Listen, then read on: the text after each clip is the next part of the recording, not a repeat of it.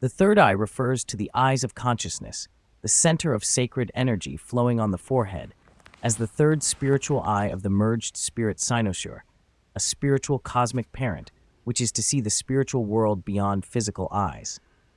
When I call the realized spirit Cynosure, or in short, spiritual Cynosure, I mean here is the person who truly has attained spiritual awakening, realized his inner spirit energy body, and merged in his own physical body actively. He knows the cosmic, sacred, active flow secret essence of his own inner energy body and lives together in his very own physical body. This symbol of third eye enlightenment also inscribes the spiritual view of the action and the world from within the mind. As per modern spirituality, this third eye is referred to as the eye of knowledge. In Buddhism, the eye of wisdom, or the urna, is denoted by a dot or a mark on the forehead of the deities of Shiva or Buddha. In most Eastern and Western traditions, it is a gate that leads the followers to a space of higher consciousness. They are able to recognize their inner realms better this way. In short, it is associated with perception, intuitive, and spiritual abilities. The concept of the third eye of the Western world is explained by the primary function of the pineal gland, which is a pea-sized structure of the brain. This structure plays a vital role in responding to light and darkness. Many also believe that it serves as a link between the physical and spiritual worlds. However, the connection between the gland itself and paranormal experience has not been scientifically proven.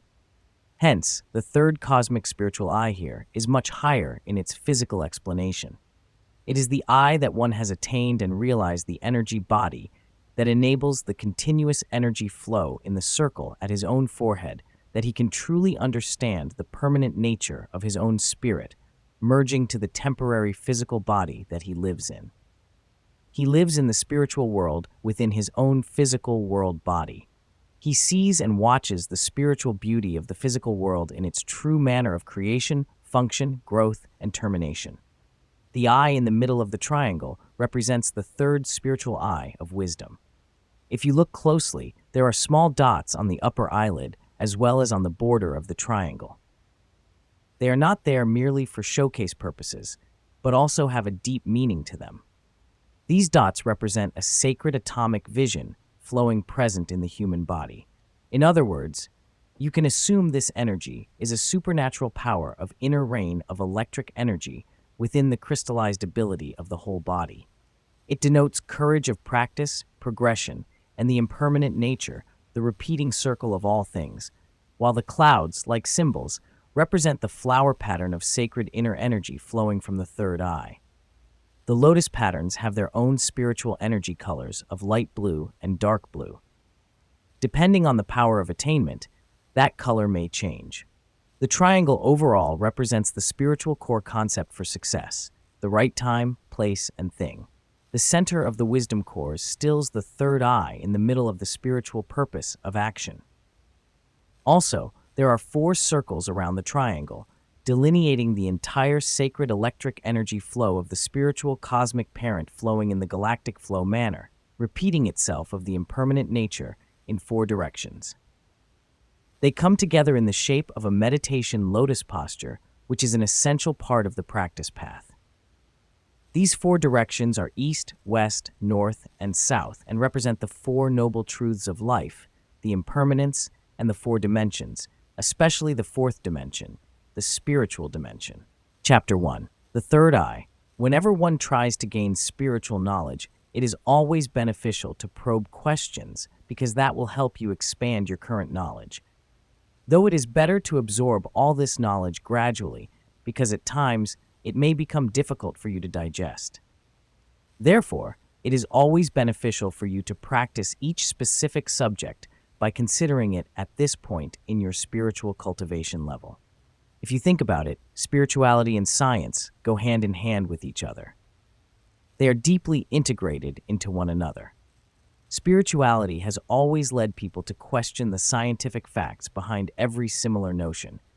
While science may remain within the human grasp, spirituality, on the other hand, is far more advanced to the unknown and out of science's capacity to answer. It will always remain prevalent whenever two are used in the comparison. Spirituality is a broad concept with room for many perspectives. It generally involves a sense of connectedness to something larger than ourselves, and generally involves a search for meaning in life. As such, it is a universal human experience, something that touches us all. People may describe a spiritual experience as sacred or transcendent, or simply as a deep sense of vitality and connection. Some may find their spiritual connection to a church, temple, or mosque or synagogue. Others may pray or find comfort in a personal relationship with God or a higher power. Still, others seek meaning through their connections to nature or art.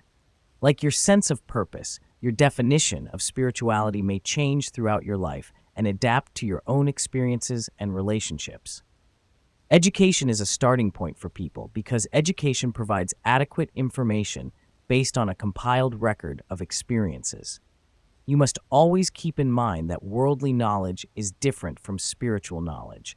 Though many people with higher education will simply hold on to the knowledge and then they will continue to advance with the material knowledge and die with it.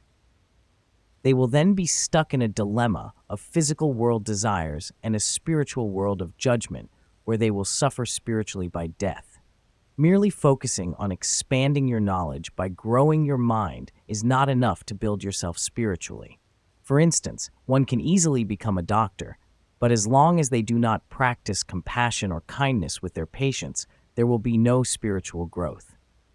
For people who only care about the world, it is normal for them to give up on things that might not be good for them. However, in spiritual wisdom, being able to give up things only to gain peace matters. Living a spiritually enriching life does not mean you need to accumulate lots of wealth and fame. It does not mean you have to live a grandiose life. People who are rich in spirituality lead a life that is free of ostentation. You may not be as rich as your brothers or sisters, but at least you will gain foreverness, eternity, and permanent wisdom. People who chase merely the world fall victim to permanence, whereas those who seek spirituality gain everlasting peace. The materialistic part of this world will remain here forever, but your virtue and good deeds are going to benefit you in the hereafter. Now, let me enlighten you a little on what cosmic energy truly means. Have you ever felt stuck in life, both mentally and spiritually? Did you ever try to seek answers to various questions about your life from divine power? Have you ever felt a great form of energy trying to convey something to you? Well, if you believe in signs being sent out by the universe, then let me tell you, it is cosmic energy. Here, you must be wondering what cosmic energy is, so let me explain it to you in great detail. Cosmic energy is the highest form of energy. It is the energy present in our consciousness. It is present beyond galaxies, among the stars, and on our planets. Everything is filled with cosmic energy atoms, macrocosms, and microcosms. All human beings are in a constant state of availing of this energy. Most people lack awareness about this subject, and this is why I aim to teach my readers all there is about cosmic energy. Not only do I wish to teach the world about cosmic energy, I also want to shed some light on its different concepts so that readers are also better able to grasp the complexities of it. Our mind is more powerful than we think it is. By attracting more cosmic energy into our lives through our minds, we can drive more positivity. Cosmic energy is the life force that is existent far and wide. It is present in the macrocosm, between the worlds, the motes, and in space. It's essential to maintain order in life and expand our knowledge. Cosmic energy is entered by being at peace with one's tone and living in the present moment. Happiness is the introductory specific of cosmic energy. It's a state of mind that combines peace, love, and joy. Benefits of cosmic energy. Cosmic energy will benefit you both spiritually and physically. Once a person is attuned, the flow of these cosmic energies flows at different levels. People who receive positive effects from cosmic energy tend to feel less stressed and more energized. All their worries tend to fade away. Their chi gets balanced, and they can find more tranquility in life. Their life purpose gets clearer for them, and they are better able to focus on their goals. Cosmic energy embarks people on a spiritual journey that transforms their life and gives them enlightenment. It is the ultimate gift of happiness and joy. Why cosmic energy works. Our entire universe was created by this energy. This energy existed when our universe did not. All the powerful energies present in our universe make up cosmic energy. Not only this, but the energies present around us are also inside us. It is present in every living and non-living thing on this planet. The only difference between a non-living thing, such as a rock, and a living thing like us, could be the makeup of atoms. We are all interconnected, have been studied, and this has been explained by quantum physics. All matter originates and exists only by force. We must assume, behind this force is the existence of a conscious and intelligent mind. This mind is the matrix of all matter. Max Planck, 1944. How does cosmic energy work? There is no rocket science involved in becoming a cosmic energy practitioner. Only your desire, creativity, and practice can turn you into an expert. The only reason we stay alive is that life flows through pathways named chakras, meridians, and nadirs, which are nerves. You might be familiar with the word aura. Aura is exactly what makes up our energy. Certain energies flow throughout our bodies, and when these are disrupted, they diminish the function of our vital functions, causing illness or other mental health issues. Vitality reacts to thoughts and feelings. It is interrupted when we consciously or unconsciously accept negative thoughts or feelings about ourselves. These negative thoughts and feelings attach to the energy field and cause a disruptor of the life force. This decreases the vital function of the organs and cells of the physical body, causing disease. Cosmic energy can help by flowing through the affected parts of the energy field and charging them with positive energy. It can raise the vibrational level of the energy field in and around the physical body, where negative thoughts and feelings cling. As a result, the negative energy dissolves and disappears. Cosmic energy can clarify, strengthen, and support energy pathways, allowing the life force to flow healthily and naturally. Why is it important to become knowledgeable about it? Gaining sufficient knowledge of spiritual wisdom has proven to help people understand themselves better. Being aware of your thoughts and feelings also gives a jump start to your spiritual knowledge. It helps to stay in sync with your emotions and resolve conflicts in a better way. However, having an open mind when absorbing different spiritual concepts is crucial too. Hold on to one piece of information. Thinking of it as the ultimate truth can keep you from viewing it from different angles. You need to give yourself a chance and develop a broad-minded approach when you train your mind to accumulate more knowledge. Did you know when a person dies, that just puts an end to their physicality only? Your energy body, or what you know as soul, will go on into reincarnation of next life. It does not matter if they are medical doctors, a scientist, or a politician. Without true spiritual cultivation, you will not go anywhere in spiritual realization, though you will be an expert in the field, but with the spiritually blind. Nonetheless, you will learn gradually and passively in the spiritual collective. How deep should we go in learning something? It is never too deep. I do not know exactly how deep it is deep enough. While you have not attained spiritual realization yet, so it is better not to talk about it. I believe it is never truly deep to think extremely deep in learning, especially if you have not attained anything of significance. If you are busting yourself for wanting to dig a little deeper into your spiritual self and have not been able to find anything, then I suggest you stop for a moment. Instead of wasting time too much on gaining human knowledge, which is mostly borrowed, try to look for something beyond humans' control. How about learning general knowledge as a foundation for spirituality? Just learn everything you can, but remember, the more you learn about human knowledge only, the more time you waste, because human knowledge is vast. It's enormous in all aspects of life in the cosmos, and you never can finish learning those. On the other hand, by learning just for knowledge, you just borrow all kinds of knowledge that are not your experience. It is still borrowing, but at my level, I should still learn as much as I can. Yes, you should learn, because you are still young. You need to learn and improve your competency through knowledge by practicing them. Not many young people will look for spiritual realization like you nowadays. If I tell you You are the only one in this world who pursues spiritual realization. Nobody else than you are doing the thing you are doing.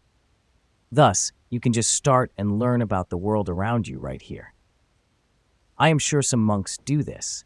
They do different things like praying, worshiping, and conducting ceremonies. They learn to keep calming their mind, but they are not going deep in spiritual realization because they do not have a teacher who is a realized spirit cynosure. Their teachers are not yet spiritually realized themselves, so how do their students get there? If you start this spiritual realization journey, you will be the only one at the present. That's why I'm teaching you. Even though I do not look for disciples, I do not look for students yet. You find me. You find this path. People also learn a lot of things, and their learning is different. Their learning is simply a systematic universal truth. It is different from realizing your inner spirit, the enlightenment in which you will know your true self, and you are surrounded by seeing through your own spiritually awakened mind. You do not have to go to the temple to be a monk. You can practice right here and right now. To be a monk would be too easy, and I know that life would be a great respectable, but you will not go far in spirituality. Though you will have to conform to some different norms, it is normal. It is about karma. No matter if you are God, you are taking something you have to pay back. It is normal, no exception. Nobody is an exception. God is giving and God is taking. Say God created the earth, humans, and civilization, and when humans kill each other, that is his karma. He has to take responsibility for it. However, it is also a process of evolution. Sometimes God has to create earthquakes, storms, and viruses to kill his subjects. It is a normal nature, the hidden power behind humanity. People do not want to lose their physical and mental control in life. But over time, I see there is something I do not know, but I can feel some forces. Some organization is controlling the world's mind because the world is so volatile lately. The whole world is affected, not only America. It is happening in the whole world, Asia, the United Kingdom, Europe, South America, and Africa. They are controlling people's minds, and people are becoming like worshiping dictators and negativities. So probably there is a force. I do not know which force that is, but not everybody is affected. Probably some low frequencies of the brain are affected. Nonetheless, those with higher frequencies, like knowledge and education, get affected, but at lower levels. I already have a feeling that it has already happened and that it will continue with full momentum. It is affecting America and the entire world. This is not a prediction, but I see that I probably think it is insufficient. Nonetheless, if the situation proceeds, the world will be destroyed sometime. We would have a big shock and then it would reset. Just like a chart that is going up and down, but it will eventually always go up this time. A shock like this will help America and the world in the long run. However, no matter what happens, everyone needs to utilize their own remaining time to cultivate spirituality and to realize their spirit, so regardless of the consequence of humanity and its karma to come, we all can be ready to live our true life in the wisdom of our spiritual enlightenment. Materialism. If I were to give one piece of spiritual advice, I would say giving up on materialistic things will always result in more happiness. People who have taken a spiritual path lead a more peaceful life. Chasing success, a degree, or working tirelessly to build your bankroll will always give you temporary happiness. For those of you seeking lifelong happiness, follow the spiritual path which will lead to eternal happiness. Worldly people will gain impermanence, while a spiritual cultivator will always gain permanence. If you wish to have something eternal in life, then that is spirituality. Religion. A lot of religious scholars and even monks do not realize that their way of practicing or conducting ceremonies is not always the right direction to spiritual realization. You would see them carrying out rituals that normally their teachers have taught them. Without amending these practices or digging a little deeper to modify them, these religious scholars keep carrying them out. Although these practices can lead to a calm mind, they do not stir up spiritual realization. A lot of monks and clergies these days only pray worship, and conduct ceremonies, as their initial path is to follow their teachers, who are doing the same thing as their teachers teach them. The teachers have not achieved spiritualization in meditation, so how could the students themselves go deeper without true guidance? A serious spiritual seeker should go out and seek an authentic spiritual master. A sincere master would only see the passion of a person in seeking spiritual enlightenment before taking the student in as a disciple. The cosmic spiritual master never focuses on teaching about religion. You will only attain knowledge of spiritual guidance from him. Cosmic spirituality is the final stage, but it gets to the final stage. You must pass through many things. Also, you should learn about as many religions as you can. Karma. Karma is not a system of moral justice. Karma is the Sanskrit word for action, and action determines our lives. The word karma has its roots in Hinduism, but its understanding comes from Buddhism, which is a branch of Hindu theology. In Hinduism, it is generally believed that the soul, Purusha, survives death and is reborn in a new body, inheriting the karma of a past life. Buddhism is different. Buddha taught a doctrine called anatman, the idea that there is no soul, no self. Instead, Buddhism focuses on the 5 skandhas, or aggregates, that explain the shared experiences of sentient beings: form, sensation, perception, thought, and consciousness. These things are not the real I. They form the way a personality is formed through interaction with the material world. The I is impermanent, meaning karma is impermanent. Karma is the process of evolution. Sometimes, God creates a bad situation in your life, so you are ablaze with your mistake and learn from it. But only you can decide your karma. If you are humble and kind to others, then only good will come back your way. When you face your karma with ignorance, you will suffer a lot more than if you face karma with wisdom. How do we build discipline? Discipline is an extremely important behavior value for a person to keep their life going and growth in check. Discipline is a rule which you cannot cheat. It is a rule which you must follow strictly to maintain your routine, up-to-date mentality, behavior, work of plan, social behavior, success, and spiritual awareness. Disciplinary is some set of specific rules that a spiritual practitioner will uphold and follow in the process of mental faculties to strengthen mind training through exercise. Otherwise, he may be penalized for a violation of the rules or be punished for the sake of enforcing obedience and perfecting spiritual and moral character. Discipline in spirituality can be set by oneself or followed according to the spiritual guidance of spiritual practices with a strong will to improve one's own attainment success. Self-discipline allows you to stay focused on your goals.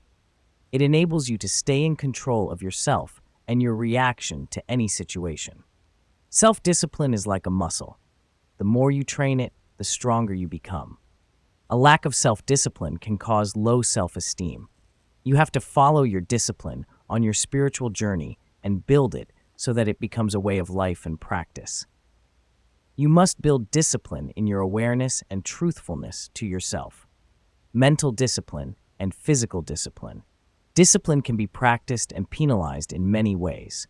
Mental discipline can cause mental awareness of your actions. In spiritual realization practice, meditation is an important tool that must be practiced strictly on a routine and extensively to lead to realization. You may set a time and schedule to meditate on a routine, daily basis to develop your spiritual power and progress while maintaining your work and life in routine order. Thus, you must set up your time and schedule scientifically, sustainably, smartly, and workably to your conditions, provided your schedule is acceptable to maintain your healthy lifestyle, because life is uncertain, as well as your biorobotic mechanism sometimes causes you to become tired, lazy, sick, and stressed. However, with discipline and order, you may be flexible on your health, like tiredness and sickness, to allow you to rest or skip 1 or 2 sessions. Other controllable circumstances, like laziness and sleepiness, are not acceptable to let you, or you may not allow yourself not to practice meditation in your routine. For another example, like when you do something wrong, your teacher gets angry and demands your change. You feel sad and regretful. You may say, "Oh my God, I am so sorry. I promise to change." even if the teacher didn't do anything to you, but you already got the signal. He disciplined you through his own emotion towards you, and with your self-awareness, you must recognize the mistake and correct it successfully. That is self-discipline. There is physical discipline of the body. If you commit something wrong, and you are about to get hurt by somebody hitting you, your parent spanks you, or something beats you up physically, that is the physical discipline punishment. You see that in our lives, a lot of physical discipline. For example, the police beating people in private is a physical discipline, but it is too violent. The problem with discipline is the discipliner, who is the one to discipline you, that is important. Does it have to be done with wisdom? The importance is who is willing to be disciplined and who can discipline. It is very difficult to say. That is why in life, people are not disciplined. People who discipline others out of anger will cause more damage, especially for the person who is being more disciplined. If you get disciplined through anger, then you will fall into fear. But the ones who discipline you with rage will also suffer. Consequently, it is rather bad. That is why in this world, you do not see many disciplined people. They are wild. Thus, sometimes self-discipline is essential, which is why Christians have a tradition of self-confession. Confession is a disciplinary action because when they know their wrongs, they go to confess the sin to a trusted spiritual person. Discipline in religion. However, the ability to see karma is difficult, and being willing to be disciplined is even more difficult. So, to make it easier, that was why Jesus made people willing to admit their mistakes. He created a system of confession, and under his trust, he would clean up their sins. But in reality, Jesus cannot clean up anyone's sin. Only the person whose sins should seek forgiveness to clean up their sins. But by allowing confession, Jesus could help to facilitate the will to see wrongfulness and admit sins, helping people see their mistakes. Then by analyzing their mistakes, they can release guilt the moment they admit them. In another way, karma will be lighter, because if you see your karma, it will be lightened as you will have the will to mend, change, and improve your behavior or the consequences. It is a very great point in Christianity. Though it does not bring people into a saint or spiritual attainment, it will help them to live in peace. When Christians confess to a clergy father, they see the problem, they see that they are wrong, and they need to share the burden of their mental guilt. By the same secrecy system setup, the clergy fathers never expose that confession to anyone. Even the police will not be able to question it. Even if those confessors kill somebody and they confess, the clergy will keep it secret and not tell it to the police. That is the rule of the Christian unless there is something very serious involving devils. It is just like in Buddhism. When you accept things as karma, you will be willing to pay for them. You will still take responsibility for the consequence, but then when you see it through, you will feel it is lighter because now you have the will to pay for it than blaming others. It just makes you suffer more, losing your discipline and ability to see things through. For instance, someone came and did something bad to a friend of mine. They stole his phone while he was drinking in a bar. He was drunk, so he did not pay much attention to where his things were. Soon, when he realized that he had lost the phone, he started fuming. He began to curse people, and instead of admitting his negligence or being mindful of where his things were, he blamed others for stealing his phone. This was his karma. It was his own mistake, but instead of realizing it, he went on to blame others. So how should we respond if someone did something to us and we feel that they wronged us?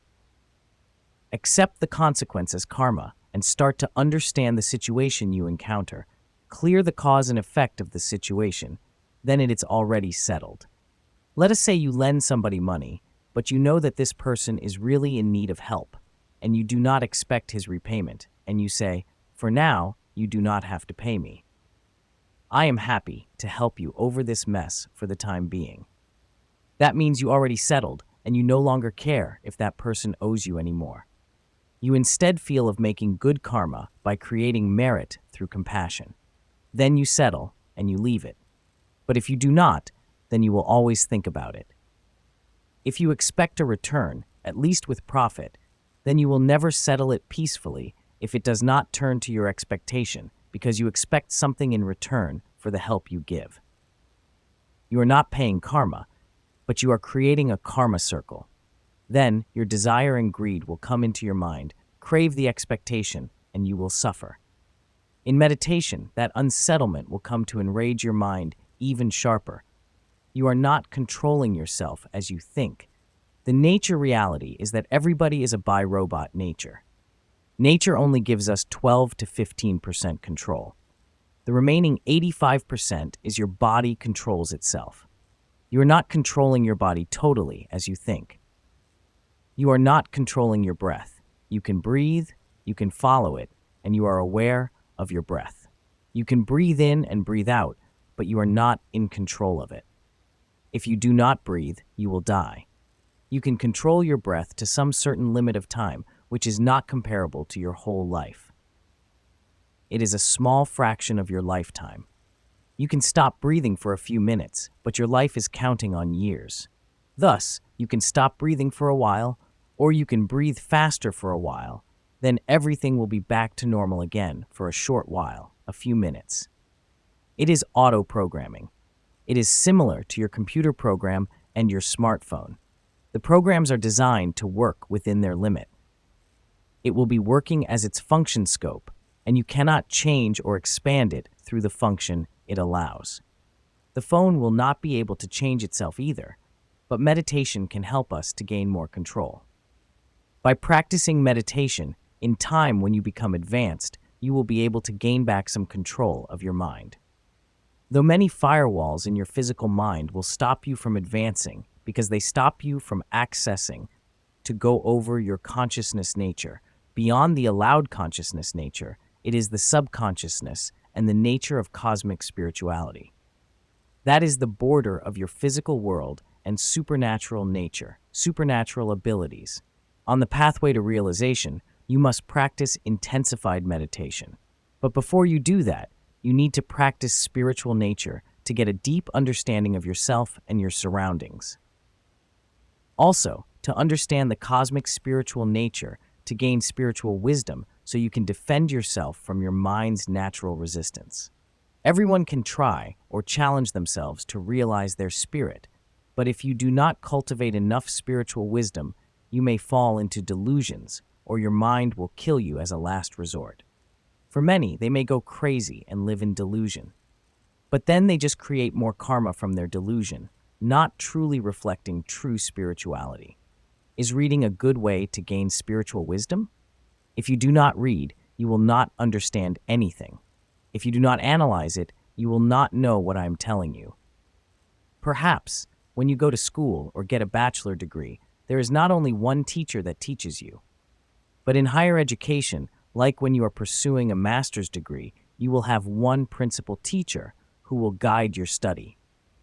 The same happens in a doctor of philosophy. You will have a principal professor to guide you. You will follow that person to the end, but that does not mean he will teach everything to you. He will only teach you one subject, and others will teach you different subjects. But in spiritual cultivation, as a spiritual master, I will guide you through everything spiritually. I will instruct you to do and walk every spiritual path. The knowledge is so expansive that I cannot tell you everything. We have no time to do that. Because many things in life are just worldly knowledge, you can read it. I can only tell you up to the core of spirituality, but the most important thing is you must practice the teaching and realize it. Then you can remove your worldly ignorance. Besides spirituality and everything else, you have to educate yourself, which is important. For example, if you want to learn about medicine and study, you must go to medical school where other teachers will teach you. They are experts in that field. In practicing cosmic spirituality, you can just live the way you are in society, experience the reality of life, and see spirituality in the life that you encounter every day. That is the way you learn cosmic spirituality, which comes from human knowledge. You have to learn for yourself. That is your experience. I encourage you to go out and explore the world, but that does not mean I want you to get stuck there. As you learn from your experiences, you will begin to encounter many more obstacles and hardships in your life, and through them, you will learn about their problems and yours.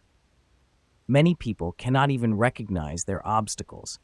The point is, you have to recognize them. That is when you see the cosmic reality, spirituality. God knows a lot of things.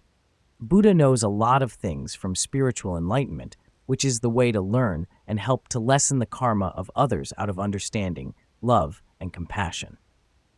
In a video I saw a while ago in Indonesia nature, a Komodo dragon was biting a calf. The parents of the calf could not do anything to help, but just stand there and watch painfully. They did not leave their baby either, knowing their limitation of help and their cognitive. The cow's parents had so much love for the calf. They were standing and screaming loud. The cow's parents do not have enough intelligence to intervene like a human. We would intervene. You see, even the parent cows had a great love for their baby. Thus, they did not go away. They stayed there, but watched painfully as their baby was killed by others helplessly. It is the karma of the cow family. Therefore, you can see that practicing compassion and love is one way, but you need intelligence and wisdom. Intelligence brings you to wisdom through lesson learning. Without intelligence, you will not go far. You have to use your intelligence to educate yourself and practice spirituality, and later on in life, you can use that as a base to judge things. Judging here means you judge what is right and what is wrong and what is in the middle, and the action appropriately to be taken. How intelligent do you have to be? No, you do not have to be a genius. Being a genius person does not mean that it would be spiritual. People would think a point IQ is how intelligent a person is. I would tell you that computer artificial intelligence is even more intelligent. It can count trillion calculations per second, but it has no spirituality, and it is stupid until it is to be used by others. AI is intelligence, but it is stupid in nature. It is intelligent and smart because it is made and programmed to hold a lot of information, but it does not know what it is for or to decide what to do. It has no equalization and no live consciousness. It does not have, so whatever purpose as you learn through life, though you can never surpass your computer memory and its functions. Nevertheless, whatever information is on your computer, no computer can ever compare to your human brain and mind. The information is full out there in the cosmos. It is just about how much you can access it, but through spiritual realization. You will be able to access, see, witness, and live in the sacredness of cosmic consciousness nature. The human brain contains trillions of nerves and billions of years of cosmic experience information within itself. Our brain controls our whole body system of trillion and trillion cells in perfect coordination and supports one another for the whole survival, development, and evolution of physical and spiritual purpose. It is not that simple as an individual self-mind control that you experience as a whole, and it is the whole within your biophysical working mechanism that sustains your living and continuous evolution. You can experience your sacred energy built by billions of years of information through your energy body, living through time and changing of physical bodies right in your very existing body once you truly realize your own energy body. Meditation can help you to attain such ability. Meditation is the active way to spiritual realization. Meditation practicing can develop many super abilities. First, you need to settle with the pain in meditation. If you do not settle with the pains and bodily discomfort, you will not experience further than just mind relaxation. Then you can develop the ability to listen to your heart actively and use it as a concentration point for the next step to follow both your breath and your heart together. You will hear the heartbeats, and you breathe clearly to a subtle level of emptiness, blank, cosmic space you are living in. But the beautiful sound of the heartbeat is like the beats of the entire cosmic body's heart. You will live together with that truly sacred music of life. The entire cosmos will just be in you. You listen to those beats, and cosmic nature listens to your music within. Your heart beats alone. It is beautiful that you will truly become the beauty of the cosmos. The most basic meditation is quite a meditation where you can concentrate on your heartbeats. Then you can even merge your mind to your blood flow and visit other parts of your body. You will be able to listen to your blood flowing through your body and going in and out of your heart, like listening and watching a beautiful, pure stream flowing in your heaven when your internal organs are just like flowers, trees, mountains, and civilization within, that you can witness and enjoy its sacredness just within yourself, your kidney, liver, and your lung. You can see them as an integration of the Earth's nature, the cosmic nature, within the spiritual sacredness that is moving. That is just only the basic level that you can experience. You must never allow yourself to waste time in the delusional world alone, not come back to this spiritual sacredness nature within this lifetime. It is what you are made for as a human.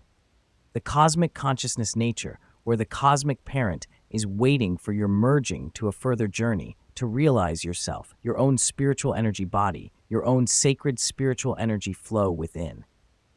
Especially when your body is still young and your body still possesses much more potential to go through the body in training, the older you get, the more difficult your journey. Discipline. Discipline is extremely important. You must simply do everything in your power from a young age to embed discipline in your system. Instead of breaking all the rules, you need to discipline yourself. It helps us keep control when we are fuming with rage and anger. It saves us from causing physical harm to others or damaging our relationships. Confession, on the other hand, helps us wash away our sins. Of course, Jesus can't come here to wash them for us, but we must do it ourselves. Confession or seeking forgiveness lets go of our rage and makes our karma go away. Everyone will always have to pay off their karma, but if we accept it willingly, there is less suffering a person will experience. Opening up your heart. If you do not clear up the past, and if you are on the realization path and intend to go deeper into meditation, the past will kill you.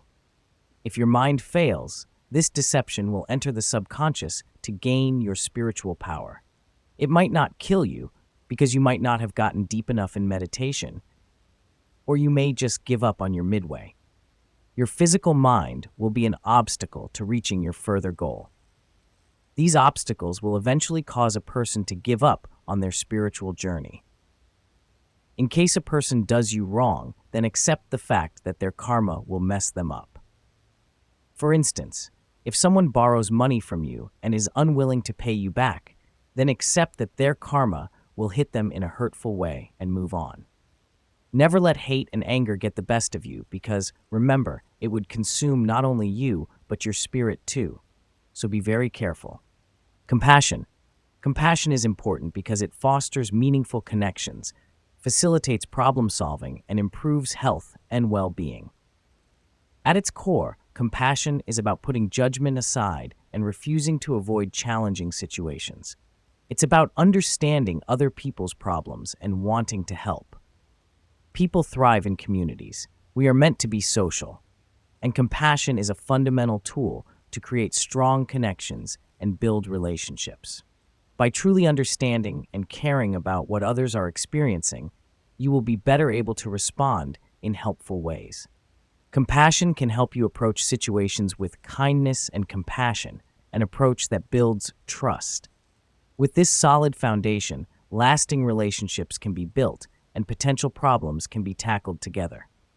Compassion has been shown to improve health and well-being due to its ability to create meaningful interactions. It urges us to address inequality, cruelty, and the struggles of others. It encourages us to be kind. It allows us to see others and how we can help them or reserve a space for them.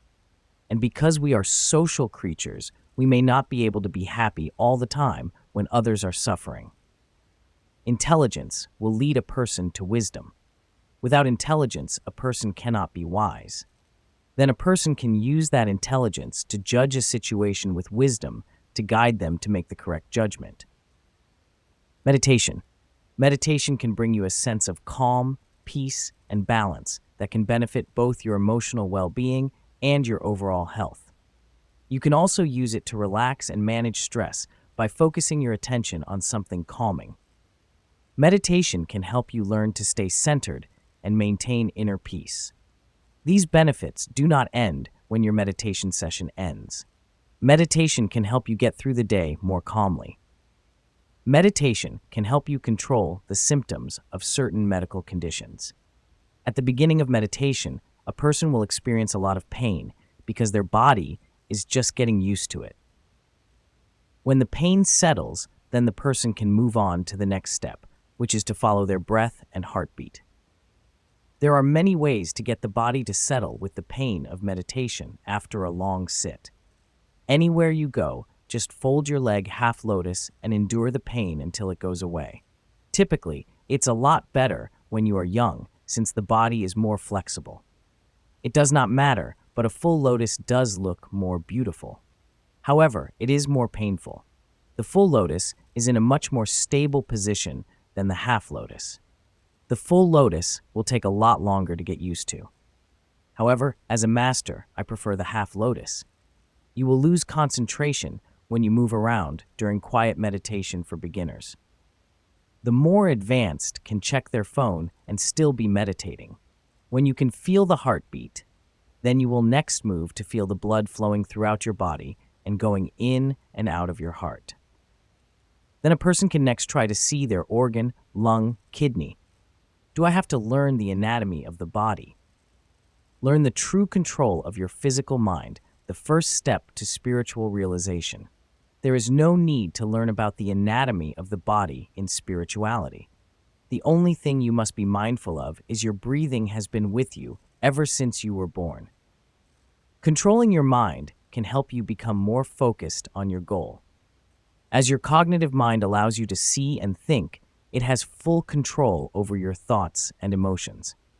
Once you get the power to control your thoughts, you get the power to remove painful memories from your mind as well. Some people might think this might be impossible, but it is truly not. With a little practice in controlling your thoughts, you can be in full control of your emotions. In your daily life, you will encounter some situations in which some negative thoughts might come pouring in, and they might not leave you alone for a long time. They might exhaust you and may cause you to question your reality. There was a teacher of mine who once hosted a singing competition. A kid whose voice was terrible, his singing got stuck in my teacher's mind, and he wasn't able to get over it. He even lost his sleep due to it. It can happen to you or everyone, and you can recall a lot of such experiences because you cannot control your mind actively as you think you can. That is the hard fact. It can cause trauma and mental suffering. Meditation practices can help overcome many more mental disorders. You will be able to take back your control and think what you want to think. You will stop thinking as per your will, change topics and conversations without any previous thought disruption. Your emotions will become stable, and you can fall asleep at night easily like a baby. You can enjoy the true happiness of your very own physical life and so much more benefits from meditation. This way, you will be able to develop many more supernatural abilities. Those abilities are just a few basic benefits that you can experience. Similarly, some more experiences can bring more fruitful experiences, like the most sacred cosmic flower on the spiritual cosmic nature land. You will be truly walking back to the cosmic parent path that is your very sacred destination. In meditation, is the full lotus more beneficial than the half lotus? Full lotus posture. Neither the full lotus is more beneficial nor the half lotus. However, the half lotus does look stable to some point. People who have been meditating their entire lives should opt for the full lotus as their bodies may be more flexible. Regardless of the time, it can take a significant amount of time for someone to get used to it. Everyone must endure pain in the beginning, and with consistent practice for long hours, your body will eventually get used to it. Full lotus posture. Full lotus posture. Some people who live far in the Himalayan mountains sit in meditation postures for days and nights. Starting off by doing the half lotus works best. When you have sat half lotus for a long period of time, you can easily change your feet position. It is better to perform this in a less distractive environment to avoid losing concentration. Once you have excelled at it, you can move all you want without losing focus. So is everything destiny? Is everything in everyone's future planned by God? Do a person's choices play any role in shaping their destiny? Should a person be careful while making a decision, or should they leave everything to God? Making life choices can be something as simple as picking out a movie on a streaming application. You are going to be investing a considerable amount of time watching that movie, so you need to make sure the one you pick is worthy of your time. This doesn't mean the movie you have chosen was destined to be watched by you. It is simply a product of your decision. God has given us free will to choose, select, and work on it. If someone has advocated a movie, there is a slight chance you may never see it unless you watch it by chance. This is what the selective destiny of karma looks like. It does not change you, but it does amend your views and experiences in different ways. Cosmos also has the power to change your every moment. Everything in this universe holds the power to change itself from time to time. Otherwise, our lives would be meaningless. Your destiny can be changed. It can be rewritten either actively by a cultivator's power or passively by a worldly person in the cosmos. However, if you choose to follow your destiny passively, then you will have to live in whatever comes your way. It can always be the consequence of your ignorant actions, your greed, or temptation that can rip you out of your mental and spiritual peace. On the opposite, when you wish to follow an active path of your destiny, which will show you the reality of life, the cosmic nature of things, and the sacredness of the cosmic spiritual nature, you can see your direction. Whatever obstacle life throws at you, your mind will be in more control, and things will brighten up for you.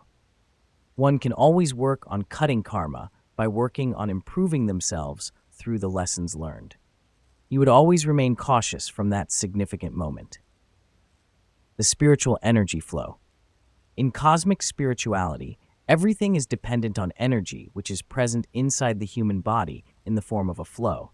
Since the flow lies within a person, they are the spiritual master of it. They possess a right to control whatever goes on with their life. On Earth, only humans can evolve and improve spiritually. When we exit this physical body and enter into our energy form, we remain in a static position or gradually evolve. This electricity of the flow can be termed sacred energy. It is present in every individual, continuously changing its shape and direction. It might become a whirlpool or transform into a tornado, depending on the strength and power of the energy flow. The flow can move out of the head from the forehead and move in all kinds of directions from there. Similarly, when the body generates heat, it feels like a burning sensation in the body, but it is always a case of a fever spiking. Sometimes it is these cosmic energies present in our bodies generating this kind of heat. The heat will eventually subside after some time of resting and practicing meditation. Cosmic energy contemplation helps you transfigure your life by enabling you to make peace with your inner tone and stay in the present. It helps expand your knowledge to lead a fulfilling life. Also, this practice aids in healing the internal spiritual and physical tone, fending off negativity, perfecting blood inflow, reducing stress, treating cardiovascular conditions, and perfecting memory. So meditate every day to spark the 7 chakras and channel the cosmic energy into your body. To pierce cosmic knowledge, you must understand your true tone. After that, motivate yourself to achieve intuitive guidance and gradually make your mind still. Look for mindfulness and sync with your passions and your body. However, you will witness a sensation in your body if done rightly. Whatever the communication that you can infer from this sensation, trust it. The capability to form, shape, and manipulate the macrocosm is called cosmic energy manipulation. It allows one to control everything present in the macrocosm on a cosmic level. The third eye, the sacred spiritual energy body enlightenment. The sacred realized spirit Cynosure, cosmic parent Zn. When you talk about the third eye, you hear about the third eye, and people talk about the third eye. It is all about things recorded in books and other unknown sources. They are all over the internet, in books, as a manifestation of the religious crowd. They describe the third eye in many different ways, sometimes through imagination, delusion, theory, and abstraction, which are borrowed ideas from one another. They paint them over and over with different colors in their delusional mind, not direct from their true attained realized spirit. They often prevail in beliefs and rationalize those delusions, shaped by the opinions of others, all too often that influence their misconception while presenting their credence to others. Hence, if one hasn't truly attained spiritual realization, it is still delusional to envision the sacred spiritual third eye. One who truly attains spiritual realization will attain the sacred spiritual third eye. Spiritual realization is the only way a person can attain spiritual third eye enlightenment. It is not a physical eye like the other ordinary two eyes we have that can capture physical visions. The sacred spiritual third eye not only enables the person able to access the spiritual wisdom and the spiritual sacred world, but also enlightens the person's ability to see colors and flowing patterns of the sacred spiritual electricity current flow, the energy flow within it, which is the center point of the spiritual energy body and physical body. The merging, flowing center is at the center forehead. The flow starts from the center and spreads and enlarges out the whole head and rains down the body, which phenomenon is called body crystallization. The third eye merges with the ordinary eyes, enlightening oneself into light and enabling a supernatural ability to see inner light in the dark. It sometimes also comes from a bright place into a dark place. The ability to see the inner light of the soul, the energy flow within through in the blue color, or different colors from black, gray, red, orange, a supernatural ability to see the red and orange flow of atom current in the bright place, depending on the power of attainment. The latest color will be light blue to navy blue. The third eye is a reality of enlightenment, and it can be realized only after the time of successful spiritual cultivation, together with a meditation practice, to open an energy portal located at the belly navel and able to move the energy to the head, where it will be developed into a flow of energy as an electric current.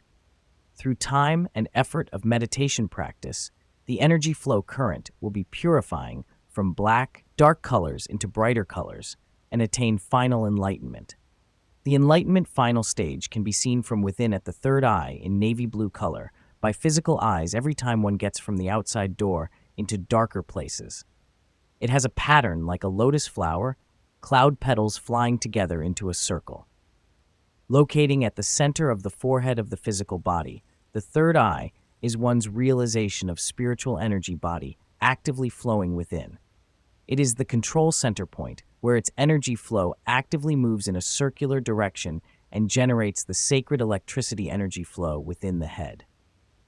And it is also the border, the gate, accessing between the spiritual world of the energy body and the physical body. It is also the purifying process of energy generation and enlarging the whole energy flow within the head with the body supporting itself. In the third eye, its energy flows in a controllable manner at the center. The energy flow is flowing as a whirlpool shape at the center, and it spreads to the entire head as a generator. It is also generating the sacred conscious electricity flow current level through a time of practice. By the time of practice, it will rain down on the entire body as an inner rain phenomenon. The longer the inner rain within, from the head down to the body will be able to experience the crystallizing phenomenon, and one will experience living the energy body as light and crystallizing the body. This electricity energy flow generates itself through meditation practice at the third eye core. It circles a flowing pattern like a galaxy flowing within the cosmos.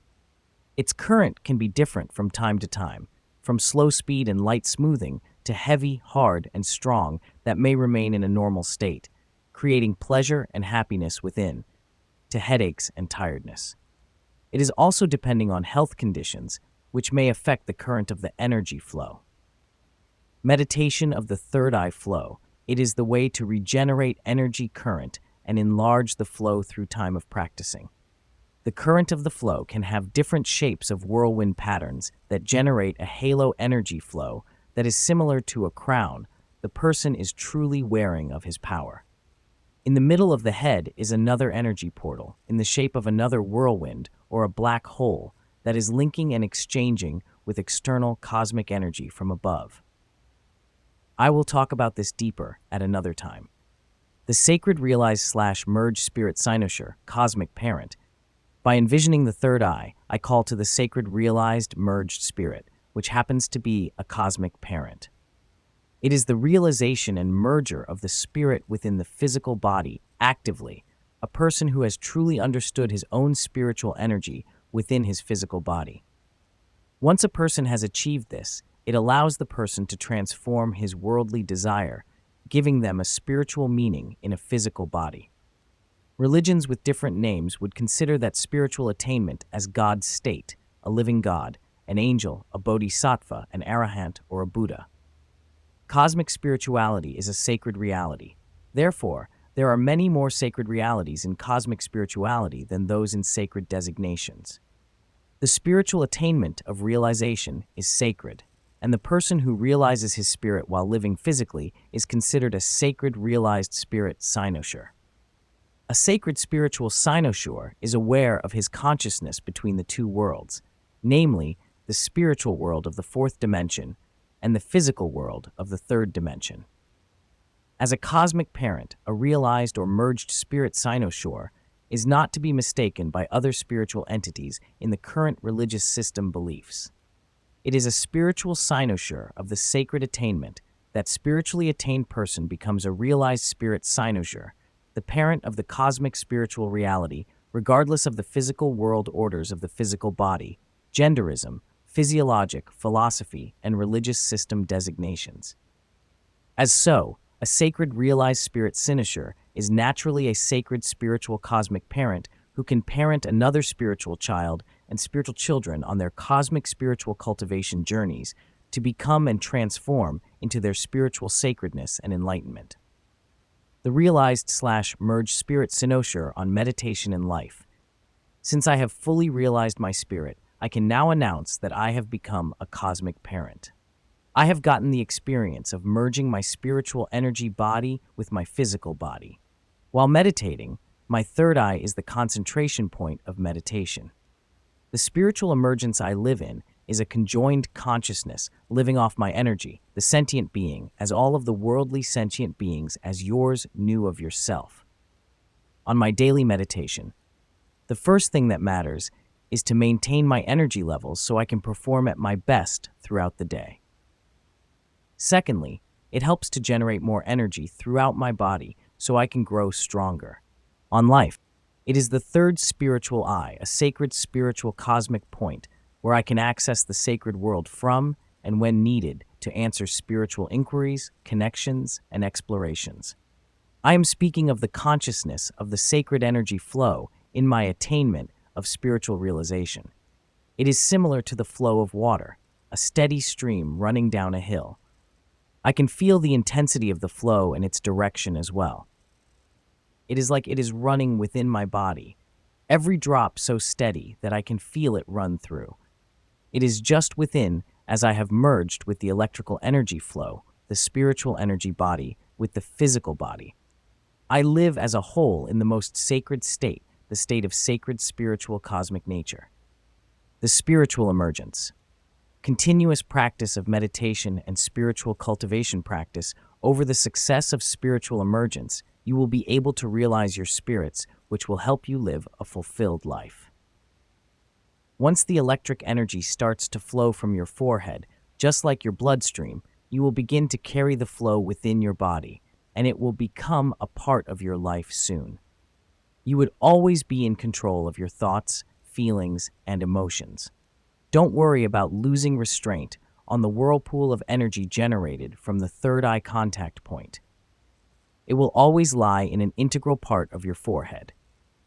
You will be able to live a life according to your needs and wishes once you become a cosmic parent.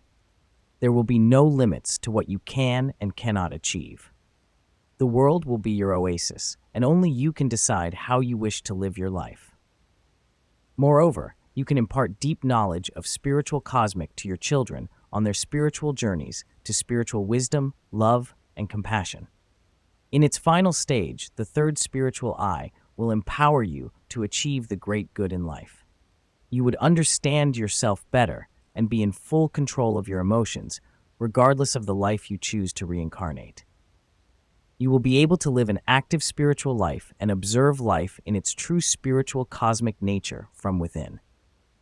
This way, you would be on your journey to spiritual evolution fast. Chapter 2. Worship, Faith, Prostration, and Spiritual Cosmic Nature. Faith. Faith is a mind of belief and trust. When you trust someone blindly, you can say you have faith in them. For instance, you have faith in God, or like some of your friends whom you love dearly. Now, faith not only stems from trust, but your sincerity, loyalty, and depth of character also cause others to have faith in you. While faith has various definitions in different realms, in religion, it is a completely different thing. Faith in religion is something that is taken for granted the most. You can have conditional faith not only in someone close to your heart, but also in someone who may be in power. For instance, many people have faith in Trump. They expect him to be fair and just in running the United States of America. However, this faith is contingent on how well he performs or how responsible he is towards taking care of his people. Also, this power of his is conditional. It will cease someday when some other president gets elected. It is sometimes outside the human capacity to understand faith completely. It has a profound power that takes years to develop. Sometimes this kind of trust goes beyond your ability to recognize because you just do not know what the outcome is going to be. But somehow, faith in religion is different because it was created thousands of years ago. That is the religion's faith, the strongest and oldest faith we have in the world now.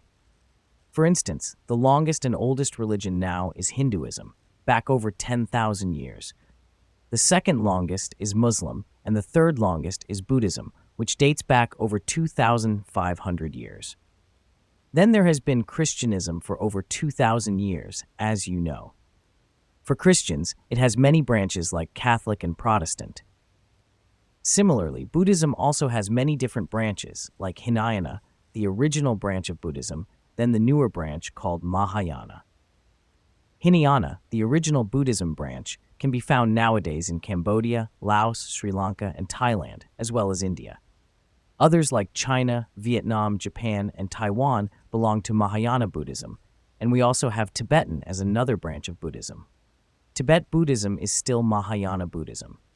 However, Tibetan Buddhism has a higher structure compared to Hinayana than other Mahayana Buddhism.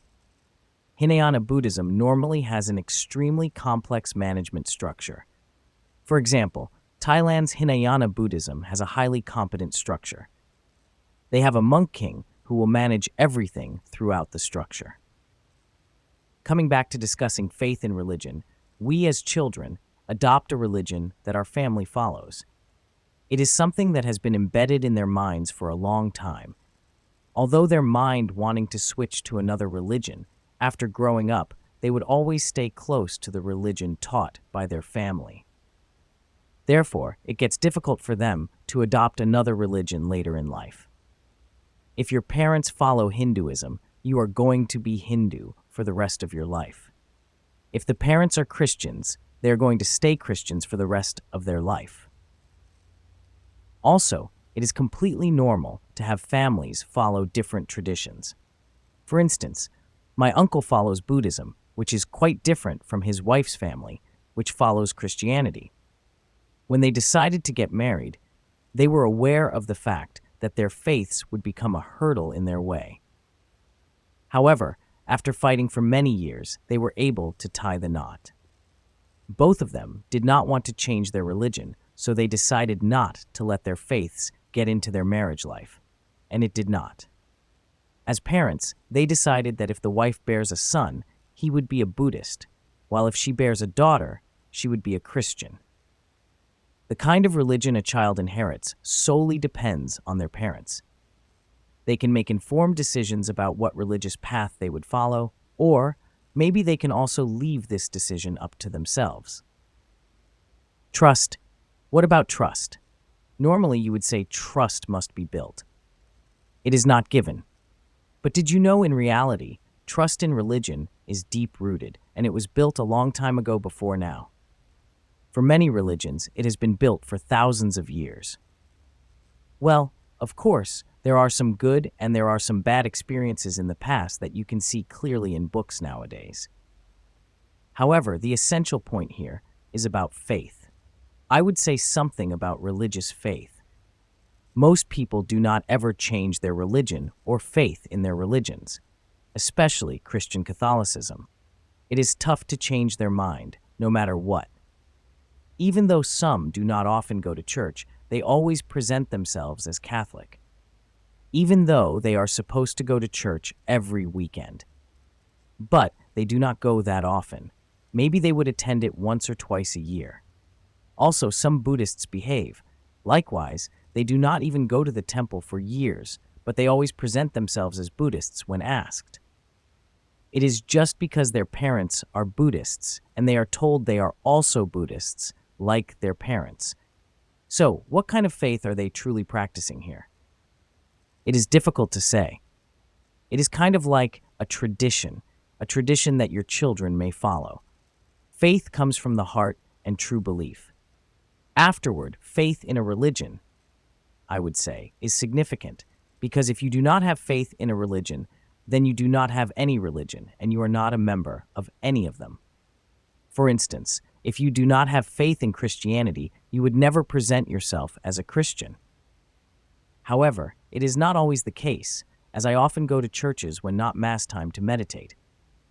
I encourage people, if they are spiritual practitioners, and practice meditation. When you would try to go to church, when you meditate in church, you will progress faster. You can go into deeper meditation than you go to temples to meditate. Because the sounding churches, when there are no people, it is extremely quiet and full of intense spiritual energy connection.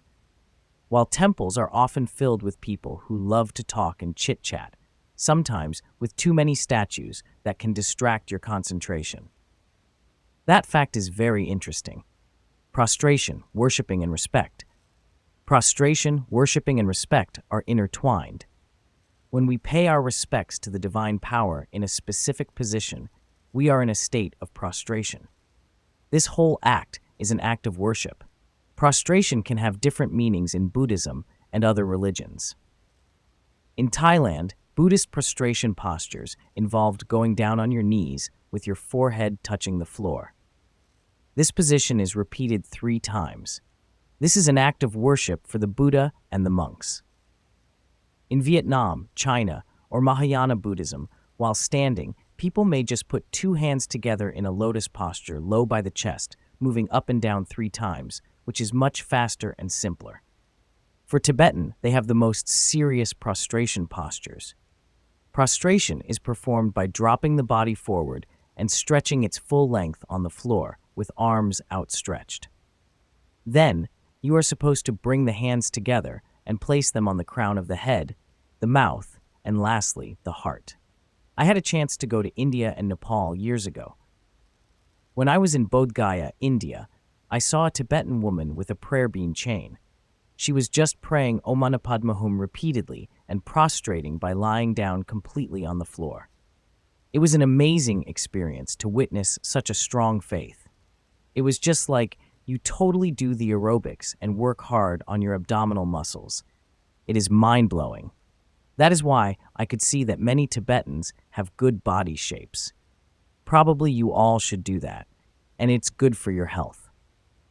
I had another chance to talk to one of my aunts. She is a Mahayana Buddhist, and she told me that one time she paid a visit to a Hinayana temple in Vietnam. She saw many Buddhists there prostrate to a monk, just like Thai people's prostration. It is only one way. Buddhists would prostrate to a monk, but normally monks do not prostrate back. She just rejected it right away, and she said, "Oh no, I'm not going to do that." Because her faith and belief system are so different, Mahayana believes and practices its tradition of worshiping monks and lay people is much more conventional, like the greeting of lay people. It is also more of a two-way technique. They would greet each other. Monks and nuns would prostrate back to lay people. While Thai people have a deeper Buddhist greeting culture, Thai people, of course, do not do deeper prostration to one another, but they do put two hands together as a lotus posture, moving it up and down by the chest to greet one another, just like the Mahayana Buddhists and monks and nuns greet each other. It is also called Y. People do prostrate during greeting and saying goodbye to each other, and even older people would greet back to younger people in the same way, with all respect. It can show us the difference in faith. Buddhism practice in Thai is much deeper than those of Vietnamese Mahayana Buddhists, and that integrates deeply into Thai culture. That strong faith of Thai people in Buddhism, the trust in Thai Buddhists, is given as faith, and they take it for granted through the religion. Though that is just the surface, nonetheless, we go to the core of faith and why it is. Worshipping and respect in faith. Faith is crucial, but worship can never be left behind. They both need to run parallel with each other. As discussed before, prostration is a form of worship. It is how one shows respect to their teacher or master, their sacred spiritual leaders, and their God. Whenever you visit a temple, you prostrate in front of the statue. In this position, you are kneeling in front of a higher power. When you touch the ground, you are submitting yourself to divine power. When you go to a Buddhist temple, you prostrate to the Buddha statue. You go to church to prostrate to the Jesus statue. That means you lower yourself. You know that there is somebody higher than you. Then you put yourself down in prostrating, and that is why your forehead has to touch the ground. Your forehead is the self here, and you are offering yourself to the Buddha. Your body touches the ground, you merge with Mother Earth. Then you are at the selfless state at that point. Two meanings can be derived when prostrating in front of somebody. Firstly, let us see. In Mahayana Buddhism, in Christian churches, when you prostrate to a monk, a nun, or clergy, they will prostrate back to you. That shows friendliness and respect for one another with selflessness practice. This prostration posture does not involve kneeling. On the contrary, in Hinayana, original Buddhism, a lay person would be under their knees, prostrating to a monk to show his respect to Buddhahood. This is where he puts away his pride and kneels in front of his master. Monks in Hinayana will not respond to the kind of prostration to lay people because they assume they represent the enlightenment of Buddhahood. There was a time when my mom and I were staying in a hotel in Bangkok, Thailand. My mom had a picture of me taken during my monkhood. She got it framed and put it near her bed. While we were out one morning, running some errands, our maid came to clean the room. She had put the frame on a higher shelf to show her respect. We found this odd and put the frame back in its original position. The next day, our maid placed it on the top shelf. This shows how much respect she had for monks in her heart. When you worship and prostrate to somebody, it shows that you are giving respect to those important people. You are willing to give yourself away and are losing or putting your ego self lower to them at that moment. Though not everyone would see and do that, they may say, "I do not do that. It looks ridiculous." To the spiritual leaders, spiritual founders, Buddha or God, that is because their ego selves and spiritual ignorance are too high and thick, so it prevents them from doing that. However, truly faithful spiritual followers and practitioners would take it as an honor to show their respect, trust, and a strong will to follow the wisdom of their spiritual beliefs. To make them a better person, or in some way better for their life, their faith in their religion is high. In some movies, there are some scenes you see people often yell, like, "on your knees." It is normal to humiliate others. You would feel, if you were about to be treated such, you would lose yourself, and you would feel humiliated. However, you won't feel the same when your ego isn't fragile. If the person had to be on his knees in front of an oppressor, The action is just feeding the greed and ego self of the oppressor. It makes the oppressor even worse, as he coerces another to worship him so that he does not deserve to be respected as such. It would just feed his ego. Even though, in religion's world, the religious followers, and in their good faith, would worship and prostrate deeply to their spiritual leaders such as monks, nuns, or clergymen. As I said before, by such worshiping, the followers take their chances to practice selfless lessons.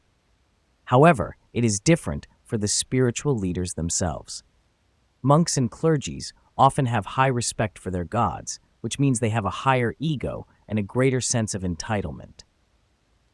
By taking part in being worshipped and prostrated, they understand the activities they encounter with their followers are to be benefited from their spiritual practice of themselves. This provides an opportunity for the followers to swallow their pride and understand the teachings on a deeper level. Otherwise, such acts of worship of the followers would just paint a colorful picture that the leaders can use to feed off their egos. This goes against the spiritual fundamentals that include keeping their ego in control. Thus, if those spiritual leaders, monks, nuns, and clergymen, are ignorant by accepting those worshiping gestures without spiritual wisdom, they create karma and delusion, building their walls thicker. Understanding and practicing spirituality. Back to the spiritual practice. When you want to practice spirituality, that is the pathway to liberation, the spiritual liberation journey without any religion involved. I am talking about the journey a seed takes to grow into a fruit blissfully, a journey an infant takes into becoming an adult. It helps us to remove arrogance and egos through practice. Through spirituality, we remove hatred in ourselves. We learn to let go of the things that have been holding us for a long time. When we open our minds, spirit, and heart to new perspectives, we learn to forgive others. We become more calm, empathetic, and driven toward our goals. We learn to depend on no one but sacred spiritual cosmic nature and under sacred cosmic parents' guidance, who are mighty. As we are aware, Mother Earth gives us life, water, air, fire, fruit, food, and everything else. We all come from the Earth, and when we die, we will be back on Earth. So we become closer to nature. Then we learn to live like our Earth's mother. The parents loved us unconditionally because it was the way to help us create and generate compassion. As we know, without understanding, we cannot live the right way, and if we cannot love rightly, we cannot have compassion. Practicing spirituality is looking after your cultivation, and what you realize spiritually for your attainment is selfless. However, if you practice with a self, that is the blind, the greed, the temptations, and the ego. Why does this happen? Because you want to achieve the God-mind state. You want to live in a heaven state. However, heaven state does not know you because it does not have the I. There is no such I or you. We are quite similar to this notion, are we not?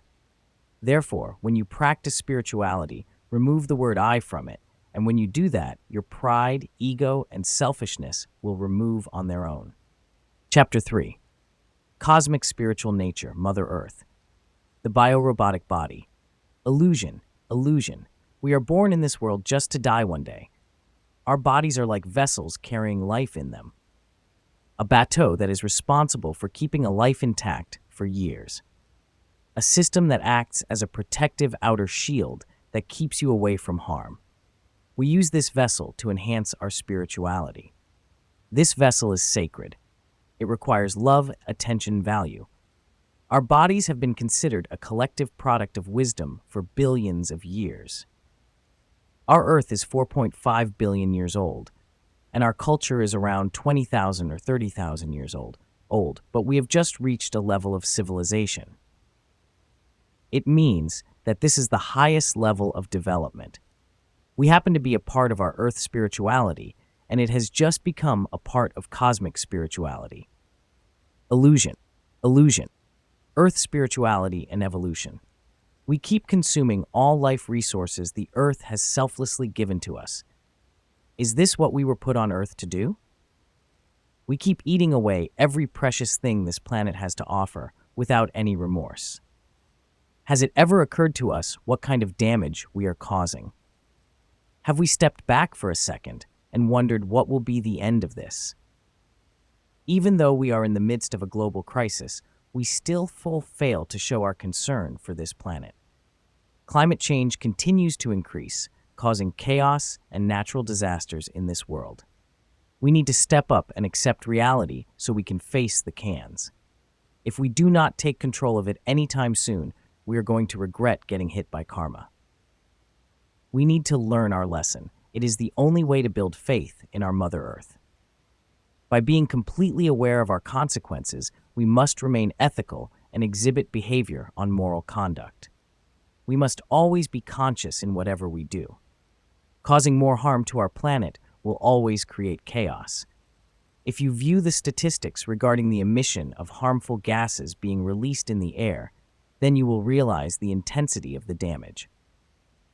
No wonder there have been an increasing number of droughts, floods, and wildfires occurring all over the world. This number keeps blowing the charts everywhere, showing no signs of stopping. We can at least become wary of plastic waste. Instead of dumping it in the ocean, we can utilize intriguing ways to recycle it so our marine life no longer suffers from agony. If we only had stopped littering, or could have thought of a better way to dispose of trash, especially plastic, our world would be free from the damage plastic has been causing. Our marine life is on the verge of losing its value. There are millions of sea turtles and marine animals dying. I believe the violation and abuse of innocent animals play a significant role in the suffering. Through the use of modern technology, we need to come up with ingenious ways that can help us make this world a better living place. Finally, we will evolve. No matter what happens, we will evolve, and that is how evolution will work. Due to our current technology, we are in the process of seeing, learning, and developing our new vision, as we call it, God's Eye. The sacred God Eye, spiritual cosmic parent eye. I had a chance to visit a town called Tay Ninh in southern Vietnam many years ago.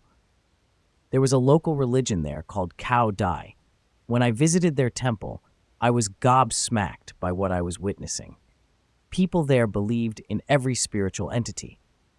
They had statues of Buddhas, Jesus, Hanuman, and even figures that the Chinese believed in. As I made my way toward the center, I saw a large eye which, upon asking, I was told was God's eye. I understood they are wary of God's eye, which is always watching. The eye of the seeing everything. It knows all our secrets, and nothing is hidden from it. We must always remain cautious of our actions. We must always strive for the greater good, no matter how much effort we need to put in. When we fight for goodness and seek courage, then God never lets us down. This is exactly what is expected from us. We should not let fear, anger, and negativity ruin us from doing what is good. We should work on creating peace for our environment rather than fighting wars. Our Mother Earth has had enough of our violence. Other new civilizations are preparing themselves to replace us in no time. I believe there have been many other civilizations that have come in the past before us, but they did not have the magnitude of damage that we have. These civilizations were also responsible for creating one of the avant-garde technologies in the entire world. Angkor Temple. Angkor Temple. For instance, in the ancient pyramids in Egypt, the Khmer in Cambodia, and the Mayan in South America, the tools and supplies that were used to create these structures were way ahead of their time. They were built with such intricacies that they remain intact even today. Even all these years, nothing has been able to take them down. Angkor Temple. Angkor Temple. So why aren't the buildings of the New Age destructible? When did we stop striving for greatness? I believe we should all compare the old times with the modern age and draw an analysis to shape a brighter future. Individual spiritual liberation. Religion is a social cultural system of designated morals, beliefs, practices, ethics, and prophecies followed by a large group of people. It is nearly impossible to make thousands of people practice spiritual ritual liberation regardless of their will. If one wishes to seek spiritual cultivation, then only that person deserves to learn it. An individual who wishes to bring change needs to concentrate on themselves to liberate themselves from everyday habitual routine and break the pattern. Only then can they practice mindfulness and uphold some kind of morals. Our society's morals are not enough. They are too lax. We have to adopt more religious morals, ethics, and standards from religions. Before attaining spiritual liberation, one ought to attain religious liberation. It means every action should be religious. You can say, I am a very religious person. Being a religious person does not mean you have to associate yourself with any group. A religious person adopts and upholds some religious standards, as I mentioned above. For instance, a Buddhist would believe in some standards of Buddhism, for instance, 4 Noble Truths, Eightfold Path, 5 Precepts, and so on. For monks, there are strict rules that they need to follow. I am not sure if they all follow those rules strictly, as they are supposed to. But as a spiritual practitioner and a cultivator, one should not care about that. On the spiritual journey, a spiritual cultivator just has to follow his master's teaching and guidance with all heart, mind, and determination. Only then can he reach a higher position in his spiritual journey. Humans, an intelligent biorobot species. Once we start practicing meditation, it will help us dive deeper into ourselves. All our doubts and delusions will begin to sway away. We will be in complete control of our thinking and emotions. How much science has learned about the human body and cures for sickness is still a mystery. Let us look at the current COVID-19 situation, heart diseases, diabetes, and even cancer. Those common sicknesses are taking millions of lives every year, and our science has not been able to find a cure yet.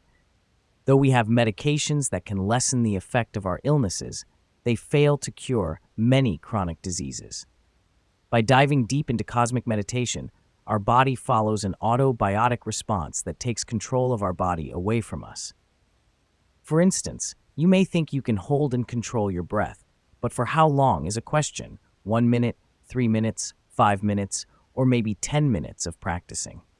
If you stop breathing for 5 minutes, you will probably end up in a coma.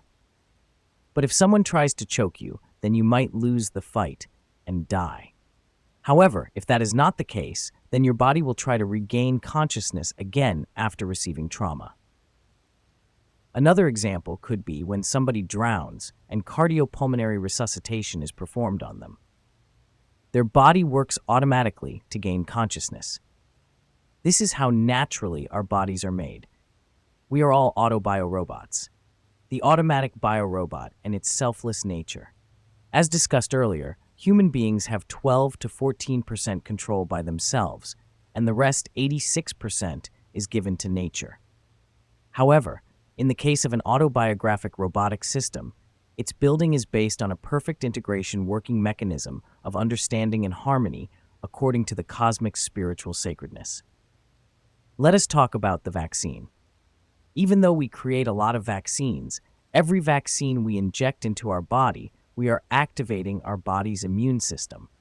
We codify the virus in the vaccines, and once injected, the immune system recognizes the potential virus to pose a threat to the body. The immunity system creates antibodies to attack and kill the virus. The immune system learns about the nature of the virus after defeating it. This information is later used to protect the body from a similar virus. This is a long process, but somehow our body adapts to it. Let's talk about self-love and compassion. There are many out there who have died because of a virus getting inside their body and destroying their healthy body cells. For instance, when a person comes out to be COVID positive, the virus attacks the respiratory system by causing cells to multiply. When this happens, the immune system detects the virus and sends a signal to the system to self-destruct to protect the other healthy cells. In such cases, the infected people keep dying because of the disruption caused by body functions. Now just imagine how much love and compassion our body has for each other. The cells aren't selfish. If they are damaging to the body, they ought to self-destruct. It can always develop through mutation by multiplying itself as much as it can. Sometimes our bodies can do self-harm in the form of cancer at the first stage of infection. As we all know, there is no cure for cancer to this day. Have you ever wondered how our cell knows when to self-destruct? How can excessive mutation of it affect other healthy cells? It is a defensive system of sacrifice with great compassion in its cosmic mechanism of evolution. Pure compassion is already inside of us. We are a part of cosmic love and compassion. Everything in us is a part of our cosmic nature. All those capabilities have been given to us to survive. This is why we should not use our bodies or mind to harm others. We have to use our potential to develop benevolence and spiritual wisdom to live in harmony with others. From the point of civilization, of course, without any defensive mechanism, we would not have a country today. Why have we divided ourselves into separate countries? Why do we have to live separately from each other? Have you ever pondered upon that? Since we all have distinctive philosophies, ideologies, religions, and cultural values, we have to live in separate countries. Each country's military acts as a defensive mechanism to ensure law enforcement, protect from enemies, and fight against opposing power. These defense mechanisms have been built out of fear of greed from other parties so that we are able to survive and evolve in the future. So is greed a good thing, Master? If greed is manipulated in a way that everyone can benefit from, it is a good thing. However, if it is used to bring harm to others, it can be an extremely harmful thing. For instance, people like Putin never wish to step down. I read this morning that he just passed a law that would allow him to remain president all his life. How long is his life?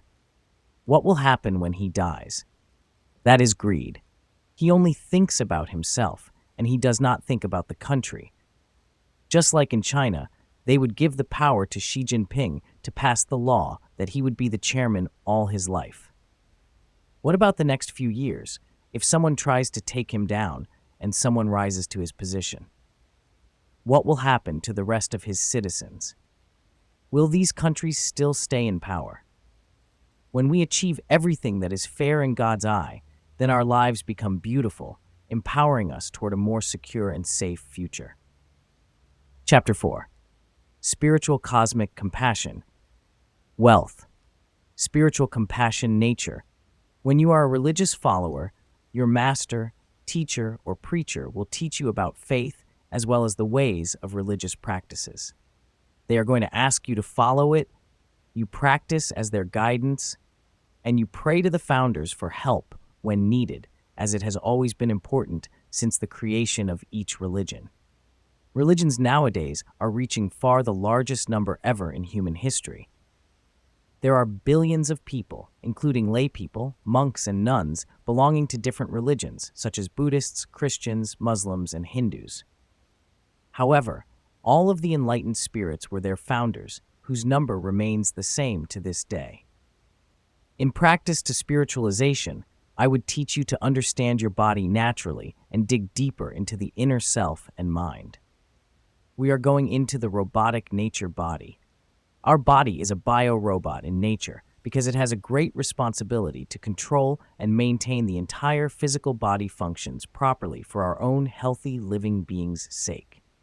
However, since humans have been blessed with more intellect, this makes us possess more control than animals. At the same cosmic time, the human mind also has the capacity to self-destruct. Normally, a person commits suicide because of various emotional reasons. People stop being compassionate to themselves. It is not that spiritual wisdom. People commit suicide because they become heartbroken. They kill themselves to end their lives and to escape the negative emotion of sorrow. Sometimes people kill others because others are ignorant, causing negative emotions of hatred, disgust, and anger.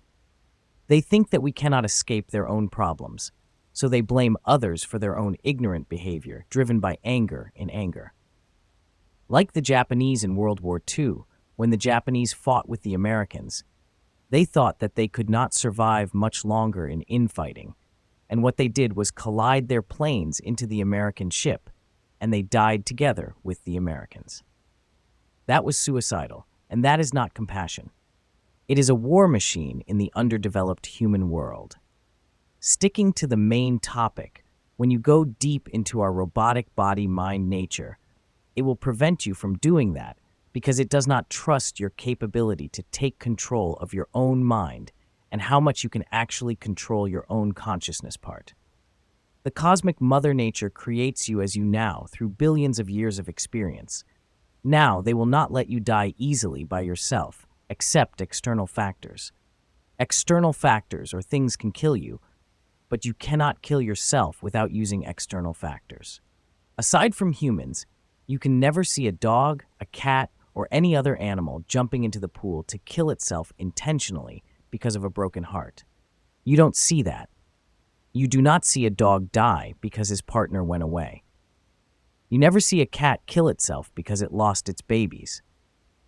However, in humans, we do see them committing suicide, sometimes caused by some trauma or abuse. They would usually do it by jumping from a bridge, hanging from the ceiling, shooting themselves, self-inflicting pain with a knife. But all the actions are borrowed from external factors to commit suicide. This is not done by our cosmic physical mechanism of survival, as your body will not allow itself to kill itself by nature. For example, you cannot kill yourself by stopping your breathing. If you try to stop breathing, you cannot do it until you die. You can do it to some certain level. Then, your biorobot will take back control without your knowledge and bypass your consciousness. Let us say you can try to stop breathing to a level that you fall into a coma. You will lose consciousness, but then your body will work itself and recover to your normal function, and by then you will awake again and see that you cannot die yet by that action. You cannot die of malnutrition, as in a time of falling into a coma. If someone helps to feed you, your body will just recover without your permission. But now you are trying to gain control spiritually, not talking about taking control of physical biomechanism. That is still the level of physical control. Now we are talking about taking self-control to integrate our body with the spiritual energy body. First, to gain that, you must be able to go deep enough to meet the wall between consciousness and subconsciousness. There is a wall, but the question remains whether you can break the wall or not. There are many layers in the wall itself that lie by each other. Once you can break the wall, you will start to get back some supernatural abilities, like being able to control, develop, and integrate yourself through your own energy flow with your physical body. That is when getting back your spiritual body control, you will truly understand and know how your own sacred permanent body is, and it is your true self-realization. If you are into books, I recommend the title Journey to the East. Then you can see a lot of monks in the Himalayas. They could do a lot of crazy things, and they must have broken many deep walls in their minds. With body practices, they gained greater control of their minds and body. But before that, you need to have enough spiritual wisdom to prove to Mother Earth, who created us with billions of years of experience. And so if you want to get back control, you must have the capability to handle it. Not going there and not knowing what you are doing, then you could become crazy. Spiritual wisdom cultivation is extremely important in spiritual realization practice. You need to remove your worldly ignorance, understand your emotions, and develop a strong, compassionate nature. Though ignorance can never be completely removed, every end of ignorance is enlightenment. So you are encouraged to practice and cultivate spiritual wisdom at your best. You need to gain enough wisdom so that later you can be prepared to deal with your own tricky mind attacks, your own subconsciousness tortures and interrogation, and its judgment. Religion and its traditions. I tell you a story about Tibet. It is very difficult for a disciple to be accepted to be received by a master. The master will technically have 1 or 2 trusted students or disciples, at most 3 to 4 students. They believe that if the students succeed and behave well, that is exceptional. But if the students commit an act of misconduct, karma will hit them in the face. That is the point that makes them not receive many students. Those Tibetan masters would teach their disciples to cultivate Buddhism, inclusive of philosophy and meditation, and practice some special techniques to go deep inside their minds to learn about their true inner selves. As they still have a lot of ignorance and greed, they need to root out those negativities and overcome them.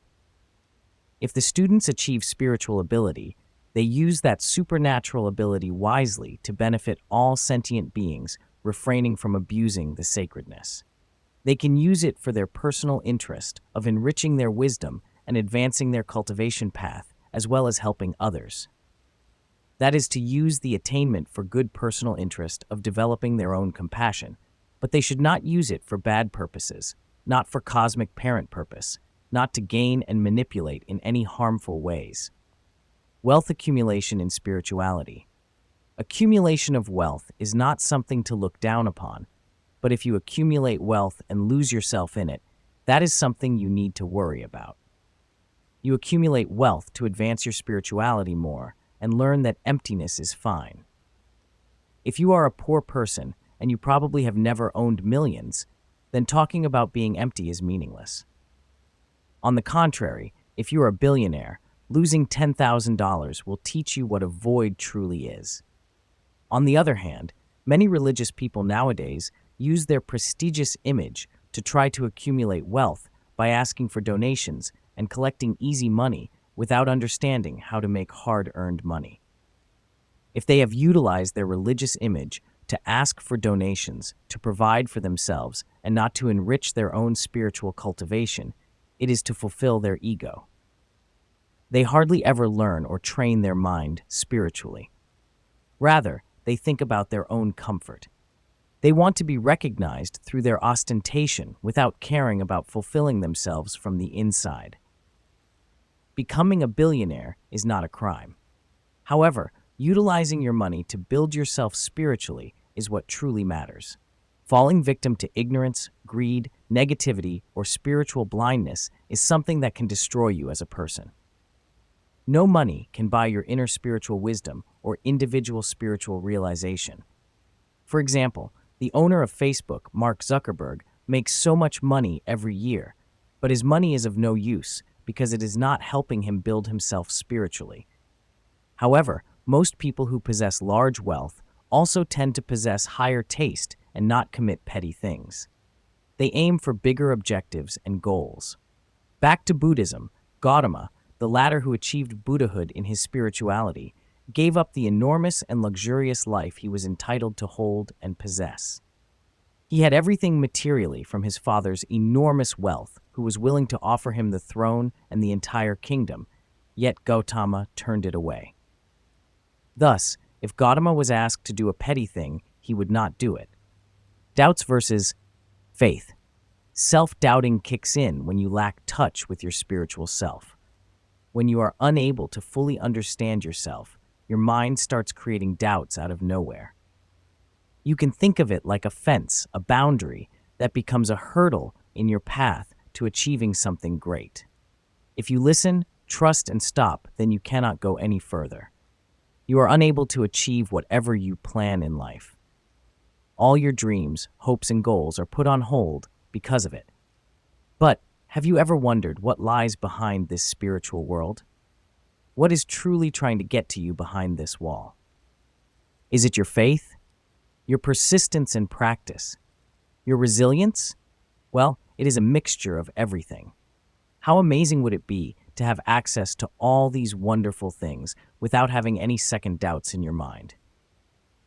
Once you move past this wall and break it down with your power and truth, then you will be closer to achieving everything you have dreamed of. For example, in some of the shows I saw, there was a guy who was digging for treasure underground. All he had was a map with some instructions written on it. He burned the midnight oil, digging deep into different parts of the earth to find the treasure. After working relentlessly, when he could not find anything, he told himself, "There is nothing there. It is just fake treasure and a fairy tale." So he finally gave up and left. But he had no clue where the treasure was. He tried to dig days and nights into the earth. He kept digging from one room to another down there until the last wall. There was a little wall that remained before the hidden treasure room, but he was so tired, discouraged from endless digging for too long, and exhausted of resources too. He told himself, "There is nothing there. It is just fake treasure and a fairy tale." So he gave up and left. Though he did come very close, and if he just broke the last wall, the treasure would just be right there in the last room. But he gave up and returned empty-handed. You see, he lost his faith before he found the treasure. Thus, you must and have to learn and practice to prepare for that day to arrive, and I will teach you how to prepare yourself to deal with it. If you do not have faith in my teachings only because you have not fully understood them, then you are not ready. Things will become hard for you as you start doubting each and everything. Having doubts about the sacredness will only see things that you experience are true. Continuous doubting will pollute your mind, causing a growing suspicion in your master's teachings. This way, you will either give up early or stay in a delusional state of spiritual attainment, which may trap you in the middle of reality as well as the spiritual world. You might even end up committing suicide, which is the worst. Then, to prepare for this journey, you must develop strong faith in your spiritual path. Practice and apply the spiritual teachings with discipline and determination to gain spiritual wisdom, love, compassion, and respect for the teachings. Even the highest level of faith has doubt. It takes courage to cling to the faith and restore it. As your doubts storm, no matter whether the Buddha or Jesus, you will doubt their attainment. You start distrusting everything because your own ignorant mind tells you to see falsification as your own truth. You will be talking to yourself alone as you were talking to some spiritual entities. These confusing thoughts will keep polluting your mind, even at the peak of your energy. While you try to break, it will stop you, and it is dangerous, too dangerous for you to go to take control when you are not capable of doing that. If you even doubt Buddha or Jesus, you doubt everybody. Your teacher, your master is nothing compared to in your own delusional world. If you cannot get rid of this issue, you will end up living in it forever. So that's why faith is important in the practice of spirituality. It is not stupid or blind to develop strong faith in spiritual practice. It will help you to practice the teaching by heart. You will be able to open up your mind and receive new teaching. You need to keep reminding yourself that you are a spiritually ignorant born in a spiritual world. You can only see and experience the third-dimensional world right now, but the world you want to live in and become a part of is the fourth dimension. This includes the spiritual world that you know only as God, angels, and other sacred entities. That is where, why, and what you are seeking. You ought to develop your strong faith and prepare yourself by practicing the teaching at heart and mind. Chapter 5. Understand desire's reality of spiritual practices. Desire and indulgence. In the basics of spiritual practices, the less expectation you have, the less suffering you will have to go through. Though on this spiritual journey, you are going to learn to remove all worldly desires. For instance, the desire to advance or get enlightened is the good one that you should be looking forward to achieving. This desire acts as a transport to bring your objective closer to you. Every lesson learned has to be experienced. And by that, I'm not teaching you Buddhism. I'm not teaching Christianity. I'm not preaching any kind of religion that brings you to be a member of it. I am teaching you spirituality that is different. Cosmic spirituality is the final stage, but to reach this stage, you have to go through certain experiences. For this purpose, you will need to enrich your understanding. This is why I'm asking you to learn about Christianity, Buddhism, and Islam. Learn about other religions as much as you can. It does not mean you have to take them in or become a member or a follower. Let me say it like this. Buddhism teaches you to remove the desire, so you do not have to desire. Then you do not have to suffer. because when you do not desire anything, you do not expect anything. And of course, whatever the outcome is, you would not suffer. But when you have a strong indulgence for something, a desire in you for that thing automatically emerges. For instance, if you want to indulge yourself with some ice cream, indulging in things like that is also a desire. But the kind of indulgence you want, meaning what flavor, that is totally dependent on you. If eating a specific type of ice cream does not fulfill your need, then you might get another one. If you mention ice cream in front of me, then I know which one I want. I would like to have a Haagen-Dazs at all times. But if I have been given an ice cream of a different brand, I will not like it. I don't think I will be happy having it. You see, because it has not met my expectation, then I am suffering for it. And I am suffering because my expectation from my desire is not satisfied. In spirituality, you would indulge your master's attainment, which you wish to achieve, and live in such a way. Before this, you only followed what you had been told, instead of mastering what has been attained and how to be living only for God, rather than this worldly life. Then you are going to follow his teaching, which you have never heard of before. That way is a very subtle way of indulgence. It is still a desire. I recommend you to read the book Journey to the East for the reason of giving you some kind of spiritual, sacred vision. There are God's minds, there are successfully attained enlightenment people in spirituality, and some individuals achieved supernatural spiritual ability. I chose it because it was written by several scholars from the United Kingdom. Therefore, it sounds more reasonable to you as a scholar too. If you have a bachelor's degree, I would consider you as a scholar. I am not into superstitions, but spreading Journey to the East is to let you know the world around you is sacred, so that is why you will have the desire to learn. Considering you know yourself is very raw, wild, and your spirituality is still wild and raw. You may know much about science, but science is not everything.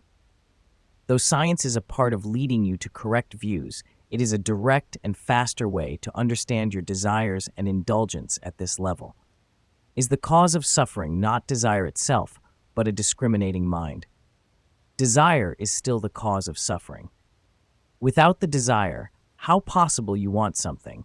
Then when you want something specific, your mind is discriminating, and your experience will tell you what you want accordingly, because you have some kind of expectations. And then the expectation will cause you to suffer if not met, or if met, it will bring you to the satisfaction. Since you are not a monk, a priest, or a clergy member, you are not required to uphold some kind of strict precepts or religious rules. In the beginning, while practicing spirituality and living your worldly life, I would encourage you to do everything you desire to do with a spiritual purpose, because you need to experience satisfaction. Just as in life, if people do not feel satisfied enough, they will not stop seeking.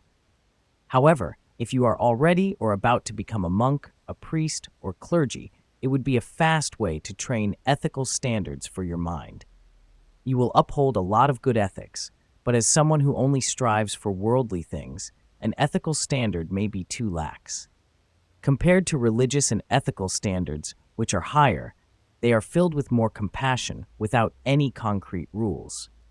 In fact, it is not a rule, because the religious act itself is already ethically right. Again, desire is the cause of suffering, so yes, you will suffer, but you will have to go through it. But that doesn't mean you can keep expecting from people and places that have only caused you disappointment. If your desire for unreasonable things grows, you will not find comfort and happiness in anything. Depending on your level of wisdom, you may desire reasonability. Let's say knowledge is a good thing, even though it is a never-ending process. You will never achieve the highest of cosmic knowledge. You see, our world civilization has only been over 1,000 years compared to the cosmos, though this knowledge we know has been experienced and gathered by not only millions of people, but billions of people in this world. You are the only one of those. You cannot get all the knowledge, but you can desire more, which will help you get through.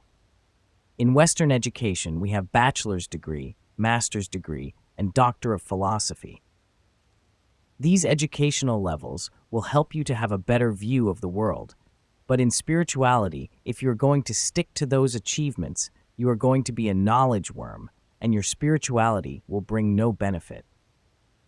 So just use it as a vessel to go on your spiritual journey and let it take you to another side more effectively. Indulge in something and experience it. If the expectations are not met, you will face suffering. You need to learn a lesson from these sufferings. Only that is how you will become wise. It does not mean to desire more. Though you have to suffer, that is the experience. It does not mean that everything you should do. There are some things you shouldn't do. For instance, in school, you learn about a lot of things that you will not experience in life. This is why you need to go to school. If you do not go to school, how are you going to get the exposure which is required to face this world? If you won't be wise yourself, how will you pass this knowledge to others? So crave exposure and wisdom to achieve greater things in life. If we no longer desire something, then how will we learn? This is what is absolutely wrong with spirituality. Since, in this world, we only care about materialism, we get deeply influenced by it. We start to measure everything through certain physical standards, which are still ignorance, emotions, greed, lust, and egoism. If someone calls out on your spirituality and says demeaning things about it, if you react harshly, it simply means that the person has bruised your ego and your spirit is insignificant. People who are rich spiritually do not need to justify it to other people. They do not need to explain themselves. For novices who have started out exploring this divine realm, their mind might get contaminated by materialism. Its concept might hold a blurry spot in your mind and heart. This is the reason I am teaching you skills that will help you have better control of your worldly desires. I wish for you to eliminate worldly ignorance, selfishness, and ego from yourself and work towards being compassionate. When you start developing a desire for spirituality, you will ask for something more beneficial for yourself. But I believe there is no desire-free life. As humans, we are wired to wish for great things. Once your basic needs are met, your need for more starts to exist, and it is a never-ending story from there. Hence, we have many different ways to satisfy them spiritually. When we practice and attain a higher state of spirituality, then we will be able to enjoy our physical desires naturally. God will bless us in His own way. I have an example for you when you desire to drink something. There will be a specific tea that you would like. You would know exactly who makes it the best or from what band it comes. Once you start consuming it, you will become a part of it.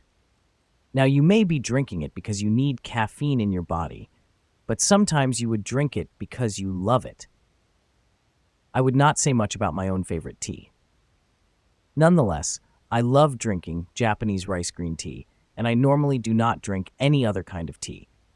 That is discrimination, is not it?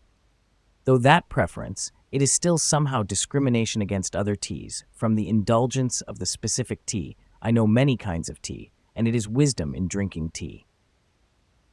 Everything we do, we know what we are doing with a good purpose, a spiritual purpose. That is such a beautiful thing. Everything seems like a hand on two sides. We think it is different, but it is still our hand. The only thing we need to know is to be awake. Relatively, Buddhism, which talks about awakening, means we know what we are doing. Then we have a different view of the world. We think everything is beautiful in itself, just like the desire for food and water that is the normal thing in life. It is beautiful. We have to eat no matter what. If we still exist in the form of physical human beings, then we have to consume in our own awareness. When I asked you to read more about the 8 Noble Truths in Buddhism, I wanted you to educate yourself on a lot of ethical standards. They talk about not killing, but we have not talked about that, like eating meat or being vegetarian. Later on, I will tell you we have to be mindful of what we consume. Consuming the product is different from killing for food. That is the deeper part I would like to tell you about at a different time. There is much other basic knowledge we need to understand first. So, what is the difference between understanding a truth and just memorizing it? In spirituality, later on, we will be talking about the spiritual energy flow. This flow is the sacred flow inside yourself, and it is able to encode your knowledge and experience. It records bad and good deeds. Whenever you commit a sin or help someone, it will encode every single deed of yours. This is how you will develop and evolve completely. Now, let's talk about karma. When we experience karma, who is the one to blame? Is it us? Sometimes yes. We know exactly what we have done to another person and the reason why we face such karma.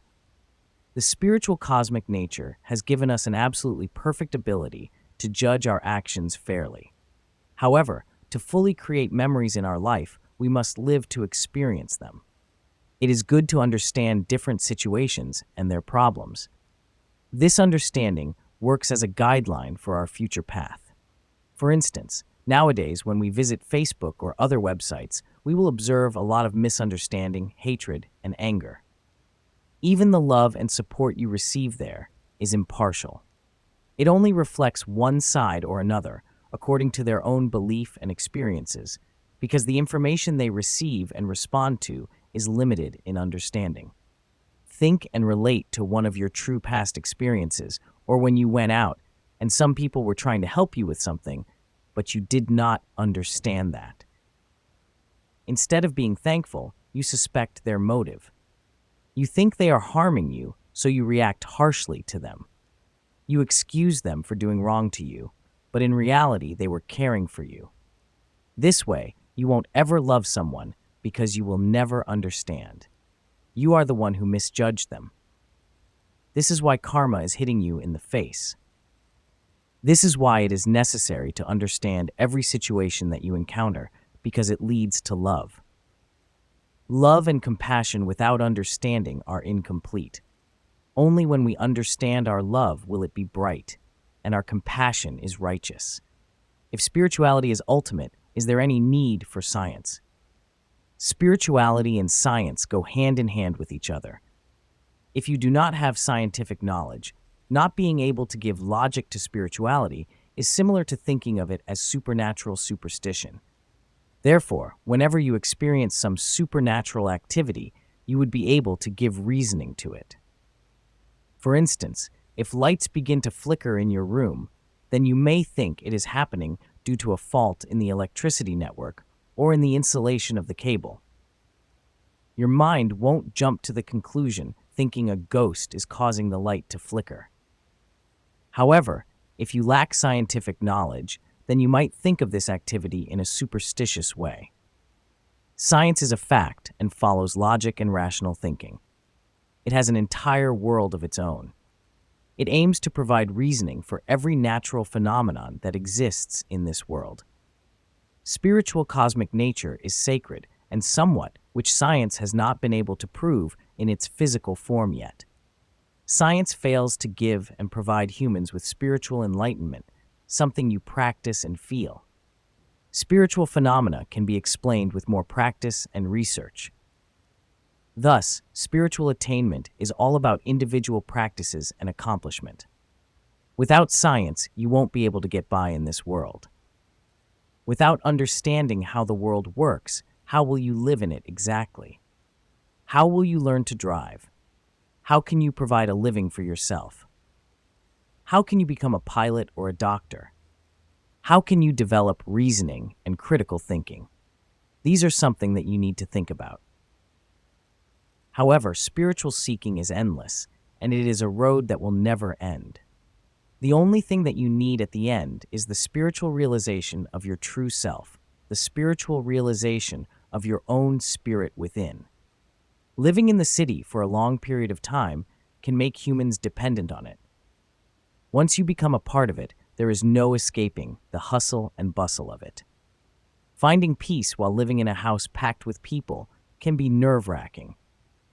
The buzzing sound of the lawnmower in the background, the voice of the news reporter on the television, or the sound of roaring engines of the plane flying above can give you crippling anxiety. Finding a peaceful room to spend some time within yourself can be difficult, but that does not mean you need to go to a jungle to look for some peace to cultivate spirituality. Create a distraction-free place for yourself to practice meditation.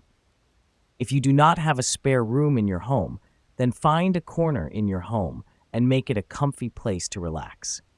You always have ways to manage at your very own home. Spiritual happiness is a different perspective.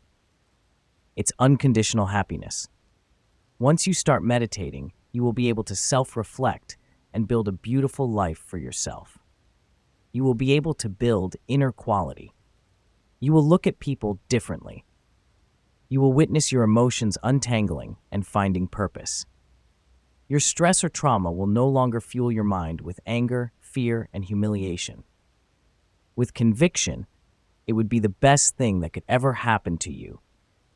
When we merge with the spiritual energy body flow, we can see the beauty in everything. Once you are in sync with your body flow, you are able to see the beauty in people as well as in the world around you. When you begin to attract positivity in your life, you will be able to match with the energies around you. For instance, when you take a walk with nature, you can witness how flowers bloom and what part the sunlight, water, and wind play in it. Everything in this universe plays a part in helping the other bloom.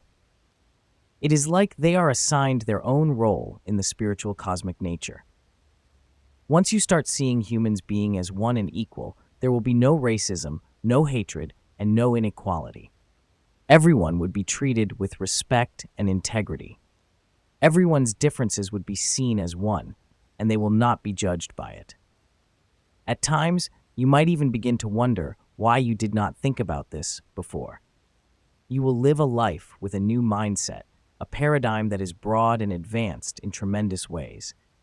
But you will still have different preferences regarding your relationships. I mean, we are still humans with different needs and wants. There will be times our emotions may get mixed up, just like a bartender whipping up a margarita or an exotic cocktail. Raising up levels of our spirituality will allow us to understand our emotions better and find solutions to our problems, which would later resolve our conflicts, liberating our souls. Getting controlled by our emotions is the worst thing that could happen to us. They are misguiding, confusing, and leading us nowhere. Once we get a hold of them, we become the pilot of our own lives. We can steer it in any direction that fulfills our needs. Then we can see the beauty and nature of emotion, which the cosmic nature passes down to us as an intelligent species to not only survive, but also to explore, develop our supernatural abilities, and evolve into more sacred living beings. It helps us to come back to our sacred spiritual cosmic nature and become a sacred realized spirit Cynosure, a cosmic parent. For instance, by living in a simple way, you will be able to keep your emotion and egoism in check, and this is why a cosmic spiritual cultivator may lead an enriching life. But that does not mean you have to give up on everything you love.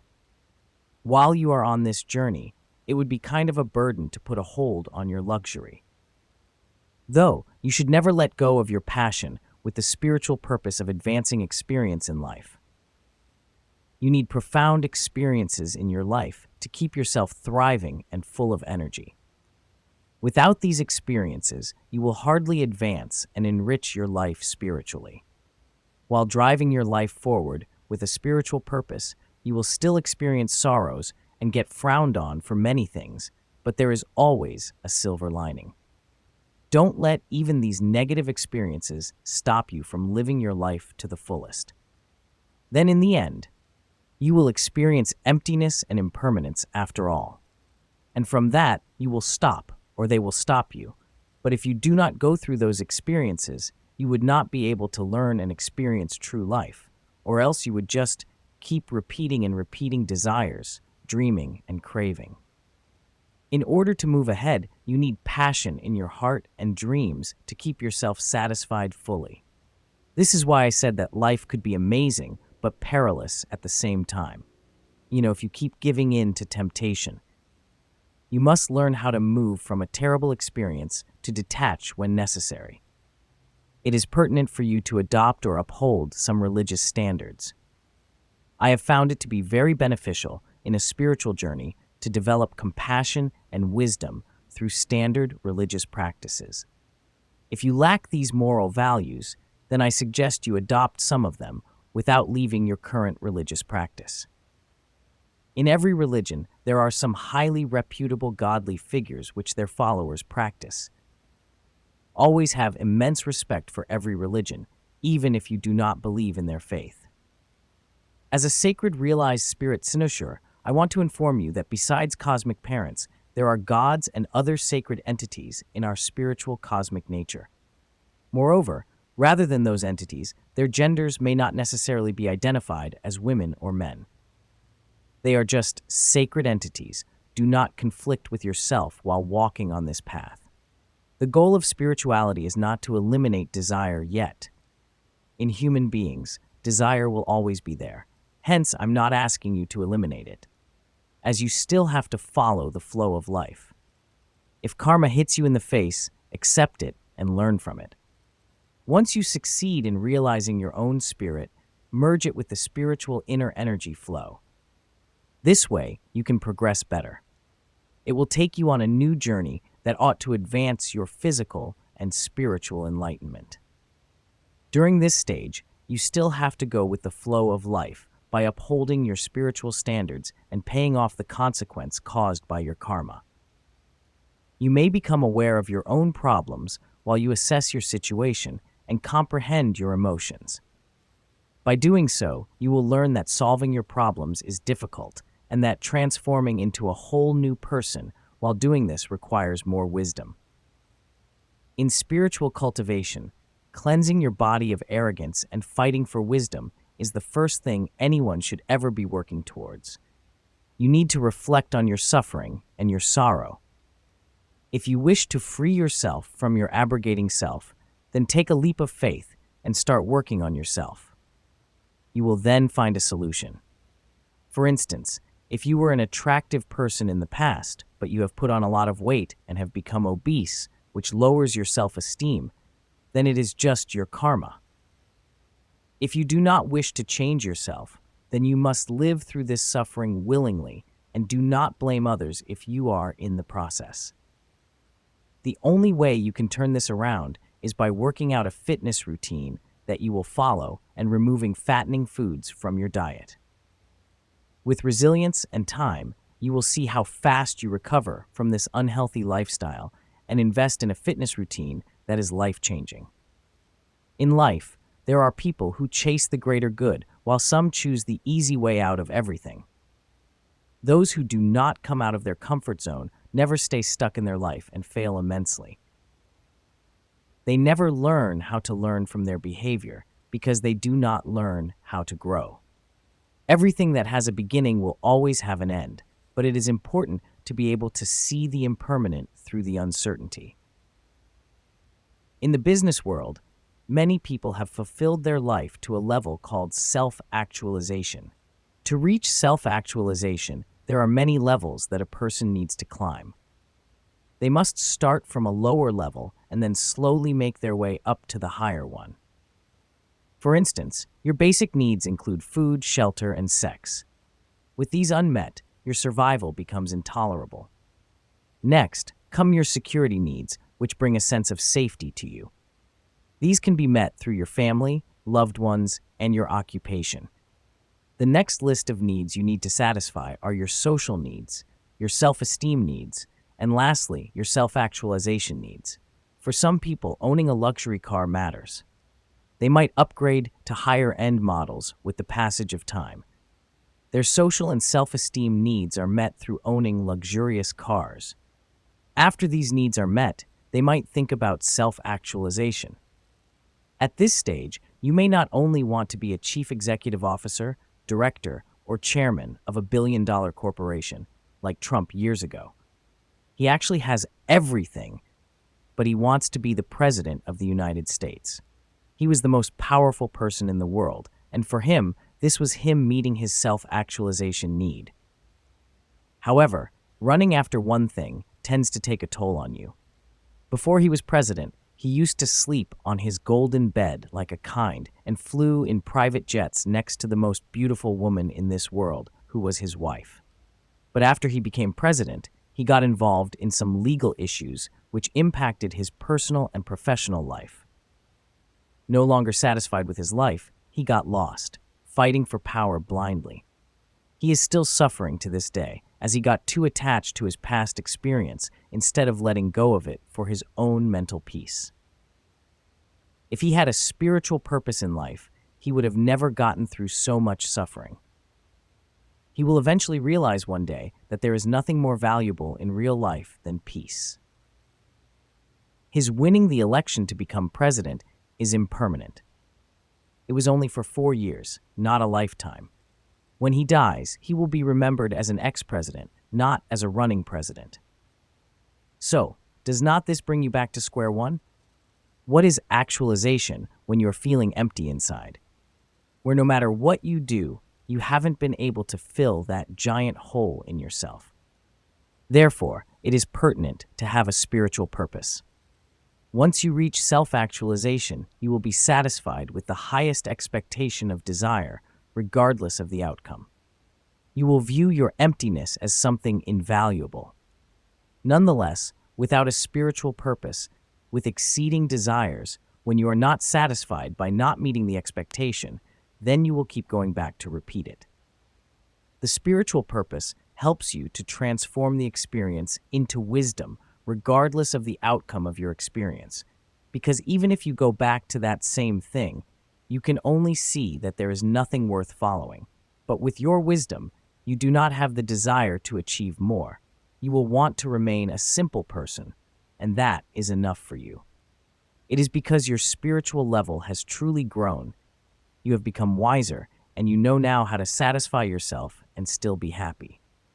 You will begin to understand life, will see through the dark times and recognize its beauty, embrace the different seasons, and enjoy all its colors in full glory.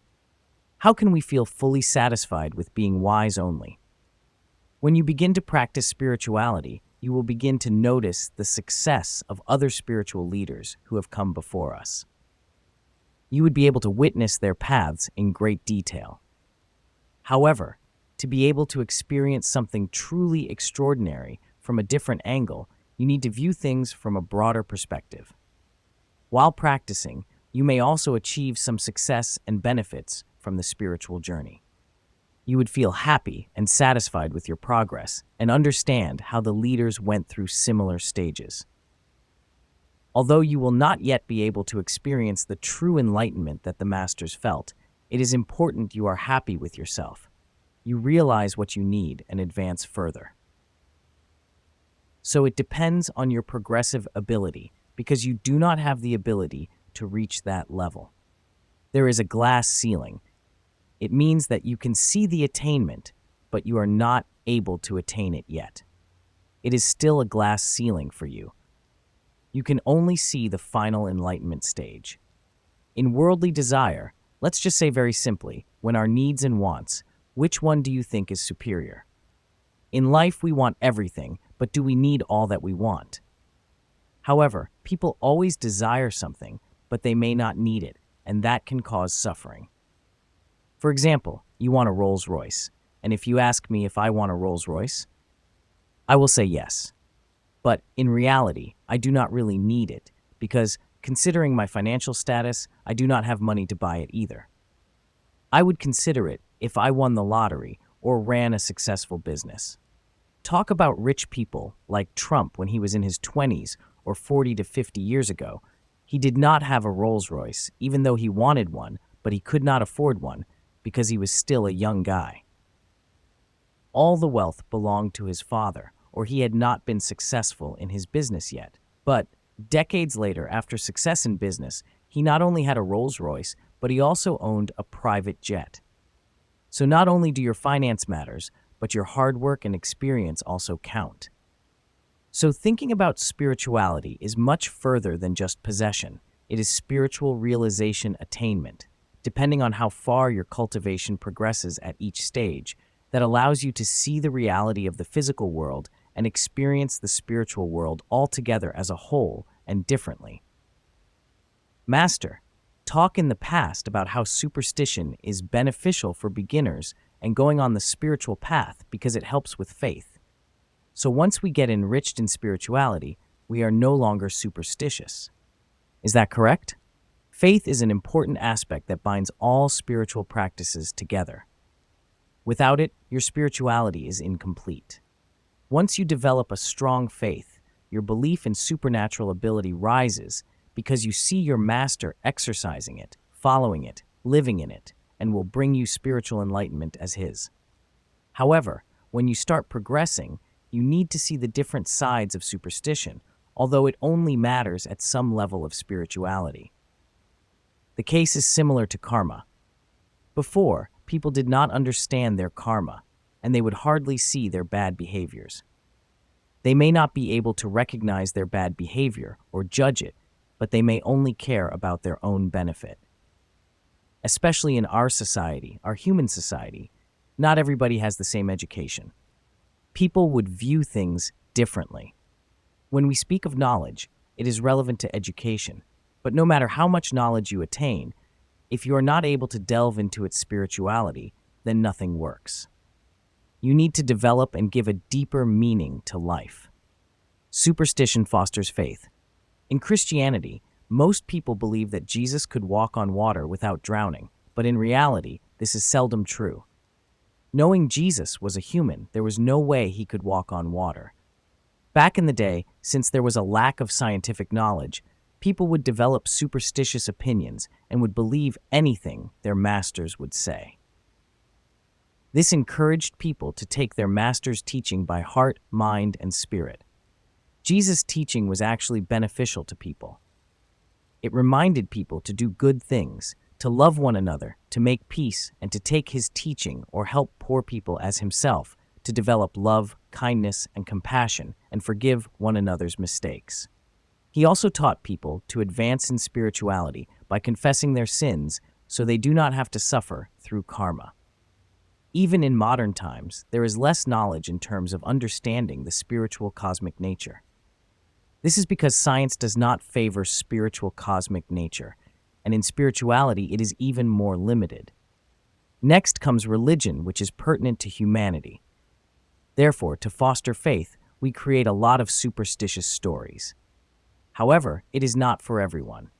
It is mainly for people who are not that much educated. Same for Buddhism.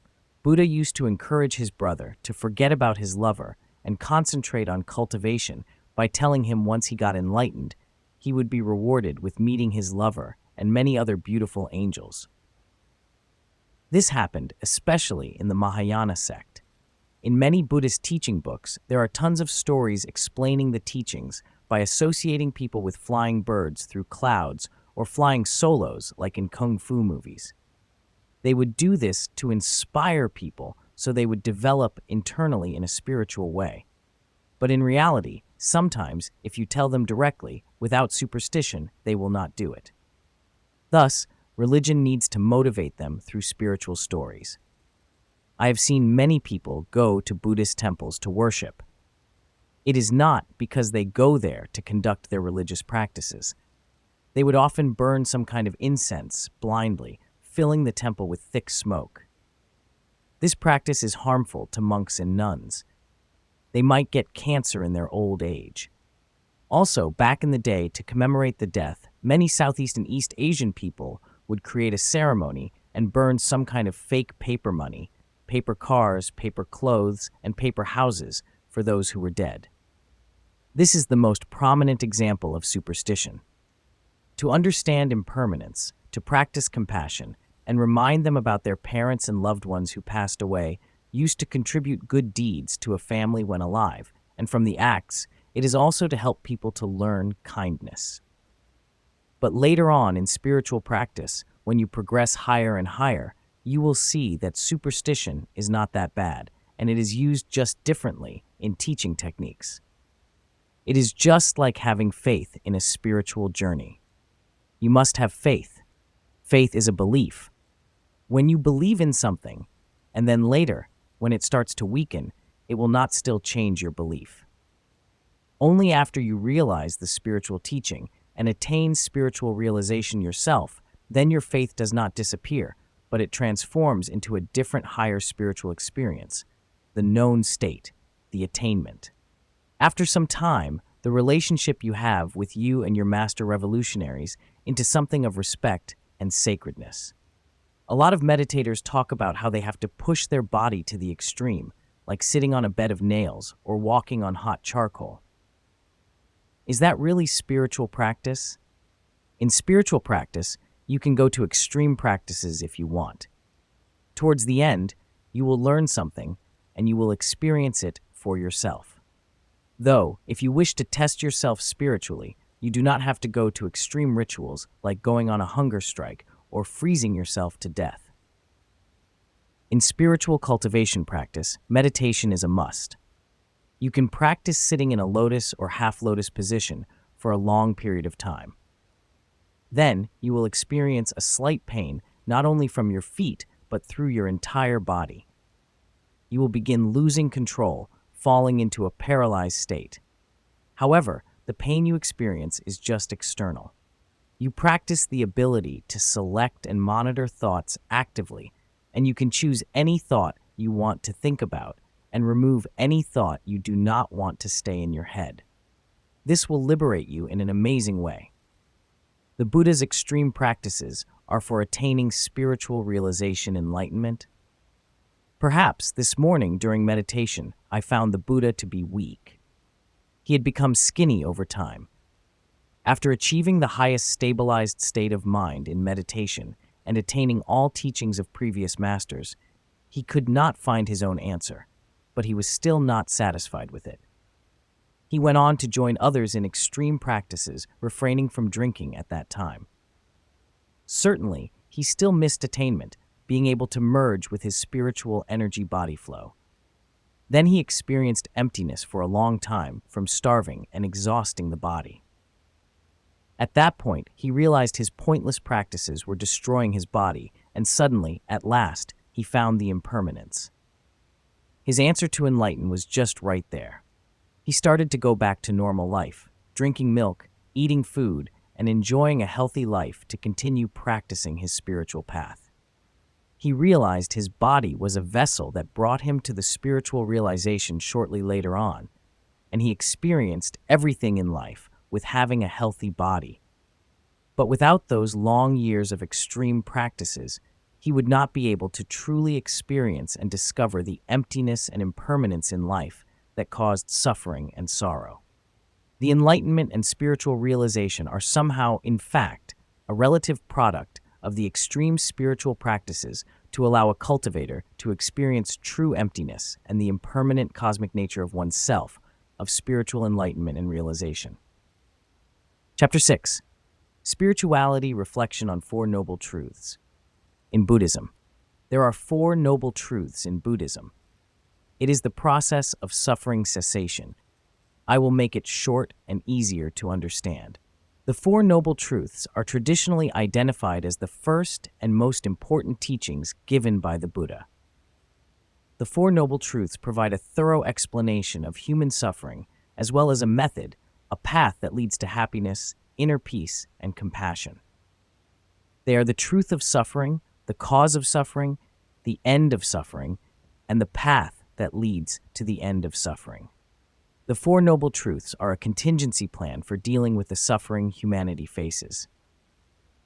The Four Noble Truths reflect four stages. The Buddha is often compared to a physician. In the first truth, he was diagnosed as suffering from an illness.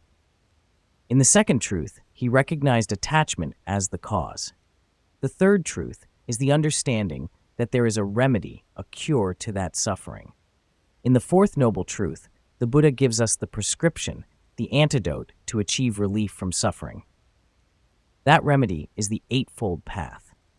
The first noble truth is about understanding the suffering to be investigated. Suffering, incapable of being satisfied, painful, or discontent.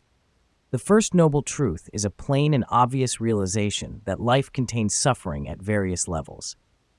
This includes physical suffering like pain, injury, illness, emotional, mental uneasiness, and discomfort. This is where you feel frustrated, depressed, and uneasy all the time. Some mental health issues, such as stress, anxiety, restlessness, and depression, are also a part of this. The second noble truth recognizes the sufferings in our life. The origin of suffering, to be abandoned. Craving, clinging, desire, or attachment. In the second noble truth, the Buddha tells us that the root of all suffering is attachment to the desire to have or craving, which includes sensual desires, craving for becoming, craving for non-becoming, the attachment to the desire not to have or aversion, which includes fear of getting or being in contact with what we do not want or what we do not like, and the attachment to ignorant views, which refers to one's incapacity to see the true nature of the self and the world, to see things as they really are, without the filter of the discriminating mind. The third noble truth is how to end the suffering. Their end to suffering to be realized. Cessation/ending/eliminating all craving and attachment. The third noble truth reveals to us that there is a way to end suffering, and we can realize this in our life. It also invites us to transform, to finally get free from our suffering and dissatisfaction. This is the most important of the four noble truths because it gives us hope that inner peace, freedom, and liberation are possible. The Buddha stated that to put an end to suffering, we need to let go of our attachment to our desires.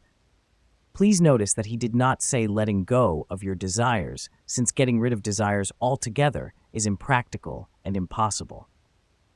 The important thing is not becoming a slave to our desires. The fourth is practicing the path to renounce the suffering.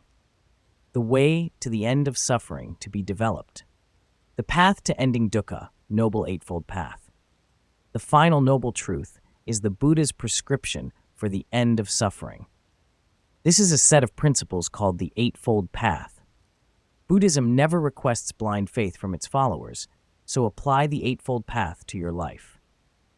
You will be amazed to see where the self-discovery and serenity resulting from it will take you.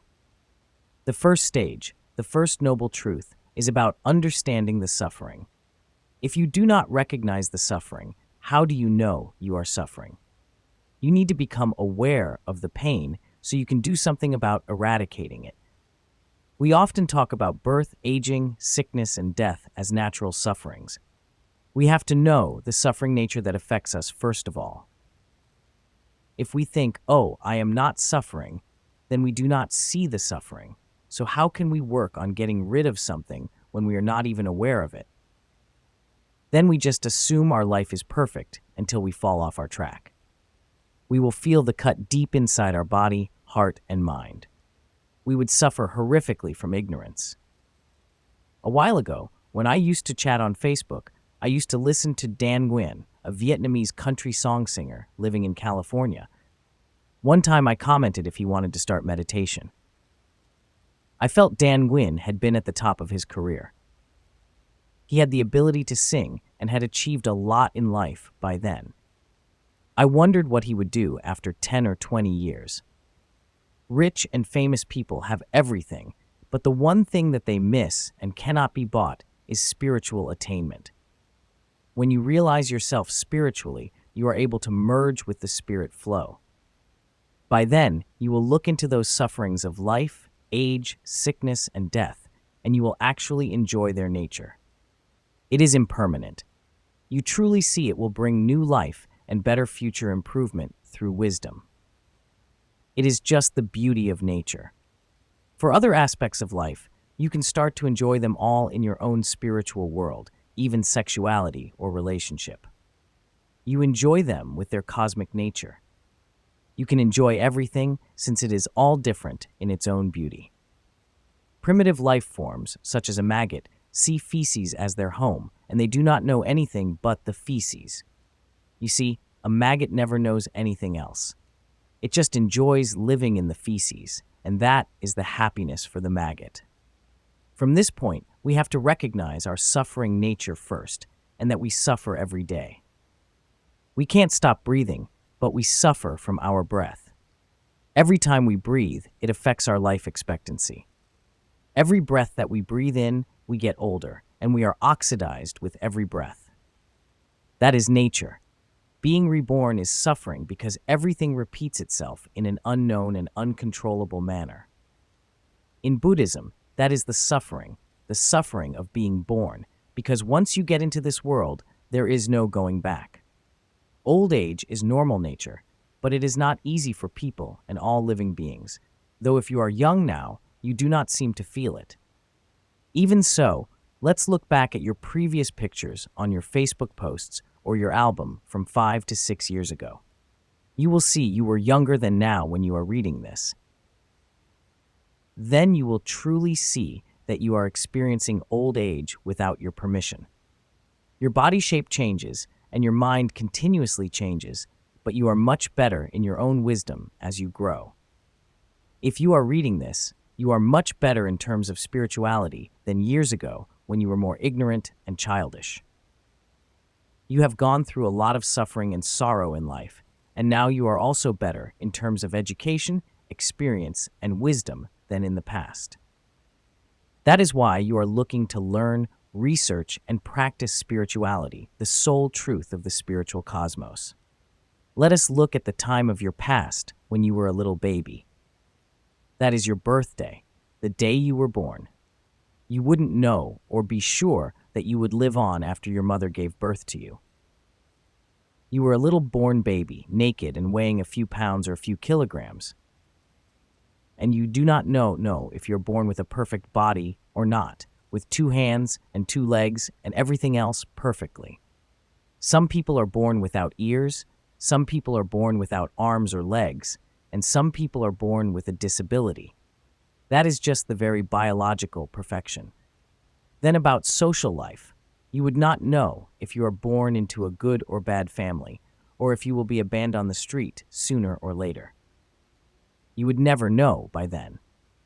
Then when you grew up, you went through the process of standard education training, learning until you were 18 years old in school. But when you were in school, you were bullied. You were scared, giving up. Back then, when you were a little baby, until growing up into an adult, a lot of things happened to you, from being beaten or even bullied to fighting in school. Do not forget, a lot of children got bullied in school and dropped out of school because of it. You see, through those times, you have to go to school, you have to learn, but not everybody would be able to do so, or the same as you. Nonetheless, by the time you reach 18 years old, it is beautiful for you. There are so many uncertainties in life.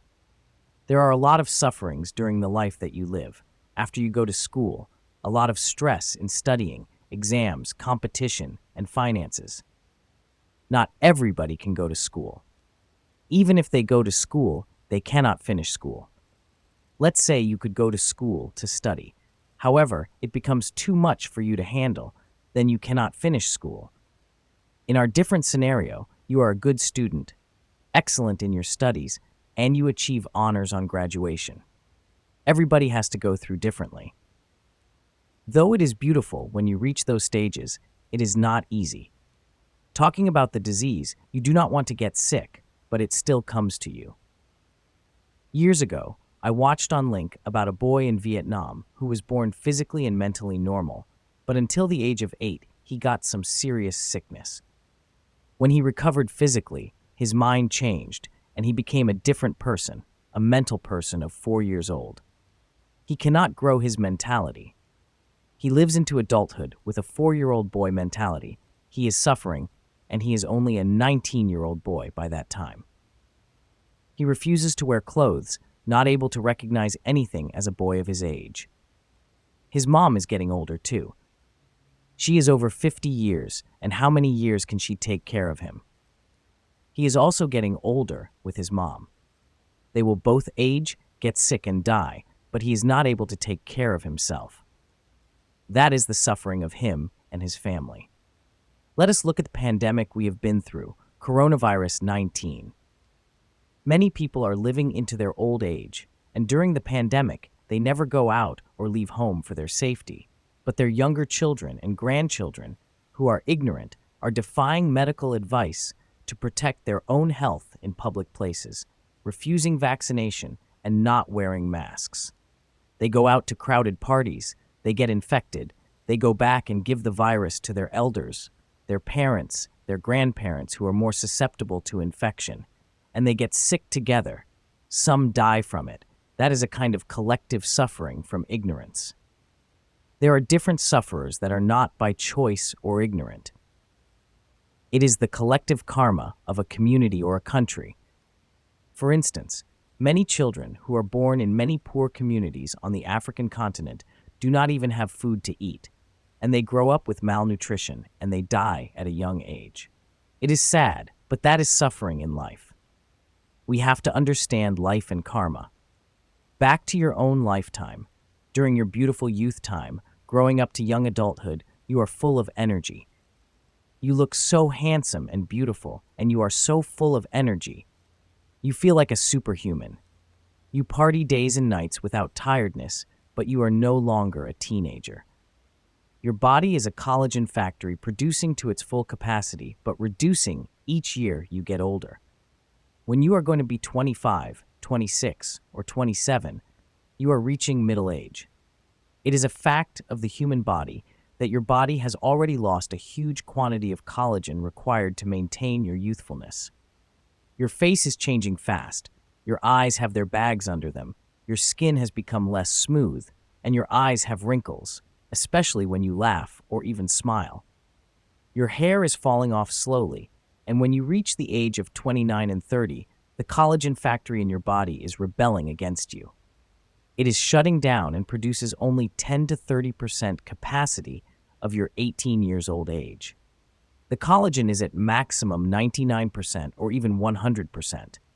Now, at the age of a 30-year-old man or woman, when your body needs collagen as much as before, but the body only produces 10 to 15%, so your body takes collagen from external food supplements instead. But it is never enough to replace your own body's demand. Your wrinkles are now strongly visible, not only by the tails of your eyes, but also the two sides of your nose, your forehead wrinkling out, with so many deep lines appearing. At 32, the body produces only 5 to 10% of the age of 19. So when you hit the age of 33, you notice clearly your whole body shape is changing fast. Your super six-packs are pulled together into one big one-pack. Your chest and your breasts are withering. You can no longer party all night long like before. You get tired easily. You cannot work out for hours nonstop, and you're slowing down slowly. Your doctor will advise you to reduce your sugar intake. Now, when you get to 40, you truly experience aging. As you get older, your body starts to slow down clearly, and you start to experience sickness, high blood pressure, diabetes, high cholesterol, and a lot of other illnesses, or even human immunodeficiency virus or lung cancer. Some even already die of this age over 40s. And if you get to age 50, it is getting worse. And when you get to 60 years old, that you are truly living in old age. And when you get to 70, you are not expecting anything anymore. You can never dream of living as Queen Elizabeth. At 96 years old, she was still riding a horse. To be able to take care of yourself when you get up to those old ages, you have to cultivate wisdom when you are young. Just like when you drive a car, if you keep good maintenance, the car will last longer. So as you are the body, it is just the same. You get to keep and maintain your health thoughtfully. If you do not keep your health in good shape, you do not eat good and healthy food, but you eat all junk food and bad food, you will contaminate your body. And that is when you get sickness and cancer later on in your old age. I read an article about the former Apple chairman. He died when he was over 50 years old in his luxury life. He said, "Eat your food as medicine when you are young. When you get old, you will not have to eat medicine as your food." That is the true wisdom of people who live in the sickness of old age. Nowadays, a lot of people get cancer from food, so you need to eat good, healthy food. You get to take it seriously in your cultivation. Your health is everything you need in your cultivation journey. Old age, sickness, and death. In the old age, we all started to get sick and died. My grandmother was a very religious person with a kind heart and spent most of her time helping unfortunate communities and mental centers through her private charity. Though most people who knew her said she had very high merit. She was a very conscious, saving person as she was living through a horrible war in Vietnam, which caused her to have an unhealthy diet. Though she worked out daily in the early morning, she had a good and healthy lifestyle until the last 8 years before her death. Her health deteriorated from Parkinson's disease. She was sickened and became bedridden. Then she became almost paralyzed in her last 2 years. As having Parkinson's disease for many years previously, she took medicine to control her movement.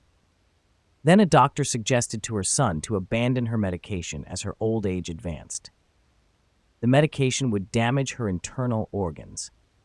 When she stopped to take her medication, her body stopped moving but became hardened. She couldn't move or speak anymore, and because she was laying on a bed for a long time, she developed some kind of skin infection, though it healed after many long months of treatment. She died a year later at her own home, surrounded by most family members at age 82. Though her last few years were not healthy and she suffered, she did have a long and religious life while living a life of kindness. My grandfather died of lung cancer because of smoking all his life. If you get addicted to the cigarette, it is extremely difficult to stop, or eventually you cannot stop it. I remember one day when I came back to visit him, he was in the hospital for lung cancer, and he would still keep some cigarettes in his pocket. He hid from the doctor to smoke later. He couldn't stop smoking even though he was on chemotherapy treatment for cancer. He complained his back was very painful and cancer was eating out his body and slowly taking his life. Every day he got a message from his son-in-law who tried to give him the massage as the pain was craving his body. He did not feel very much with normal massage pressure. He asked for such a strong massage to relieve the pain, and the son-in-law was afraid if he was giving too strong pressure, it might kill my grandfather. His pain was so great that he just begged for extreme pressure massages. His physical body and mentality were reaching extreme suffering. Over a year later, he died of lung cancer at home. Living a lifestyle at younger ages can define conditions of later years when we advance to old ages. The bad habits, unhealthy lifestyle when younger, the worse suffering of our old age. As humans, we are more advanced in all ways. We get to learn and cultivate wisdom not only in how to live physically healthy, eat healthily, and live healthy at our young ages, as our body is a vessel that needs to be in good shape physically and mentally for us to cultivate spiritual success. The second noble truth recognizes the sufferings in our life. Living in our society, no matter how you live, you get to work and do something to make your living. Then you need to find a job, a good job, during and before you age.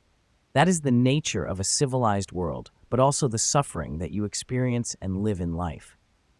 Sickness and old age are parts of life aside, but to live, you get to support your life and others depending on you. When you drive to buy things for your house at Home Depot, a large store chain selling raw materials and tools for construction in the United States of America, you can see a lot of people standing around the store in the sun, the rain, and the snow looking for temporary jobs. Others have to go far from their home country to find better jobs. Though full of willingness to work, it is not always easy to find a job either, and people may find it very stressful and dangerous jobs. As if you have a family, you have to feed your kid. You have to feed your partner and parents at home. Not much of a choice, but it is the way of life. It is suffering that we are in, but we get to make it worthwhile for our spiritual cultivation.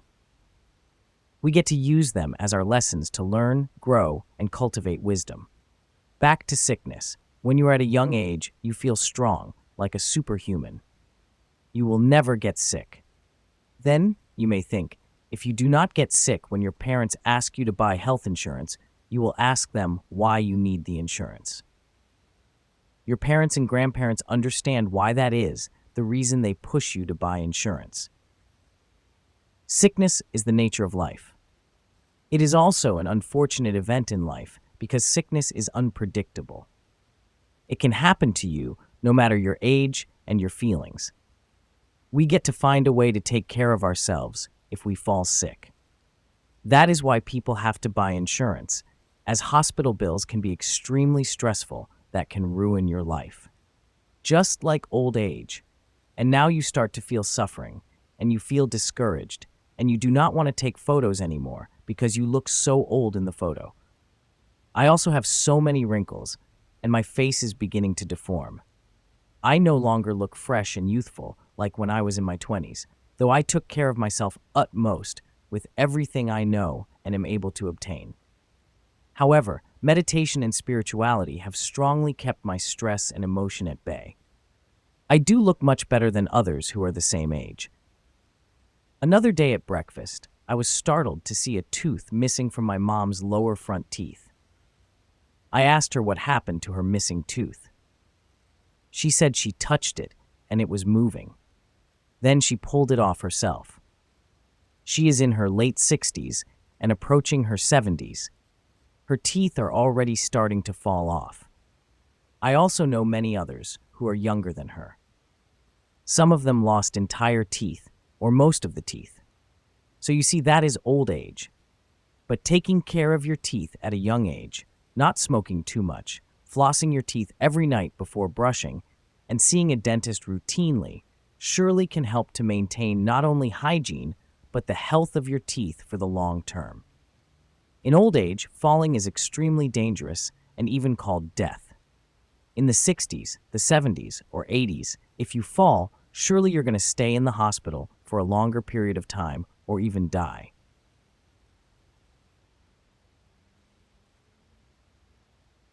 You will experience pain as imminent. You even end up in surgery beds. Then you will experience body pain to the extreme. One of my friends in his 70s, as usual, indulged in his private hot jacuzzi at home. He fell off the stair up to the pool. He broke his hip and ended up in the hospital for 3 months and another 3 months of physical therapy at home. He had all health insurance to cover the cost, but his walking is no longer stable and straight up like before the fall. If you do not see the sickness in you, then you think you do not need to get a cure. Many years ago, in the early 1970s, a lot of people died of unknown causes, and body immunity went down, and it could not defend the body, even a simple sickness like a cold or small infection. They did not know why until 1978. They just found out that it was caused by HIV. HIV is a virus that infects people, and it weakens the immune system, so it gives the opportunity for other diseases to attack the host and kill that person. So many people died before from that unknown cause.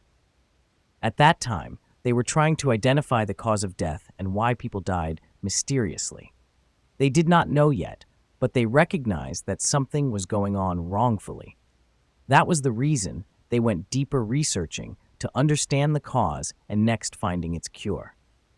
Relatively, we have to recognize our suffering first. If we do not recognize our suffering, we can never understand and overcome it. Overcome is succeeding in dealing with it. That is the cessation of the problem. But before that, we need to recognize the problem, then know the cause and understand its nature. Then, with more research, practice, and experimentation to follow, we may find a cure.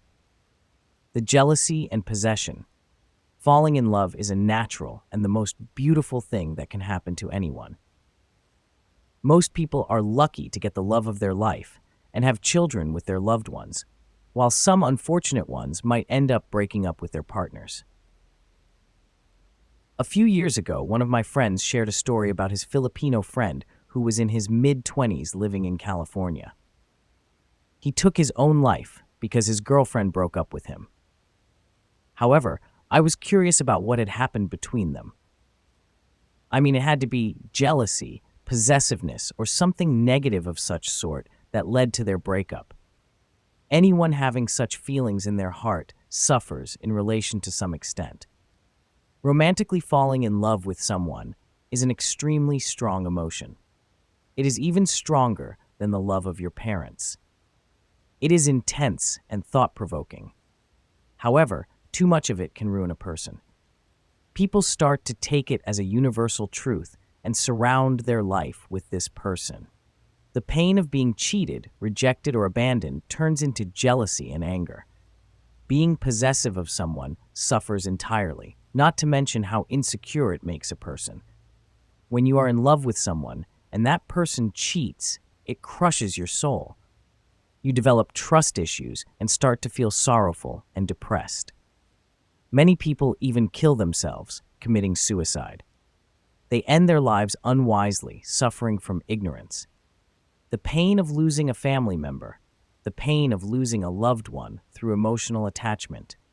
Life is beautiful when you think you have children with someone you love very much, or sometimes you have only one son or a daughter, and you love your child more than anything in the world. When your children are young, you carry and take care of your babies until they are growing up.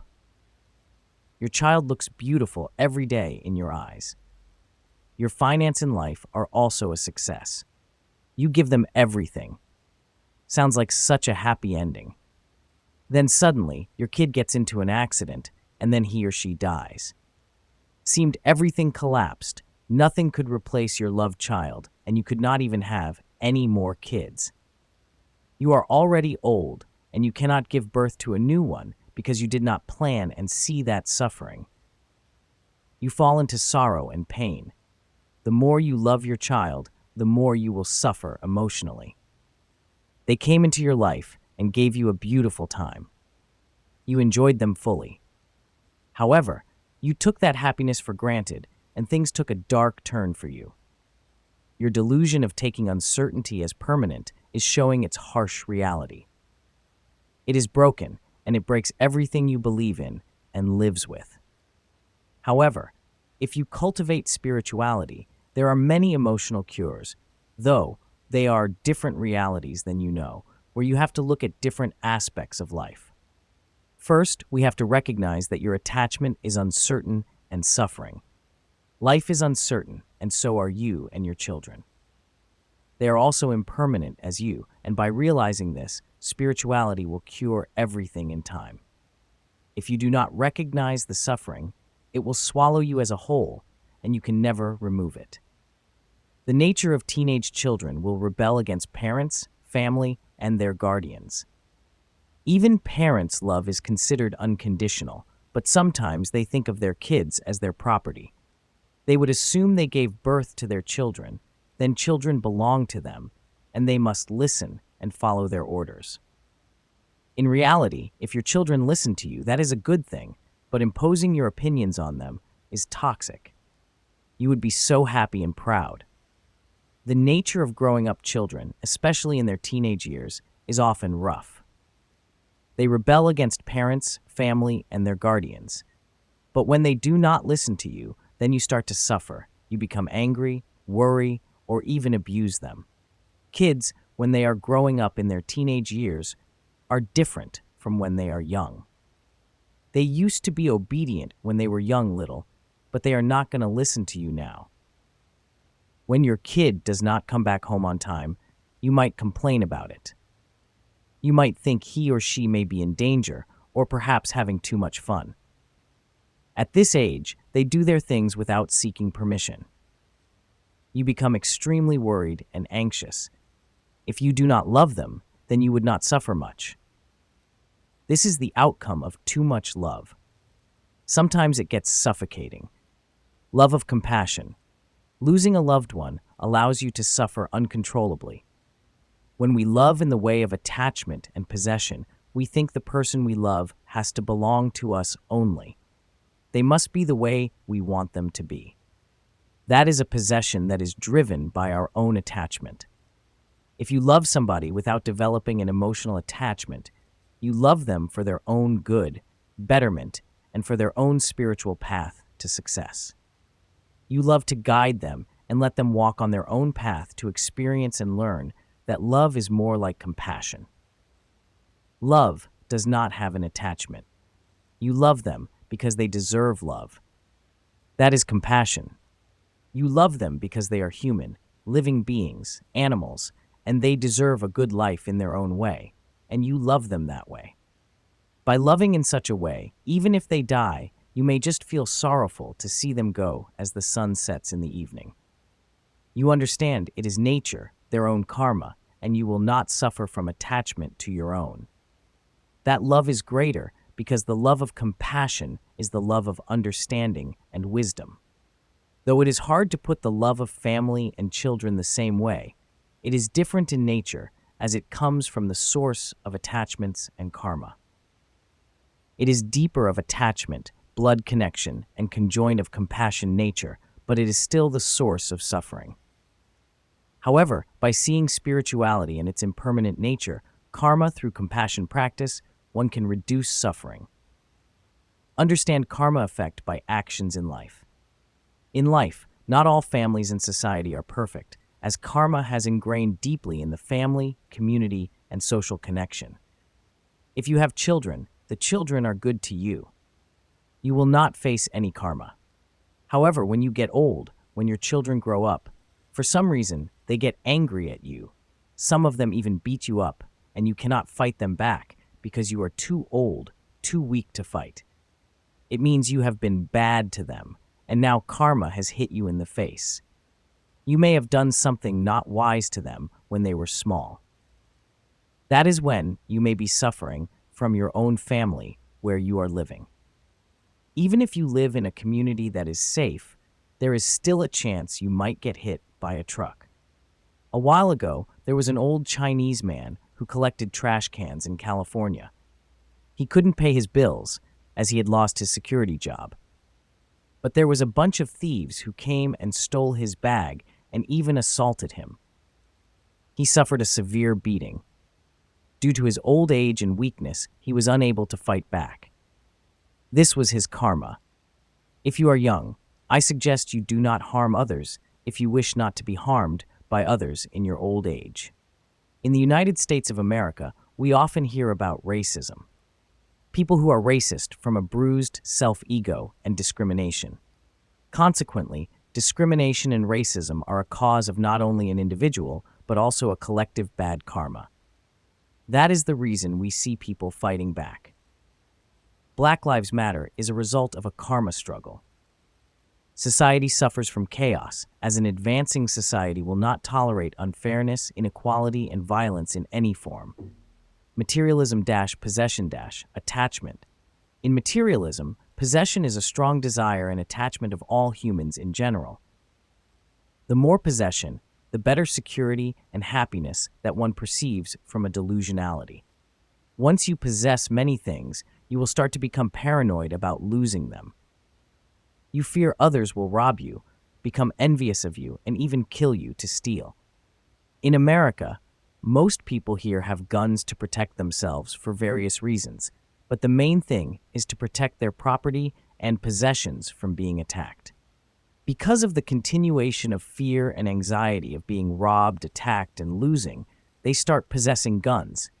But sometimes people just use guns to commit mass killings as mental problems, and because of the means of protecting possession through gun possession. That is the suffering that our society is seriously taking as our collective karma. It returns to our individual decision to own a gun. It may give people a secure feeling, but while the ability to control emotion is limited, it may, in fact, will bring greater danger and anxiety about owning and using it. Living in cities, there are even more uncertainties to care about. By working for others to make a living, you are always worried about keeping your job, or if you get fired and then how you have money to spend to pay bills, you may be evicted from your own home. Money becomes everything about me. It is the sense of possession, attachment, and craving, and everything you want becomes your craving for money. And thus, you get to work and work regardless just to make your living at the cost of time sacrifice for spiritual cultivation. You fall into delusion, and seeing practices of spirituality and meditation is a luxury to you. Instead, it is a true life, which is the path to your happiness and spiritual liberation. There we see all kinds of suffering in life through delusion. Life is truly suffering if we do not see it another way, the spiritual way, or we will suffer. Buddhism teaches people not to be discriminating and not to have a lot of selective preferences, which are attachments. If you have a selective preference, you demand specific things that you attach to, and without a compromise, then what happens if you do not get it? You will be greatly suffering from dissatisfaction. If your preference is not met, you will suffer in terms of unhappiness from being unsatisfied with your expectation. If you have too many expectations, it becomes greater suffering as you attach to your own expectations and demands.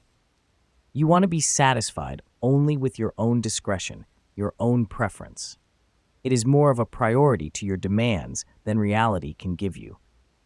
For instance, eating vegetarian food is good for your health.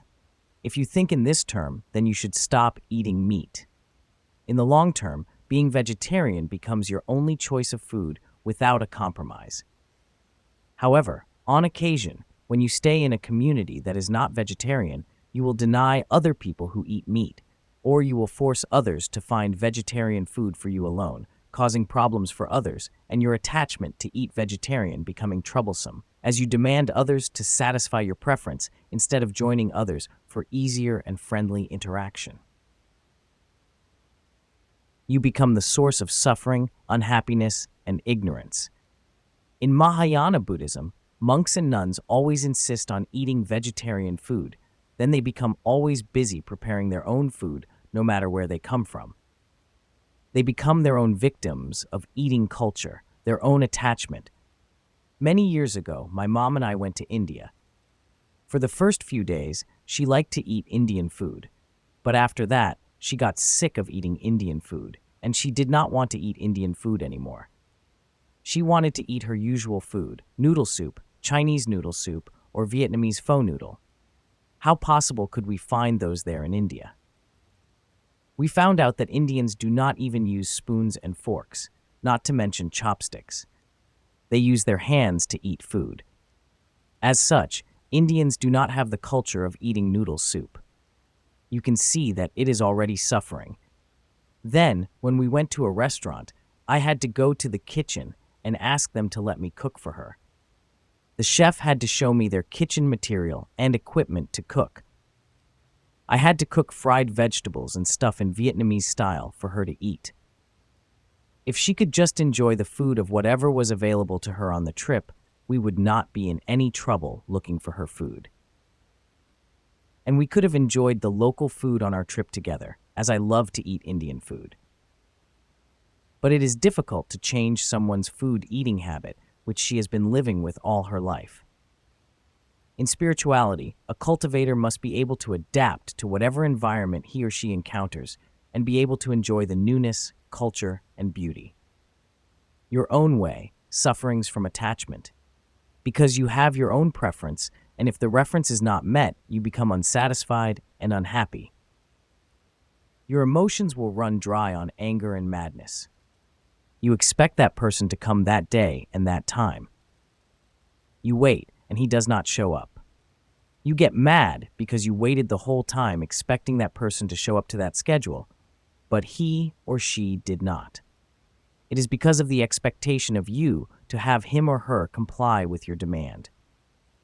It is you, the one demanding, caused trouble to yourself, not because that person causes your madness. Some other times, you want that person to be like this and that. You want your boyfriend or girlfriend to behave this way or that way, and if they do not do as you wish, then you get mad, beat them up, or you even kill them. That is a kind of suffering you create for yourself. You must learn to control your ego, which is controlling you and giving you orders to fulfill, which is your delusion, thinking it is your own order to be fulfilled by others.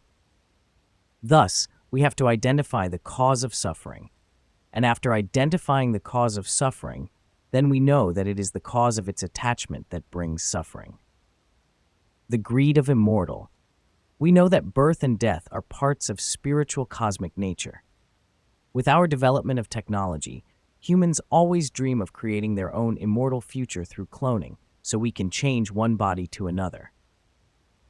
However, is cloning life man-made? No, it's not man-made as we think. Because we do not make the cells grow, no matter how we engineer cells, they grow themselves. The cell is life and has its own roles and functions in certain conditions provided. Every living thing is nature. Though we can assist and engineer biologically, that does not mean we can clone nature. We are just catalyzing and interacting with nature to our own desires. Humans can create robots with humanoid looks, but the mechanism for creating life is not, even if we succeed in cloning some living beings. They are still living natural creations. Nevertheless, nowadays, scientists and biocorporations are not allowed to clone humans for various ethical reasons. Humans believe that children should be born by parents.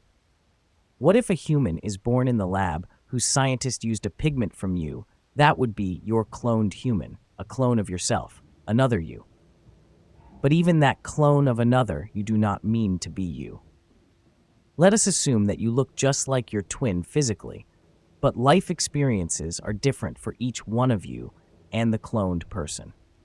However, by cloning, the cloned one would just be a baby, not an adult-sized human, when born. That person is your child, your sibling.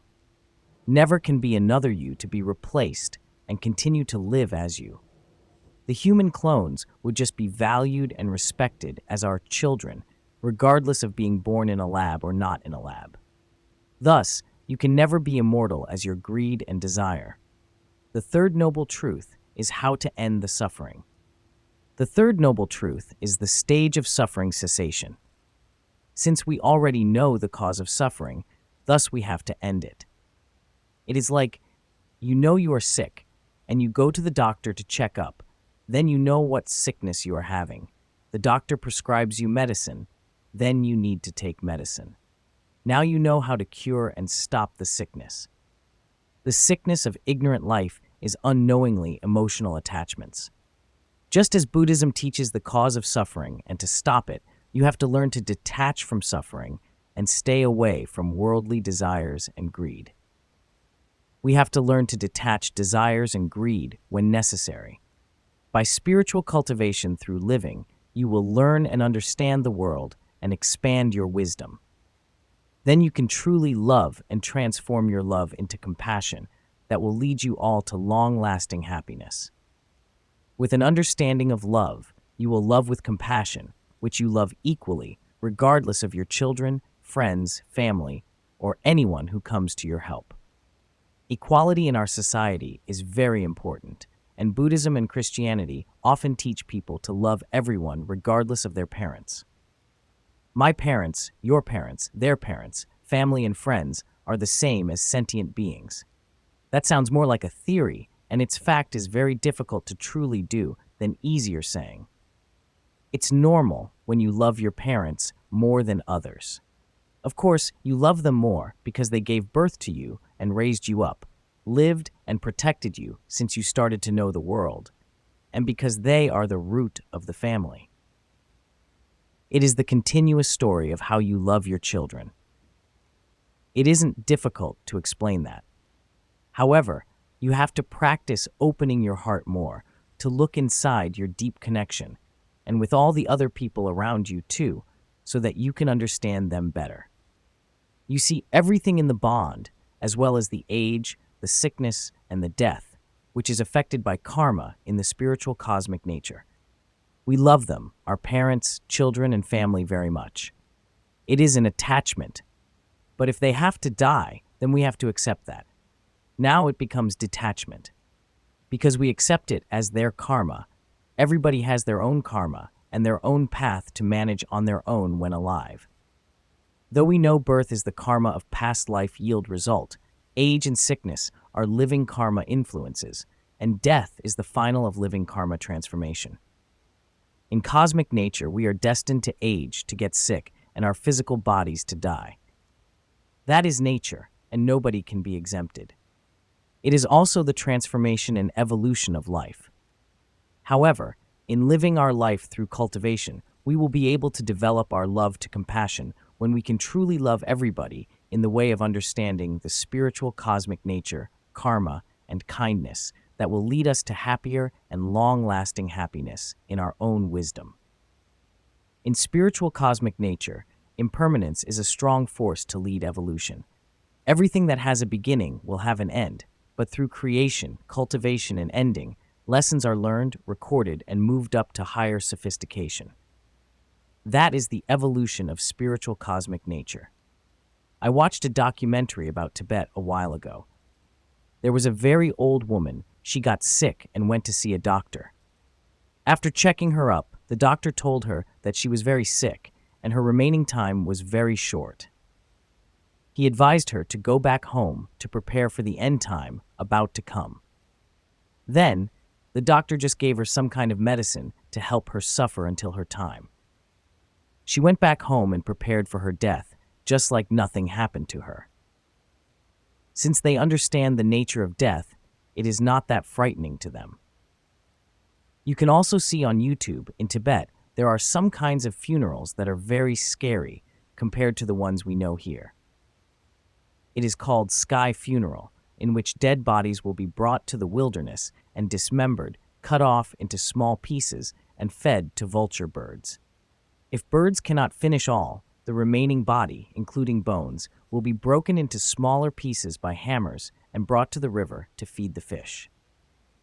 All possessions and belongings of the dead in the house will be given away or burned. The family will not keep anything, even pictures of the person when alive. The family will throw away everything. They do not keep anything, which means the finish is finished.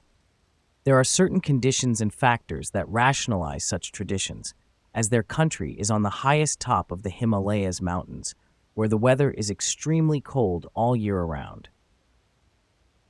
The air is thin and the ground is rocky, so it is hard to move the earth to make a burial underground. Thus, it has limited resources, even wood, for cremating the body. As a strong Buddhist culture is ingrained in their society, they see death as an impermanent nature, and knowing that it is nothing more once death comes, there is no reason why they should be worried about the dead body. Hence, they believe that the last thing a human can make merit and benefit to sentient beings is to become a last meal for other living beings. They do not attach to the bodies, dead bodies, or anything of their deceased loved one, and so to support the dead person's soul to easily abandon their previous life, not to attach anything to the remaining living family, but to concentrate on the need of rebirth into a new life somewhere else instead. Death is the end of all things, and so their past relationship, they know each other no more. That is also a good point for a dead person's soul, because the dead person would know how they died, and with their dead body destroyed, they finished their physical karma. The living family also terminated the relationship for good. Thus, they will have to go with the karma flow of judgment and to be reborn in their next life. That is the only way. They have to be reborn and evolve somewhere else, following their own remaining karma and judgment of past life. Back to the attachment that brings suffering, the higher the expectation, the more suffering you will be, and vice versa if you do not expect too much. Though I'm not talking about the business world, the higher the expectation in the production standard, the better quality. In business and manufacturing, if you have high and strict quality expectations and research and development for improvement, your production is likely to yield better results. In the Western world, they develop and emphasize production quality from micro to macro scale of their society, economies, and infrastructure based on past judgment. They achieve much better results than other parts of the world. That is the reason we know a lot of Asian cities are learning and have become westernized. People seek more work and opportunities to improve their jobs, work, and life. So they are moving to cities.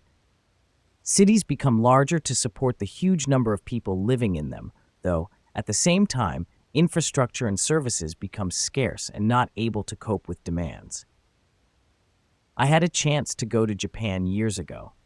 I and my family were sitting in the train station in the Tokyo Center to have our morning coffee and watch people walking in the station. I would say I got dizzy just by looking at the huge number of people moving around. When trains arrived, I had the feeling of thousands and thousands of people getting off and waiting to get in all directions. And so Bangkok, it is not so different at all. It is even worse in India. If you come slowly onto a train, there will be no seat for you. You must stand, and you do not even have space to move your body. People are just packing into a small space on the train. In some other developed, westernized cities, like Singapore, the population there are all living in a city, and many people get stressed, depressed, and have other mental troubles because of various reasons for living in a big and crowded city. Singapore is famous for having very high death and suicide rates because people become so stressed in life, living in a crowded and expensive city. They cannot handle the stresses, so they commit suicide, and they kill themselves by jumping down from high-raised buildings. So in Seoul, the capital of South Korea, many people jump down high-raised buildings and die. You see that when a city comes to the point of stress in all aspects of life, it can be dangerous or even a disaster.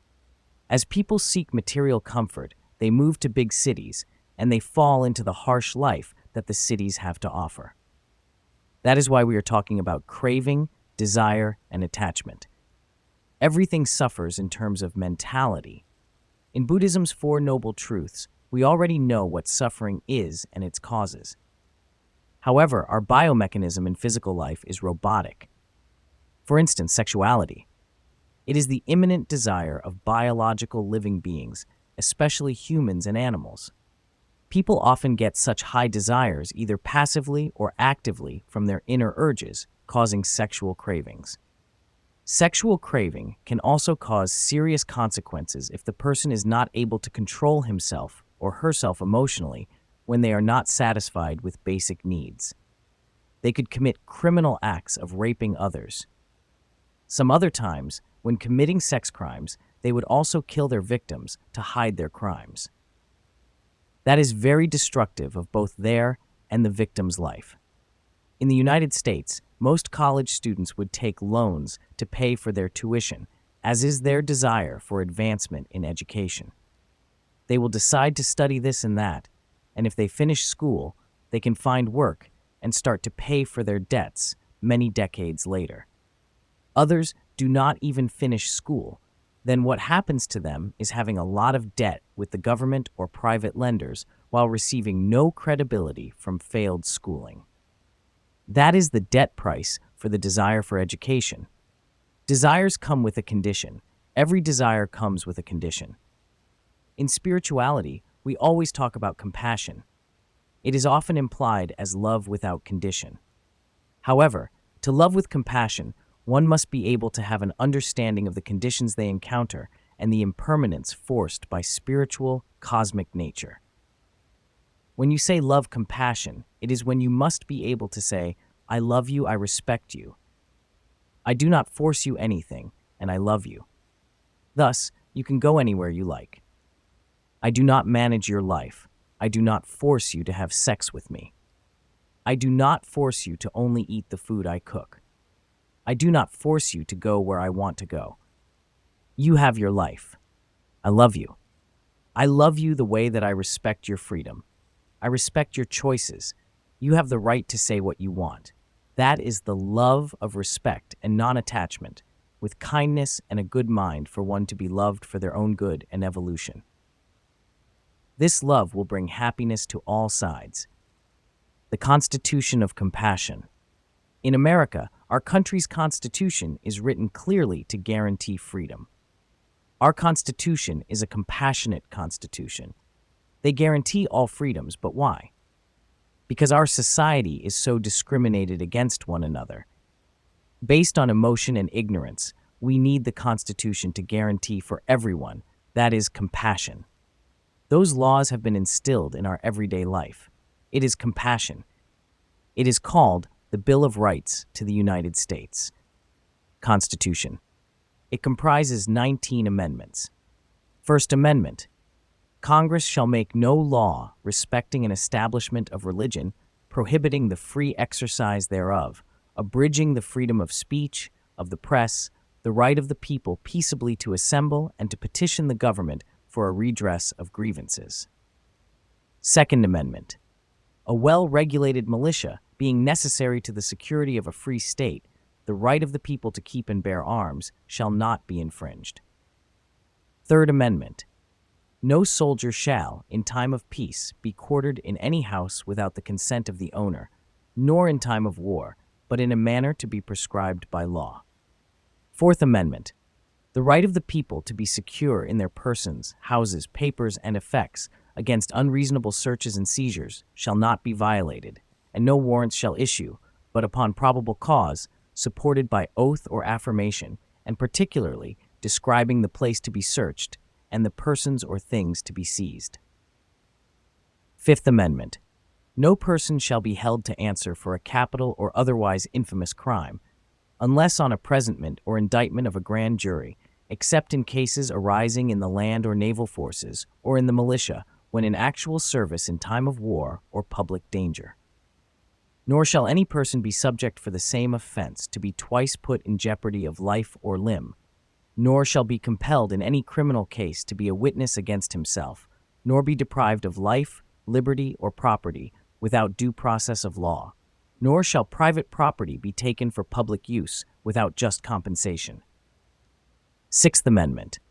In all criminal prosecutions, the accused shall enjoy the right to a speedy and public trial by an impartial jury of the state and district wherein the crime shall have been committed, which district shall have been previously ascertained by law, and to be informed of the nature and cause of the accusation, to be confronted with the witnesses against him, to have compulsory process for obtaining witnesses in his favor, and to have the assistance of counsel for his defense.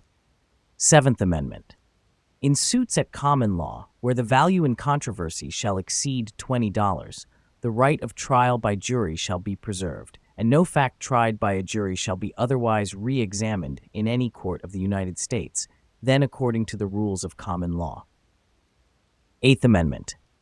Excessive bail shall not be required, nor excessive fines imposed, nor cruel and unusual punishments inflicted. Ninth Amendment. The enumeration in the Constitution of certain rights shall not be construed to deny or disparage others retained by the people. Tenth Amendment. The powers not delegated to the United States by the Constitution, nor prohibited by it to the states, are reserved to the states respectively or to the people. 13th Amendment. Slavery shall exist within the United States or any place subject to their jurisdiction. 14th Amendment. No state shall make or enforce any law which shall abridge the privileges or immunities of citizens of the United States. Nor shall any state deprive any person of life, liberty, or property without due process of law, nor deny to any person within its jurisdiction the equal protection of the laws. 15th Amendment. The right of citizens of the United States to vote shall not be denied or abridged by the United States or by any state on account of race, color, or previous condition of servitude. 19th Amendment. The right of citizens of the United States to vote shall not be denied or abridged by the United States or by any state on account of sex.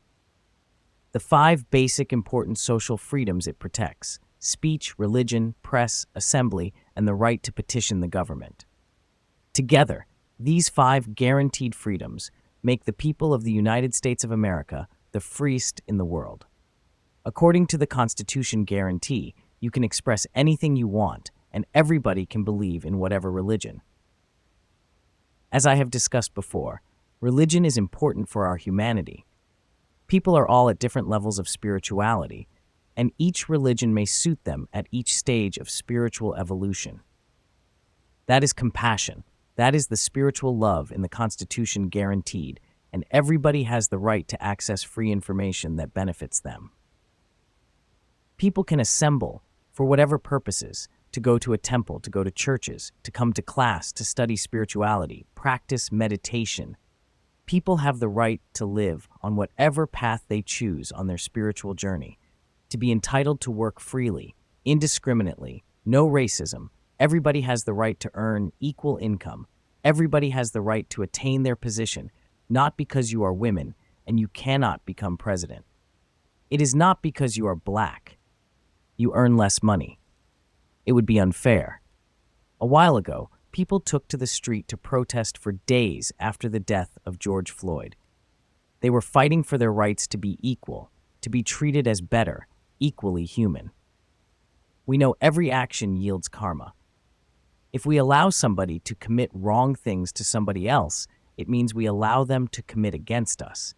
So fighting for equality is very important under the Constitution, though difficult. That is the compassionate nature of society in its evolution. The last is the Eight Noble Eightfold Paths. The Eightfold Path is at the heart of the middle way, which turns from extremes and encourages us to seek the simple approach. From this brief account of the Noble Eightfold Path, one may see that it is a way of life to be followed, practiced, and developed by each individual. It is self-discipline in body, word, and mind, self-development, and self-purification. It has nothing to do with belief, prayer, worship, or ceremony. In that sense, it has nothing which may popularly be called religious.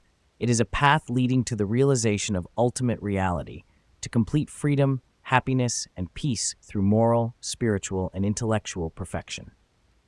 Christianity, the Jews, Muslims, and other religious groups also have their own moral codes. While there is a degree of correspondence across these groups, the interpretation of the code in each philosophy is different. In the example of the Ten Commandments, there is an authoritarian feeling of a decree, of a direct order that these be fulfilled. In Buddhism, the Eightfold Path is meant as a guideline to be considered, to be contemplated, and to be taken on when and only when each step is fully accepted as part of the life you seek. The Eightfold Path, although referred to as steps on a path, is not meant as a sequential learning process, but as 8 aspects of life, all of which are to be integrated with everyday life. Buddhism never asks for blind faith. It seeks to promote learning and a process of self-discovery. You should practice the paths to attain balance in life, wisdom. In this context, path does not mean an external path that leads from one place to another, but an inner path, a spiritual path that leads to the pure happiness of liberation and enlightenment. The practice of the stages of the path to liberation can be condensed within the 3 pieces of training of higher moral discipline, higher concentration, and higher wisdom. These training sessions are called higher because they are motivated by renunciation, a sincere wish to attain permanent liberation from the sufferings of this life and future lives. They are, therefore, the actual path to liberation that we need to practice. The Noble Eightfold Path: right understanding, right thought, right speech, right action, right livelihood, right effort, right mindfulness, right concentration. Practically the whole teaching of the Buddha, to which he devoted himself for 45 years, deals in some way or other with this path. He explained it in different ways and in different words to different people, according to the stage of their development and their capacity to understand and follow him. But the essence of those many thousand discourses scattered in the Buddhist scriptures is found in the Noble Eightfold Path. It should not be thought that the 8 categories or divisions of the path should be followed and practiced one after the other in the numerical order as given in the usual list above. But they are to be developed more or less simultaneously, as far as possible, according to the capacity of each individual. They are all linked together, and each helps the cultivation of the others. These 8 factors aim at promoting and perfecting the 3 essentials of Buddhist training and discipline, namely, ethical conduct sila, mental discipline, which is also known as samadhi, wisdom panna. It will therefore be more helpful for a coherent and better understanding of the 8 divisions of the path if we group them and explain them according to these 3 heads. Ethical conduct. Ethical conduct, sila, is built on the vast conception of universal love and compassion for all living beings, on which the Buddha's teaching is based. It is regrettable that many scholars forget this great ideal of the Buddha's teaching and indulge in only dry philosophical and metaphysical divagations when they talk and write about Buddhism. The Buddha gave his teaching for the good of the many, for the happiness of the many, out of compassion for the world. According to Buddhism, for a man to be perfect, there are two qualities that he should develop equally: compassion on one side and wisdom on the other. Here, compassion represents love, charity, kindness, tolerance, and such noble qualities on the emotional side, or qualities of the heart, while wisdom would stand for the intellectual side, or the qualities of the mind. If one develops only the emotional, neglecting the intellectual, one may become a good-hearted fool, while developing only the intellectual side, neglecting the emotional, may turn one into a hard-hearted intellect without feeling for others. Therefore, to be perfect, one has to develop both equally. That is, the aim of the Buddhist way of life in its wisdom and compassion are inseparably linked together, as we shall see later. Right speech. Right speech means abstention from telling lies, from backbiting and slander, and talk that may bring about hatred, enmity, disunity, and disharmony among individuals or groups of people, from harsh, rude, impolite, malicious, and abusive language, and from idle, useless, and foolish babble and gossip. When one abstains from these forms of wrong and harmful speech, one naturally has to speak the truth and has to use words that are friendly and benevolent, pleasant and gentle, meaningful and useful. One should not speak carelessly. Speech should be at the right time and place. If one cannot say something useful, one should keep noble silence. We tend to underestimate the power of the spoken word and often regret words said in haste. Each of us has experienced the disappointment associated with harsh criticism, whether justified or not, and we also are likely to have felt good when kind words encouraged us. Right speech involves recognition of the truth and also an awareness of the impact of idle gossip and of repeating rumors. Communicating thoughtfully helps to unite others and can heal dissension. By resolving never to speak unkindly or in anger, a spirit of consideration evolves, which moves us closer to everyday compassionate living. Right action. Right action aims at promoting moral, honorable, and peaceful conduct. It admonishes us that we should abstain from destroying life, stealing, dishonest dealings, and illegitimate sexual intercourse, and that we should also help others to lead a peaceful and honorable life in the right way. Right action recognizes the need to take an ethical approach in life, to consider others and the world we live in.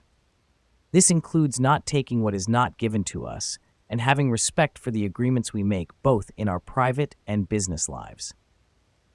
Right action also encompasses the 5 precepts which were given by the Buddha: not to kill, steal, lie, avoid sexual misconduct, and not take drugs or other intoxicants. This step on the path also includes a whole approach to the environment, with right action being taken whenever possible to safeguard the world for future generations. Right livelihood. Right livelihood means that one should abstain from making one's living through a profession that brings harm to others, such as trading in arms and lethal weapons, intoxicating drinks or poisons, killing animals or being a butcher, owning a gun shop, cheating, and so on. In his time, he also discouraged the slave trade, which dealt with human workers. And he was also against the practice of fortune-telling, as this made assumptions about a fixed future, where his teaching stresses that the future is created by what we do today. One should live in a profession that is honorable, blameless, and innocent of harm to others. One can clearly see here that Buddhism is strongly opposed to any kind of war, when it lays down that trade in arms and lethal weapons is an evil and unjust means of livelihood. Right, livelihood also implies that a Buddhist who is able will undertake some work, either as part of a Buddhist community or in the workplace, or alternatively, do home-based or community service. Many communities of monks ensure that each member has daily chores, which remind him of this step on the Eightfold Path.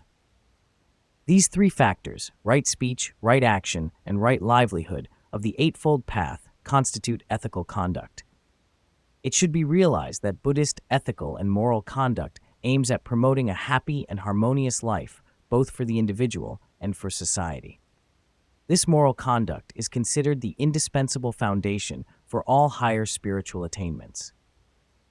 No spiritual development is possible without this moral basis. If your work has a lack of respect for life, then it will be a barrier to progress on the spiritual path. Buddhism promotes the principle of equality of all living beings and respect for all life. Mental discipline. Next comes mental discipline, which is included with three other factors of the Eightfold Path, namely right effort, right mindfulness, and right concentration. Right effort. Right effort is the energetic will to prevent evil and unwholesome states of mind from arising, and to get rid of such evil and unwholesome states that have already arisen within men, and also to produce, to cause to arise, good and wholesome states of mind not yet arisen, and to develop and bring to perfection the good and wholesome states of mind already present in men. This is the step where we become committed to the path. Right understanding shows us what life really is and what life's problems are composed of. Right intent urges us to decide what our heart wants. Right intent must come from the heart and involves recognizing the equality of all life and compassion for all that life, beginning with yourself. Right intent means persistence and a passion for the journey. Setting out to climb a high mountain means you must understand the lay of the land and the pitfalls, the other team members, and the equipment you need. This is similar to right understanding, but you will only climb the mountain if you really want to and have a passion for the climb. This is right intent. The mountain we climb here is our journey through life. Right understanding will eliminate ignorance. With right intent and correct understanding, we then remove desire, which in turn causes the suffering defined in the Four Noble Truths. Right effort also means cultivating enthusiasm and a positive attitude in a balanced way. Like the strings of a musical instrument, the amount of effort should not be too tense or too impatient, as well as not too slack or too laid back. Right effort should produce an attitude of steady and cheerful determination.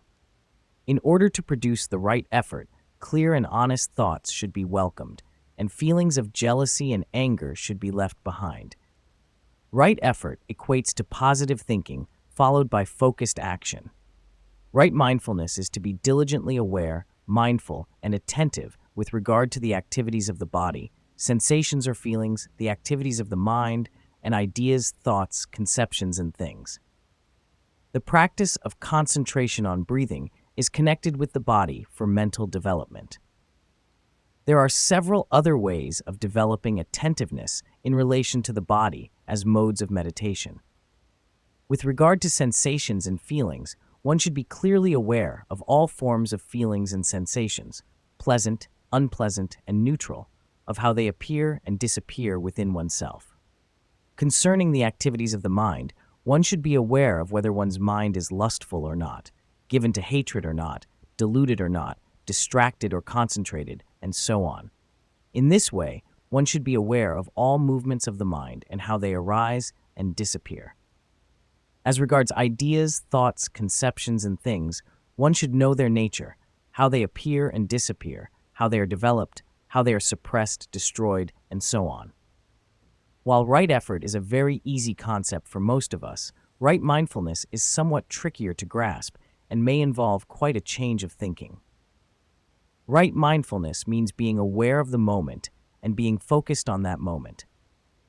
When we travel somewhere, we hear noises, see buildings and trees, see advertising, feel the movement, think of those we left behind, thinking of our destination. So it is with most moments of our lives. Right mindfulness asks us to be aware of the journey at that moment and to be clear and undistracted at that moment. Right mindfulness is closely linked with meditation and forms the basis of meditation. It is also not an attempt to exclude the world. In fact, the opposite. Right mindfulness asks us to be aware of the moment and of our actions at that moment. By being aware, we are able to see how old patterns and habits control us. In this awareness, we may see how fears of possible futures limit our present actions. Sometimes you may be absorbed in what you're doing. Music, art, and sports can trigger these moments. At that moment, you are mindful, and the Buddha showed us how to integrate that awareness into our everyday lives. Right concentration. The third and last factor of mental discipline is the right concentration, leading to the 4 stages.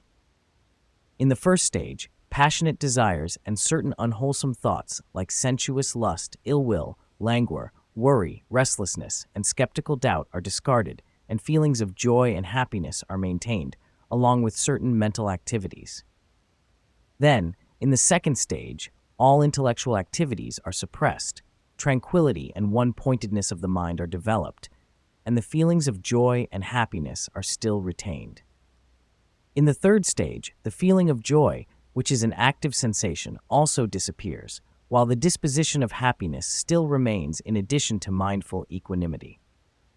Finally, in the fourth stage of dhyana, all sensations, even of happiness and unhappiness, of joy and sorrow, disappear, only pure equanimity and awareness remaining. Thus, the mind is trained and disciplined and developed through the right effort, right mindfulness, and right concentration. Once the mind is uncluttered, it may then be concentrated to achieve whatever is desired. Right concentration is turning the mind to focus on an object, such as a flower or a lit candle, or a concept such as loving compassion. This forms the next part of the meditation process.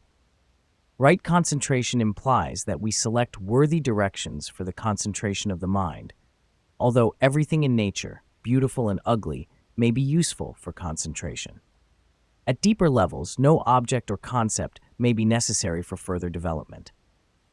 The benefits of right mindfulness and right concentration are significant, as they teach the mind to see things not as we are conditioned to see them, but as they really are. At the same time, they also lead to a feeling of calm and peace in the world. By being in the moment and being able to concentrate effectively, a sense of joy at the moment is felt. Release from the control of past pains and future mind games takes us closer to freedom from suffering. Wisdom. The remaining 2 factors, namely right thought and right understanding, constitute wisdom in the Noble Eightfold Path. Right thought. Right thought denotes the thoughts of selfless renunciation or detachment, thoughts of love, and thoughts of nonviolence, which are extended to all beings. It is very interesting and important to note here that thoughts of selfless detachment, love, and nonviolence are grouped on the side of wisdom. This clearly shows that true wisdom is endowed with these noble qualities, and that all thoughts of selfish desire, ill will, hatred, and violence are the result of a lack of wisdom in all spheres of life, whether individual, social, or political. Right understanding. The first step of the Eightfold Path is the right understanding or right view. Right understanding is the understanding of things as they are, and it is the 4 noble truths that explain things as they really are. Right understanding, therefore, is ultimately reduced to the understanding of the 4 noble truths. This understanding is the highest wisdom that sees the ultimate reality. According to Buddhism, there are 2 sorts of understanding. We generally call understanding knowledge an accumulated memory, an intellectual grasping of a subject according to certain given data. This is called knowing accordingly. It is not very deep. Real deep understanding, or penetration, is seeing a thing in its true nature without name and label. This penetration is possible only when the mind is free from all impurities and is fully developed through meditation. This is a significant step on the path as it relates to seeing the world and everything in it as it really is, not as we believe it to be or want it to be. Just as you may read the directions on a map and then make the journey, studying, reading, and examining the information is important, but only the preparation for the journey. At a deeper level, Direct personal experience will then lead us to right understanding. In his book, Old Path, White Clouds, Thich Nhat Hanh tells the story of the Buddha. The Buddha says, "My teaching is not a dogma or a doctrine, but no doubt some people will take it as such." The Buddha goes on to say, "I must state clearly that my teaching is a method to experience reality and not reality itself, just as a finger pointing at the moon is not the moon itself. A thinking person makes use of the finger to see the moon. A person who only looks at the finger and mistakes it for the moon will never see the real moon. Knowing reality is of very little value if we do not put it to personal use in our lives." Chapter 7. Motion. Emotions are felt by all human beings as they are quite natural to the spiritual cosmic nature. Not only humans, but all animals possess emotions in different levels. The more intelligent a person becomes, the more intense their emotions become. Emotion can be created through experiences. Some people respond differently than others when encountering the same circumstance because of their past experiences. Therefore, our emotions reflect the past that we have dealt with, and they are distinctive for everyone. How people feel emotions also depends on their conditioning, which is greatly dependent on their culture. In religions such as Buddhism and Hinduism, people react differently than others. People born and raised in such cultures fear karma more than anything. They would refrain from committing sin, as they believe karma would come around the corner to screw them over. Many Buddhists would help or do good things for others because they think their actions would create merits. They just want to help others, practicing love and compassion. It is very important to see each different emotion take root at a different level in the mind. For instance, one of the best positive emotions is happiness. Everyone wants happiness. However, happiness comes slowly, goes very quickly, and takes root very lightly. On the other hand, other negative emotions like anger and hatred come very quickly and easily, but they also take root so deeply and stay for so long in the mind that it is even hard to remove them. Nonetheless, all kinds of emotions are important in themselves. They are, in fact, beautiful, and their own roles are provided in their right time, right place, and right action. And you just have to be aware of them, because if you are not aware of them, you will certainly become them, and then you will be living in instinct in a more primitive state. The importance of emotion. Emotions are crucial for living beings. They work to secure the lives of all living beings. Without emotion, there would not be anyone surviving until now, or living beings are just more of a plant state. Scientists have already proved that even plants have emotion, not just humans or animals. I read one of the articles a while ago. It talks about research on plants. They planted several relative seeds on the same piece of land and observed the growth. They found that all of the seeds of the same species root grew in harmony. They did not compete with each other for food, while they competed with the roots of different species. They even assist each other in outgrowing the different species' roots. That is the root of spiritual cosmic nature, when people often say, God got angry when there were storms or some natural disaster coming. See?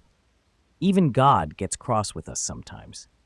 If anyone does not have emotions, I would consider it a disability. Then if anyone does not have emotions or is missing some kind of emotion, I would consider them to have a disability. Thus, a normal person must be able to feel emotions. The ability to feel all kinds of emotions is extremely important. It is also a survival mechanism.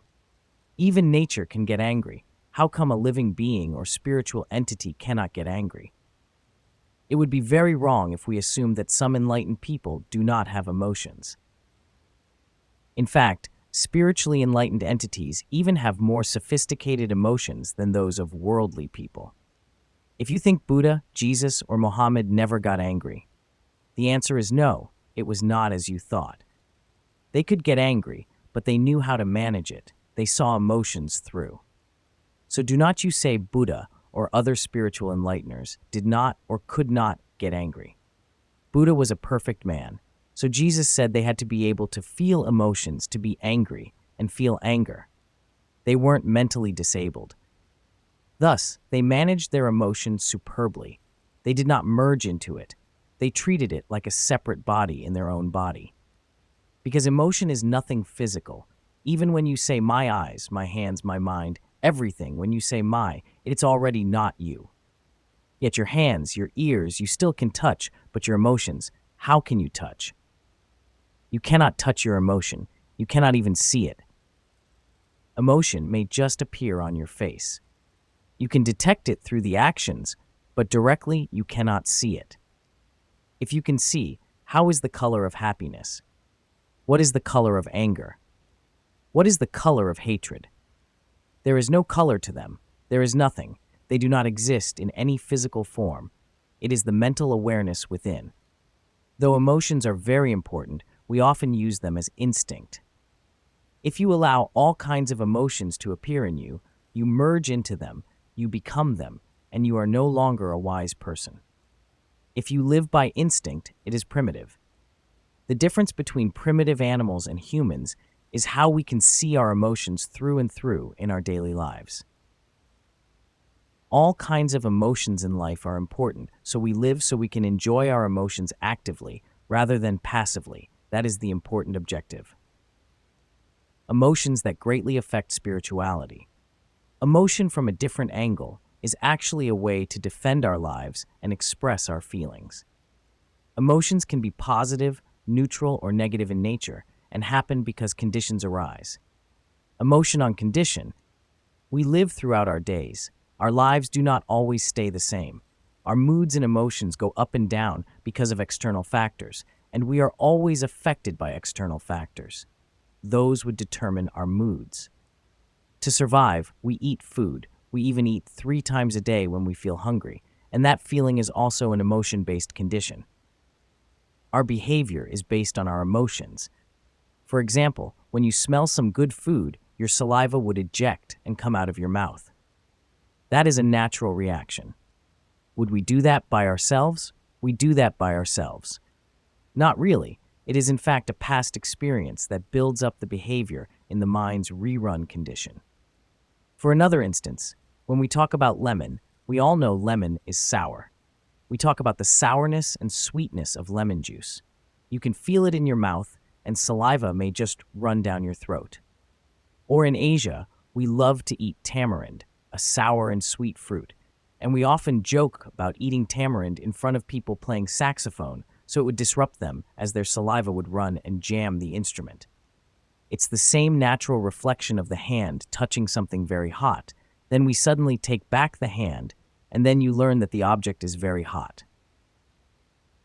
That builds experience. We know everything is conditional and interrelative. Even so, negative emotions like hatred and anger can last when the condition subsides, though they won't last that long at once either, which causes more danger. If you can remove the condition on your own through rationalism, the emotion will remove itself too. For instance, if they are angry at you because of something, if you remove the condition of their triggered emotion, then they will change too. Just like in wars in the past, one country kills another, and now they become friends. After World War II, Germany used to conquer many countries in Europe, and now it is a friend of other European countries, and being a member of the European Union, when it removed the condition, it changed. Time will heal everything. We can temporarily categorize emotion into positive, neutral, and negative emotions to make it easier to understand. Positive emotion: happiness, joy, humor, amusement, excitement, trust, admiration, and romance. I will explain a few of these emotions. Joy, inspiration. The emotion is evoked by well-being, success, or good fortune, or by the prospect of possessing what one desires delight.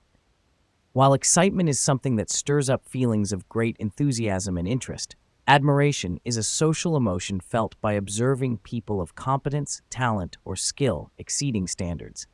Whereas romance happens because a condition arises that some satisfying interest subject attracts other interactions together, which is more positive, just like happiness. Some other emotions, like triumph, victory, or the joy of winning something, disappear too. Those emotions are also temporary, just like happiness, joy, interest, and satisfaction. You may be satisfied now, but the next moment you can be dissatisfied. We know all of those emotions are conditional. One happens because another happens at different energy levels and in different relationships. In spirituality, I would emphasize some important emotions that are a great concern for cultivators on their spiritual journey. Happiness. Feelings of happiness are positive emotions. Happiness is the state of experiencing satisfaction of some experience, feeling at ease about something, or having a joyful moment. It is also an emotional state characterized by feelings of satisfaction and fulfillment in life. As humans, we always look for happiness. In spirituality, there are many ways a person can achieve, feel, and express happiness. Sometimes, it is very simple. We just have to recognize happiness. If we do not recognize happiness, we will never be truly happy. So how can you be happy?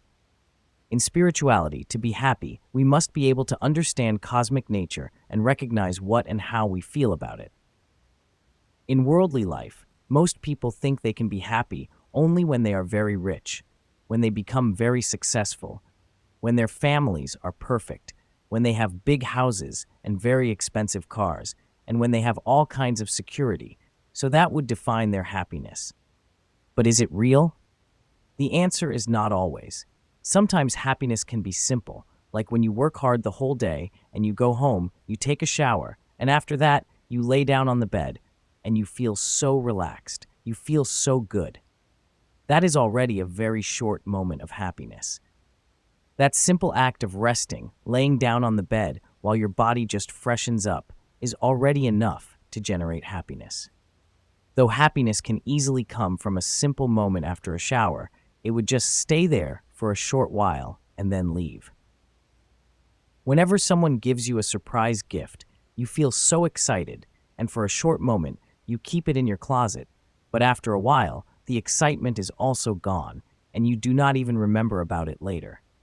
In our modern world, without spiritual wisdom and purpose in our actions, people are always seeking happiness by trying to eliminate fears, uncertainty, and sadness. But to do that, they often find anger and disappointment, then get mad, upset, and depressed from failing their expectations and purposes for happiness instead. Neutral emotions. Some other emotions can be more moderate: craving, adoration, calmness, surprise, boredom, loneliness, and interest like something. Adoration. It is a feeling of deep love, a sign of devotion to and worship. Adoration is still used today in a religious context, in phrases like the adoration of God, spiritual master. If you adore or deeply love someone, you can describe that feeling as adoration. It is an unexpected or astonishing event, fact, or thing. These emotions can be changed, but they do not cause as many positive or negative consequences as other strong emotions. As if you like something, then you dislike it, or if you find something better, then you change your interest. Boredom. It is an emotional or sometimes psychological state experienced when an individual is left without anything in particular to do, is not interested in their surroundings, or feels that a day or period is dull or tedious. It is not simply another name for depression or apathy. It seems to be a specific mental state that people find unpleasant, a lack of stimulation that leaves them craving rest, though it can be a dangerous and disruptive state of mind that damages your mental health. Loneliness is related to the feeling of being alone. When our need for rewarding social contact and relationships is not met, but loneliness is not always the same as being alone. Loneliness can come from anxiety about lacking a genuine connection with others. Confusion is also a kind of emotion, and it is also temporary, because when you are confused, you may ask what happened, and then when you get an answer, confusion is gone, and you will be no more confused. It does not take long to take root, and once the condition is satisfied, it will be removed. Calmness. It is also one of the most important emotions in spirituality, though not everyone can keep calm at all times. But with experience, wisdom, and emotional intelligence, people can keep calm. To keep calm, spiritual cultivators must see emotion through and through in every situation. Then, they will be able to keep their emotions under control. Thus, they are more moderate than negative emotions like envy, jealousy, anger, and hatred, which can take root and stay very long in the mind. Craving. Talk about a craving. A craving is an intense desire for something really particular. Craving is also an intense and prolonged desire, yearning, or appetite, as for affection. Cravings actually involve a complex interplay of factors, brain messages, behaviors that become habits over time, and having access to knowledge or experience of expectations. As the material world offers only the craving for physical pleasure, a craving for everything we see, and pride in our achievements and possessions, if we only crave for such, we will suffer greatly emotionally and mentally. Nevertheless, we can crave, but we have to spiritually know what and why we crave. In the feeling of craving, you want something so much that you crave for it. That is also a kind of feeling from your experience or other people's experience. You crave for it because, in the past, others have gone through it, or you have already gone through it, and you know what satisfaction it can give you for something, so you crave for it, and you crave for it again and again. However, when you get what you crave, your craving will cease and go away at that moment, as it already satisfies you. However, if it does not satisfy you, or in other cases, if you allow the craving to become so great that you cannot be satisfied, you will fall into suffering. For instance, sexuality is a normal living activity, but sometimes when people crave sex excessively and cannot control themselves, they commit wrongdoing by raping others. In life, rape is not a worthy act to satisfy sexual cravings. You can have sex every day in many different ways, so why do you have to rape someone and end your life?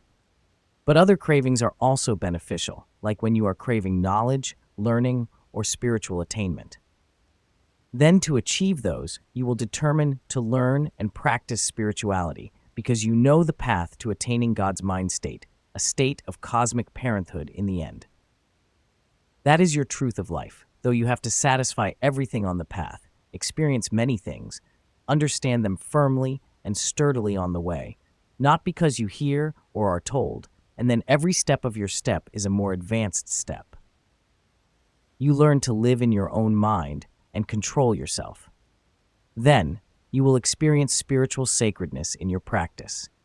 Sometimes you do this and that, but you learn by doing many things and cultivating wisdom from them to advance your spiritual wisdom.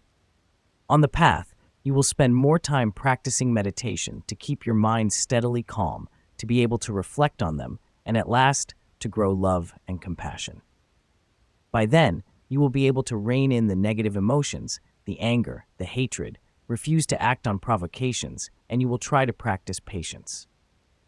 Those things you crave have a good spiritual purpose, and with time, practice, effort, and patience, you will learn slowly improving your healthy mind, experience, and spiritual wisdom to enlightenment. Negative emotion. Sadness, anger, aggression, fear, trauma, jealousy, hatred, disgust, distrust, anxiety, and confusion. Sad. Its negative emotional pain is associated with or characterized by feelings of disadvantage, loss, despair, grief, helplessness, disappointment, and sorrow. An individual experiencing sadness may become quiet or lethargic and withdraw from others. Sadness can lead to depression. Pain and trauma. You feel pain. Feeling pain is a big factor in psychology. You have gone through something in your past, then it is finished, but in the future, you encounter something similar, and you feel pain again. It is called trauma pain. It is trauma. It comes back to you suddenly, and you cannot control it, and you feel bad. In spirituality, we see the cause of people's sadness come from their greed, disappointment, or loss. They expect something, but at the end, the result cannot meet their greedy expectations, and they become sad or feel pain. But sadness and pain eventually go away in time. Everything is impermanent.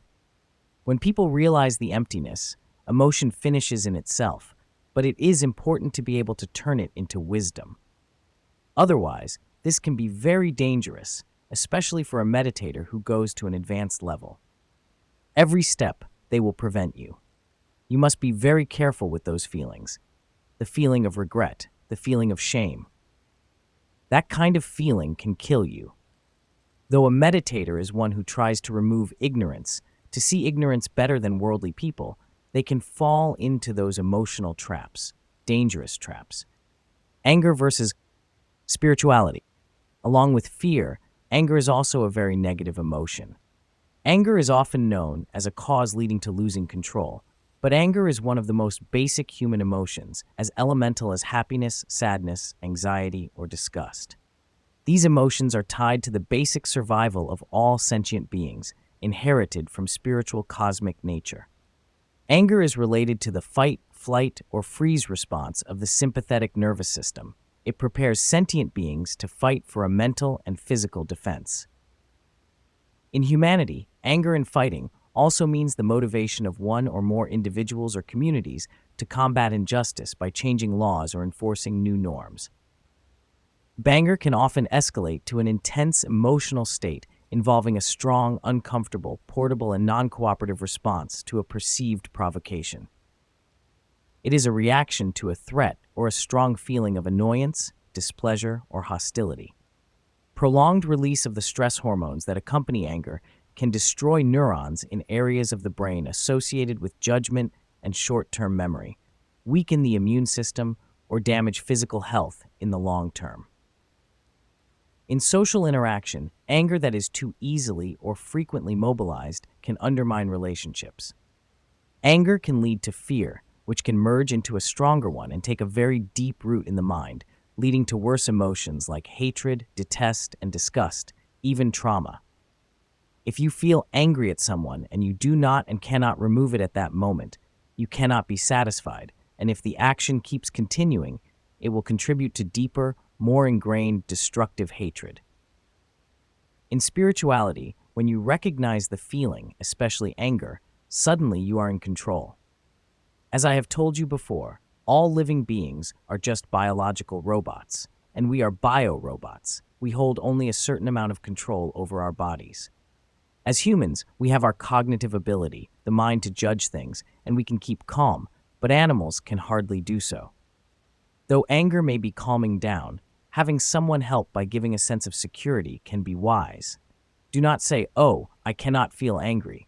Of course you can, but it is important that you recognize the anger and what you are truly feeling. Anger and aggression. Anger can also easily lead to aggression and aggressiveness. In anger, sometimes people act very aggressively and violently as they are not in control. Instead, they are controlled by the anger emotion, which hijacks their brain and controls the person completely. That is why they act badly, as an instinctive defense mechanism that they do not even know. Sometimes later, when the anger goes away, they become regretful, wondering why we did that or why we did this, because they simply did not have control at the time. Even in an animal like a dog, a barking dog just keeps barking, and only its owner can calm it down. Other times, a smaller angry dog, while barking and attacking, will run away when it sees a bigger dog approaching. Its anger will disappear, replaced by fear, which suppresses the anger and changes it. This morning, one of my friends told me a story. When he and two other friends were walking a little boy back home, suddenly a neighbor dog appeared and attacked the boy, specifically in aggression, just as a dog, when it was angry, would bark, then somehow escalate aggression and even turn to attack and bite. Though the three adults tried to protect and help the boy, somehow the dog managed to bite him. And what happened to the dog? The parents of the boy were very angry. They wanted to get the dog killed, and the owner wanted to protect his dog. Then they called the police, but when they came, they took the dog away to put it down, as it posed danger, and the owner would have to deal with the legal matter, of course, and be fined. Nevertheless, when the aggression of the dog is gone, the dog does not know that it will be put down, because it perceived the boy as either a danger, a potential prey, or something we do not really know, as it cannot control itself, and its life would come to an end. That is the consequence of animals in our United States society. Fear. Fear is a negative emotion, an unpleasant, often strong emotion caused by anticipation or awareness of danger. Though it is very dangerous, it helps living beings perceive danger. In humans, fear is more complicated. When you fear losing something, anxiety will come. Fear can grow into anxiety, then disgust and hatred. Anxiety happens because of past knowledge or experience. You require some fear, knowledge, or experience to feel anxiety. Anxiety does not just come right away by itself. It can last and cause more damage to humans' well-being. If too much fear happens and prolongs itself for too long, it will destroy your mind and mentality. Yet fear is a negative emotion, but because of fear, people and other living beings have been surviving since ancient times. For example, if a rabbit sees a fox, an eagle, or a predator close by, it senses the danger and will run away. It wouldn't stand there, and even if you saw it and approached it, it would run away. Running away is also a way to defend. So you see, if the rabbit had no fear of a predator, it would not run away, and then it would become a meal for them. Or if you see a chicken, a cow, or a pig, if they did not have fear, when people or predators come to kill them, they would just stay there singing, "Oh, please kill me." In reality, it would never happen. Otherwise, there would not be any rabbit, chicken, cow, or even animal in the world at all now, because they would have been extinct long ago. You see how important fear is. Therefore, they must have fear. It is a very important emotion. Back to humans, fear is becoming more complicated than fear in animals. We have all kinds of fears. The fear of losing something. We fear losing our freedom, our country, our loved ones, and our property. We fear losing jobs, we fear property damage, and we fear that someone will cheat us. We fear all kinds of things. So if you think we are not afraid of anything, that is not accurate. Fear is the natural reaction of our brain and mind. It is kind of a feeling or emotion we must have. The United Nations exists because of fear. Fear of war and destruction. Let us say if a nation was attacked by another nation, such as Russia attacking Ukraine, if the people of that nation did not feel fear, anger, or hatred because of the destruction of their country caused by the war brought on them by aggressor Russia, they would just surrender and let it be wiped out without fighting back. And then Ukrainians would not need to suffer revenge. But the reality isn't that. They are fighting back with all their anger and hatred. They fear being attacked, losing freedom, losing life, losing their identity, and losing their own existence. They even look to the world for help. The emotions of fear, anger, and hatred are actually a very strong defensive mechanism in the name of patriotism that leads them to fight for their survival, regardless of their unknown future. Disgust. Disgust is a feeling of disapproval and dislike at a situation or person's behavior, and is an emotional response of rejection or revulsion to something potentially contagious or something considered offensive, distasteful, or unpleasant. Disgust and anxiety can become behavioral disorders of fear, related obsessive negative emotion. Disgust is one of the basic emotions. It invokes a characteristic facial expression of emotion. Unlike the emotions of fear, anger, and sadness, disgust will cause harm to health, especially the spiritual mind of cultivators. Sensitivity to disgust is negatively correlated to aggression, because feelings of disgust typically bring about a need to withdraw, while aggression results in a need to approach. For those who are especially sensitive to moral disgust, they would want to be less aggressive because they want to avoid hurting others. Those especially sensitive to pathogen disgust might be motivated by a desire to avoid the possibility of an open wound on the victim of the aggression. Those sensitive to sexual disgust must have some sexual object present to be especially avoidant of aggression. Taking a further look at hygiene, disgust was the strongest predictor of negative attitudes toward obese individuals. A disgust reaction toward obese individuals was also connected with views of moral values. Thus, disgust is a very strong negative emotion. If a person holds too much disgust in life, it can take root and stay with them for a long time because it becomes a habit or behavior. He or she would act badly, which would damage and distort even his or her spiritual conscience. Suffering from emotional denial. The old people say that if you love somebody, you love even the road that person is passing. If you hate someone, you would hate the entire family, relatives, that emotion, and the hatred does not go away easily, but the love can. Feeling emotion is a normal, natural ability of humans. As humans, we are capable of feeling all kinds of emotions that we experience, and to progress, we should not reject what we feel, but instead recognize and observe it. By doing so, we will become aware of our own emotions.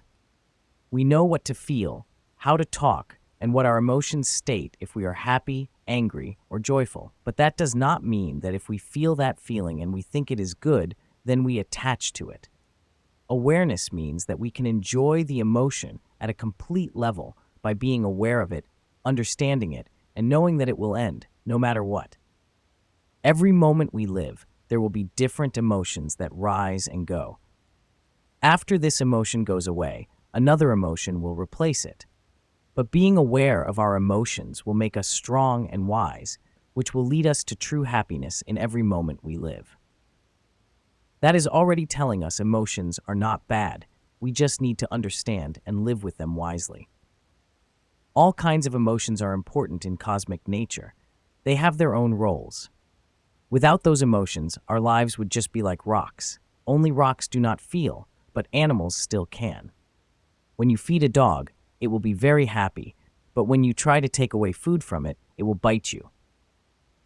Or any other animal, like birds, if you give food to them, they will come to you.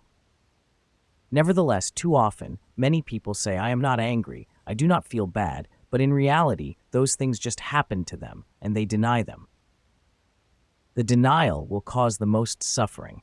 The denial of emotion will cause you trouble because it already takes deep root inside your mind, and when it is already deep inside, it will even go deeper and deeper, causing suffering. When you say you are not angry, but you are angry, the anger just stays there, and it adds up more. Every emotion is naturally important. It is more important that we understand them, especially negative emotions that naturally take root in your mind and in other people's minds. Thus, do not say, "I do not feel this, I do not feel that," but recognize them, as the more you deny them, the more you become ignorant and lose your control. Because you ignore or deny your emotions, it also means you are not really aware of them. They still stay there in your mind, and they will be accumulating until they are big enough to take over your control or kill you. You know yourself, or many others often say, the feeling comes to a peak and you cannot stand it. Then it will explode. If many basic needs are not satisfied and the condition is not removed in time, it will keep growing stronger and trickier. Even though we are biorobots, we always think we can control our bodies completely, but actually we are not in control as we think, especially our emotions, which are conditional. We now know the body lets us have control of only 12 to 15% of consciousness, which gives us enough ability to recognize our emotions, and the rest, or 85%, is an automatic mechanism. Until now, the more we regain control, the less we live in the instinctive state, and the more wisdom we gain. However, every move in our own body's automatic emotions, such as the breath we breathe every second, and our heart beats every second, but do we control them? No, we are not controlling them. Just as our digestive system is controlled, are we controlling them too? No, not at all. Our blood flow, our immune system do we control them? No, we do not. If we could control them, we would never be infected with the COVID-19 virus. Even with our vaccine, we are just trying to help our immune system recognize the virus. Our immunity system is acting as a defense mechanism or a military county. It is important when the military perceives a threat so it can act on it to terminate the threat. But what if the military is infested by an enemy inside? If the military has a general commander inside who is a traitor, it would be in serious trouble. So it must be recognized. The same with emotion, it is also a defense mechanism. Though we can't control their rise and fall, we must recognize our emotions and their reactions, not let the ego take their place. If we understand them, then we can go beyond our survival instinct and head for the spiritual, cosmic sacredness. Spiritual emotional intelligence. Nowadays, people become more aware of their health and more conscious about the environment, spirituality, and religious practice through eating vegetarian. We start to eat healthy food and eat vegetarian more often. However, by doing so, we should understand how to eat clean food that is not contaminated with chemical flavors. We must understand the concept of clean vegetarian versus dirty vegetarian. Many people faithfully eat vegetarian food to practice non-killing, especially Asian people. However, they unknowingly start to eat a lot of dangerous food that contains contaminated chemical flavoring, like fake seafood, fake meat, and so on, as those kinds of fake stuff give them a general sense of the meat-like taste. But it is fake. Most of it is chemically made, and that kills them in the long term. It causes cancer. That is not mindful consumption. That is ignorant eating. However, becoming more aware and having better knowledge on eating organic food, cleaner food, less meat, more vegetables, reducing sugar consumption, and reducing salt is a much better and smarter choice. By making the right choice, it will support our lives, and we can help to control our bio-automated system better. When we get older, we get less sickness, which is happiness and wisdom we need to gain more. That is our spiritual emotional intelligence, spiritual wisdom, and living in our own peaceful world. Then we must learn to live as two entities, one spiritual energy body in our own physical body. One is the spiritual child of the cosmic parent, and the other is the physical body of the spiritual cosmic nature. The physical body is the product of the spiritual cosmic nature, but it physically inhabits the passive spiritual energy body to form us as one is spirituality and one is physicality. The physical body will last, being mortal in nature, because it is affected by the four forces of birth, age, sickness, and death. In cosmic nature, everything that has a beginning will have an end. But in spiritual cosmic nature, the spiritual form, the energy body, will be immortal, since to take that gift from spiritual nature, we must practice to merge the two bodies actively under our own consciousness, under the energy flow within the spiritual third eye. Once you merge the two bodies, you will be able to live the two bodies in one actively. You will have control of your energy flow, and you will be able to see, feel, and control the energy flow within your physical body right through the third eye. You can easily recognize the world in front of you. You feel emotions clearly, and you easily identify which ones are good and which ones are bad with your sacred spiritual wisdom. All kinds of emotional feelings are non-existent in physical form. Thus, there is no reason to attach emotion to it. You can see that one person is very angry. It is just his body reacting to the emotion in his mind. As humans, we know and are able to recognize our emotions through experience. We are able to see all anger reactions in different ways through our own actions, but emotion itself is a non-physical form. We still have to live every day and every moment with our life emotions, and then we have to train our minds to be selective in receiving and enjoying our emotions.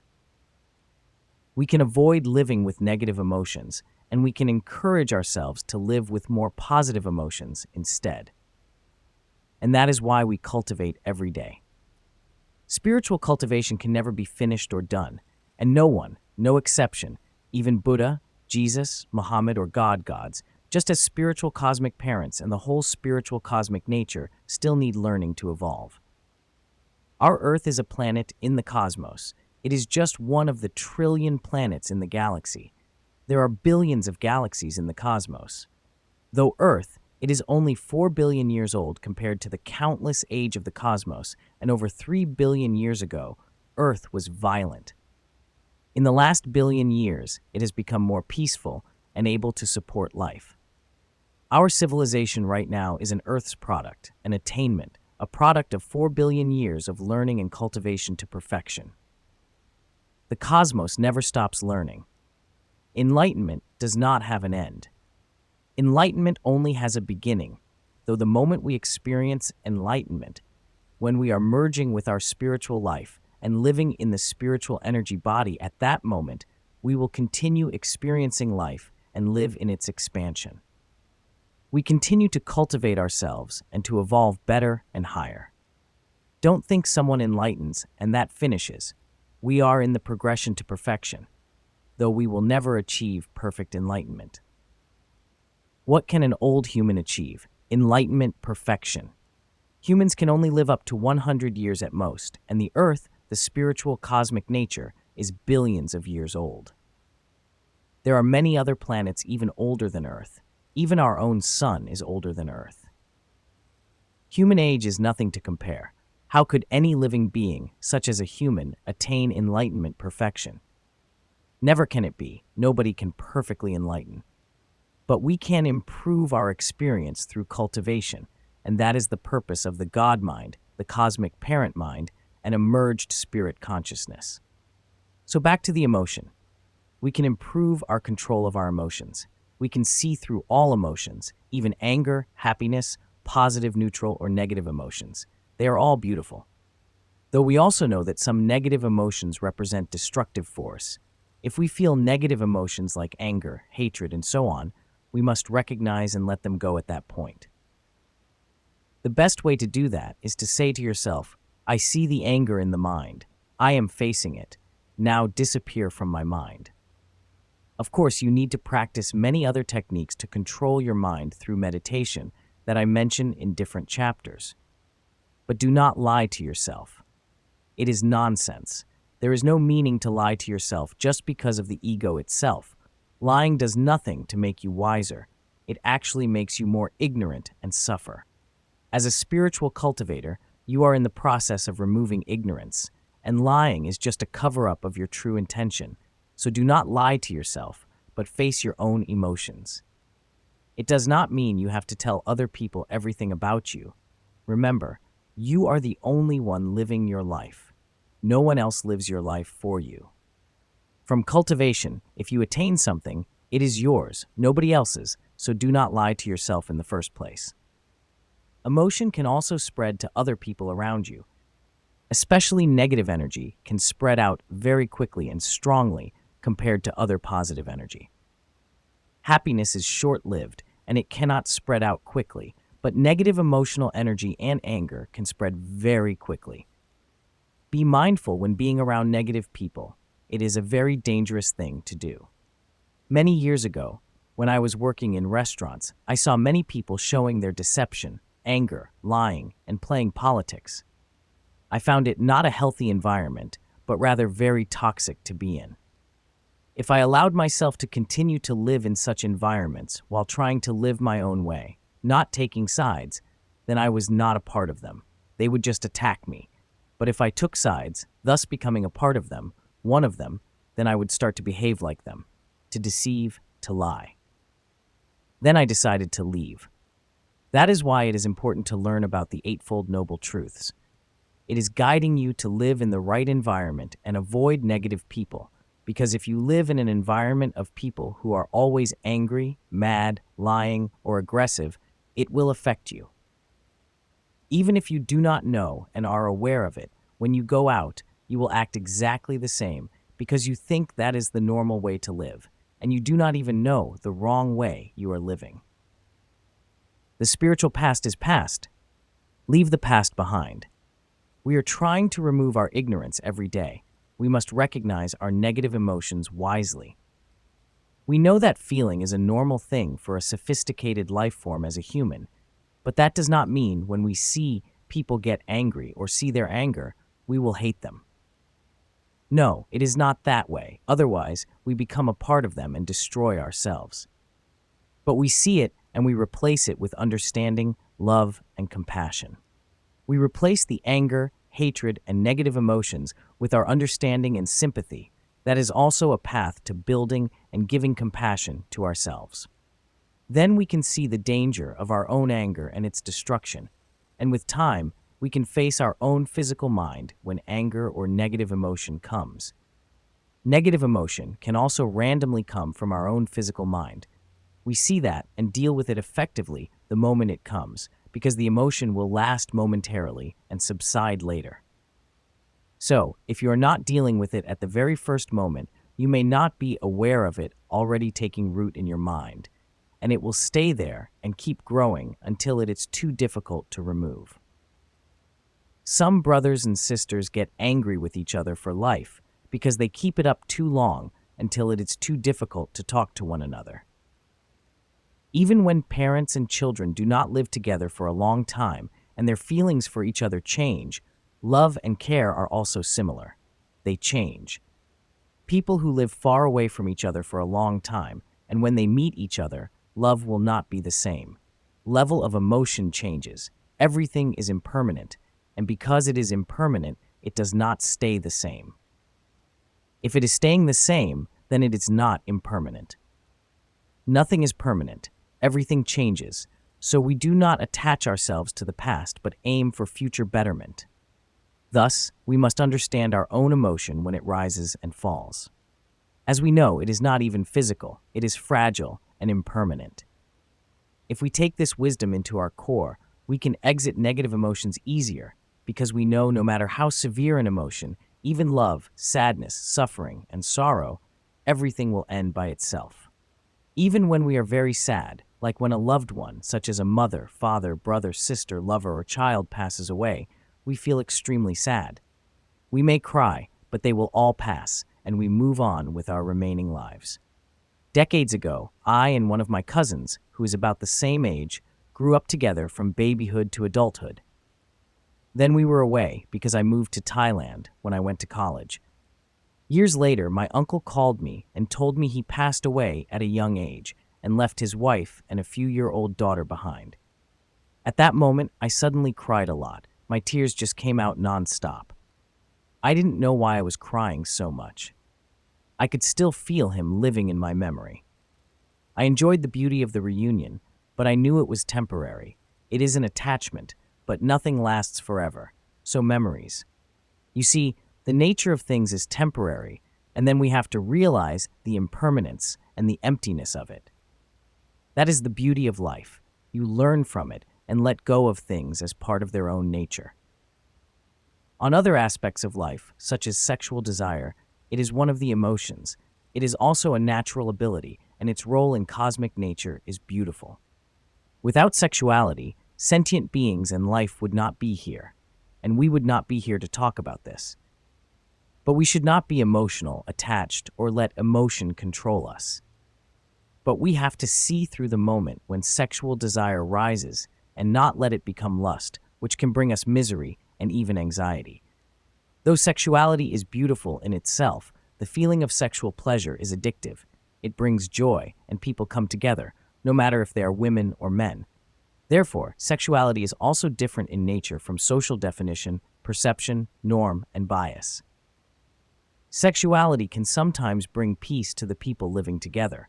Generally, two enemies will not have sex together. Raping is a different case. People become enemies because they do not like each other, they hate each other, and that is why they will not have sex or even kill one another. Sexuality in the insect world is completely different. Some females will even eat the male after intercourse. However, we are in a different world, a spiritual world, and we are more advanced than animals. So if two human enemies are willing to have sex together, they will not kill each other. They make peace with each other. You see, sexuality can heal anger or hatred. However, once we are in our human physical body, we inherit cosmic nature's survival instinct. Emotion will just come to us based on the conditions we encounter. And on the other hand, we have the capability to experience all kinds of emotions.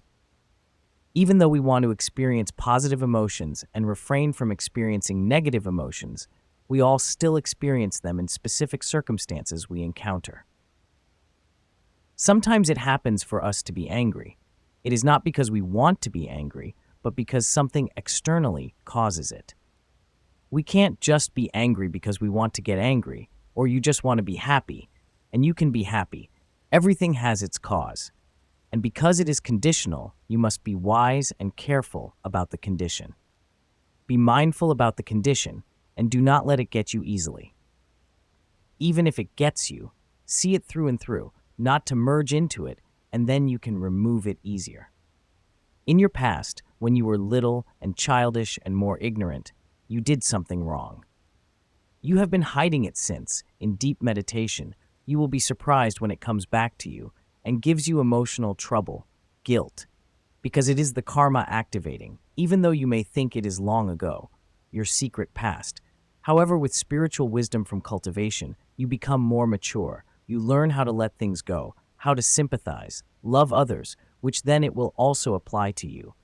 You will understand it is impermanent, it is ignorant, because that is already past, and you can see how it was stupid that time you did. It was a mistake. Now you can recognize it. You know to forgive yourself, and you know you will not do it again. You know how to live in spiritual wisdom and fill yourself with compassion. You liberate yourself from past guilt and enlighten yourself at that moment. You may recall once at a time in the past your brother, sister, friend stole things from you, and you got angry and beat him up.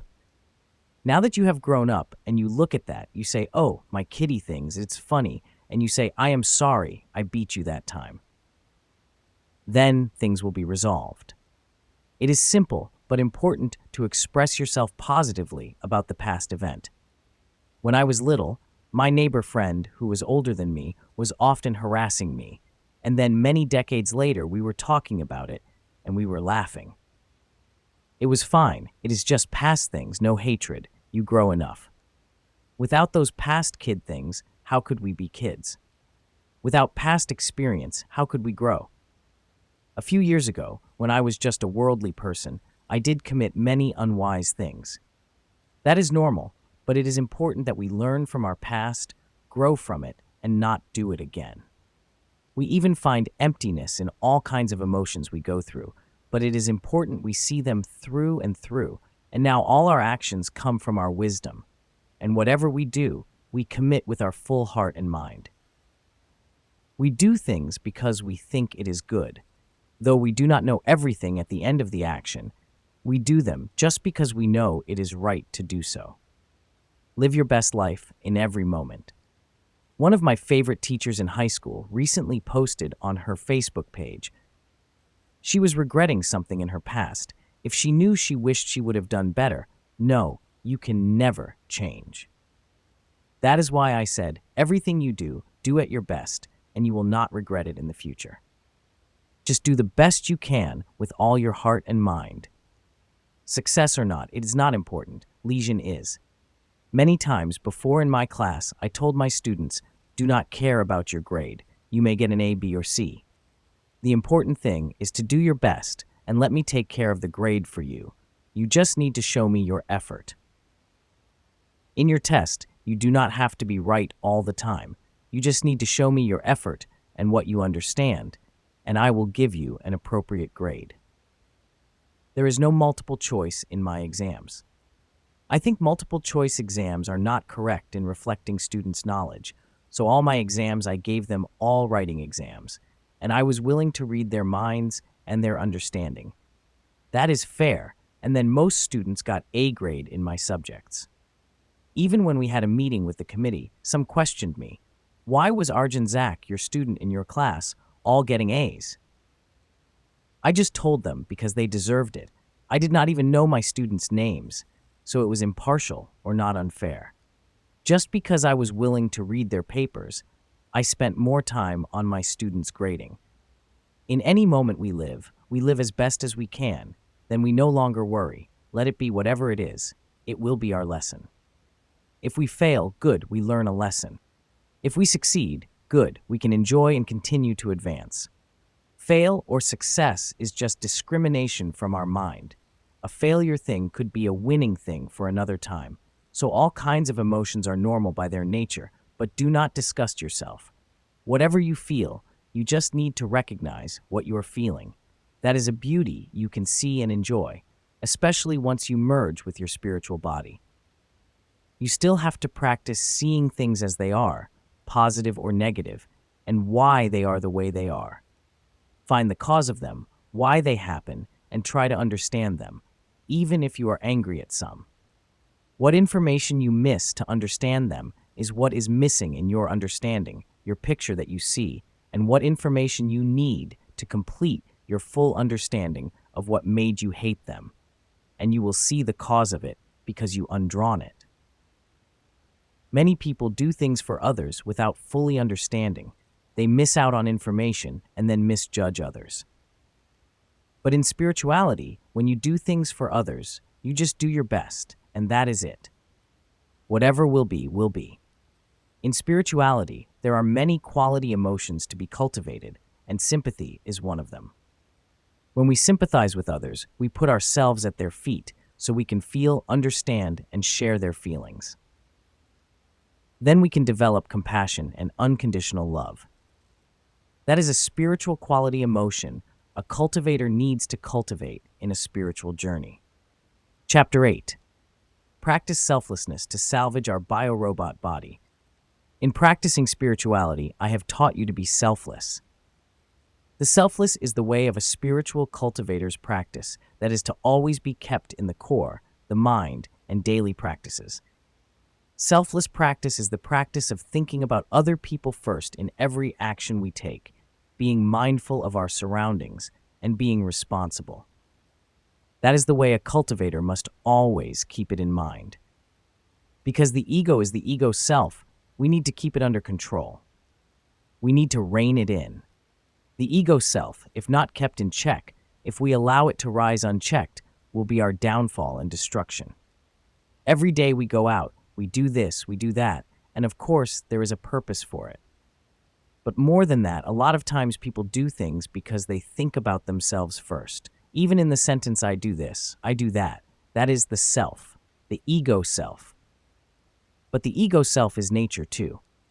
It is the very true nature. It is the identity of everyone. It is survival. But in cultivation, we need to keep it in check, because otherwise we would do everything just fine for ourselves.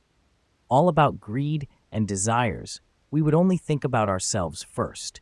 We would only do things for ourselves first. We would not do things for others.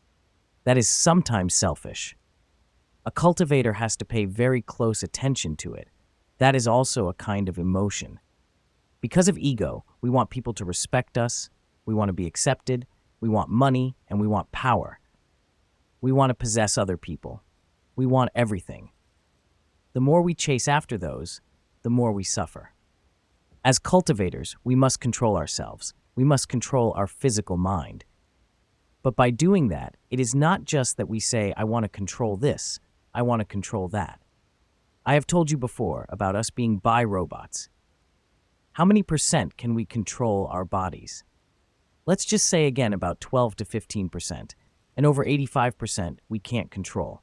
We are made up of an automatic biomechanism. Let us talk about diabetes. If you think that as humans we can control our body completely, why do not we say, okay, diabetes, go away, heal it now, I don't want it. Can we do that? The answer is no, we cannot do that. We cannot tell our body, no diabetes. Yes, unless we can avoid it by eating and living healthy. But to eat and live healthy, just like cultivation, we must adopt a new diet, eating a healthy, strict diet by eating less sugar, more vegetables, eating healthy food, exercising, and working out. Those are ways to support the body. It does not mean that when you get diabetes, you tell your body to get rid of the sickness after doing those things. Though you can also take medication to help, the body controls itself, not us. When we get it, and more, just like high blood pressure and cancer. Cancer is even more dangerous. For instance, if you find out about the cancer in an early stage, then probably medical care can help. Or, if you find out too late, medicine can only help you prolong your life a bit. After all, can you tell yourself and your body, no, get rid of the cancer, I do not want it, remove it? Would it work? Absolutely not. There are so many more serious illnesses than you can name that our medicine cannot cure. But why do we get sick? We get sick because our body is imbalanced. and our body cannot control itself for some reason, either internal or external. Our body loses control, which is why it falls ill. That shows we cannot control our bodies completely. Since we can't control our bodies completely, why don't we cultivate spirituality? Allow ourselves to learn, understand our own bodies spiritually, gain knowledge spiritually, and develop love and compassion to realize ourselves spiritually before our time comes to an end. Spiritual cultivation is the true salvation. In spirituality, the more we give, the more we actually receive in return in cultivation, not just material accumulation. In a purely materialistic world, things are different.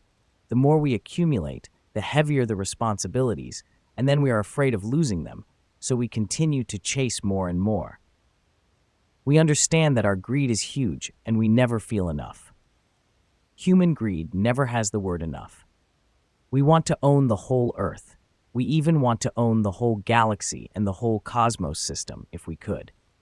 Fortunately, there is a limit to human capability to own one. Because of the suffering, the sufferers will reign in greed. They will reign in craving. They will reign in those who do not cultivate, and they will tend to fall into destruction one way or another. The greedier a person is, the more selfish that person is, and that one will end up in destruction. Because at the end of his days he will get nothing. His spirit will live on, but his physical body will not. Since impermanence is always there, it is a universal truth. As we know, everything has a start and will have an end. Everything is born, will age, and will die, even the earth itself. Human life is very short. The longest living person on earth may just live up to 140 years, or even one day. Humans will be able to live up to 200 or 250 years old. It is still very short compared to Earth. How many civilizations has Earth had in the past? We cannot count, they are all extinct. And thus, we, our humanity, though now we are still fortunate enough to possess the cognitive abilities, use them to experience. Because sacredness and spirituality is the truth, the reality, cosmic sacredness is always around us. Gods, angels, spirits, and sacred entities are all around us. We are not alone, and even more intelligent species exist out there, so do not let our mind contain itself in a little box. Though we live in the containment of the ego, limit it to the minimal. Living with responsibilities is important because one day, looking back, we will not regret it.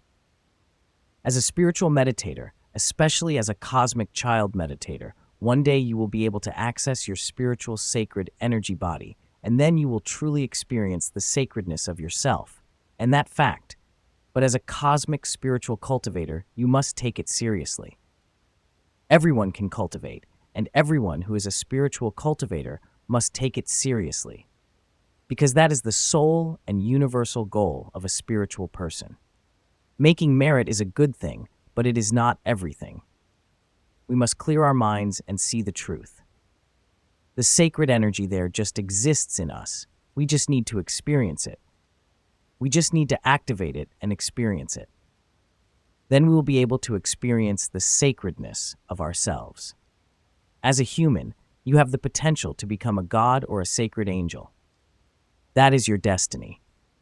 Therefore, practice being selfless because we care about other people, and from caring about other people, we will learn to open our hearts and minds, and then we will be able to see the reality, the cosmic reality, and we will be able to do many sacred things for others and ourselves. That is the selfless path. The true salvation. Impermanent nature. Reasons to salvage oneself spiritually. We are the impermanent. The impermanent means its end. Our life ends every minute, but it is also made up by every minute. We are destruction. We are destructive. We are destroyed by the destruction of our own selves. But worldly people mistakenly take the self.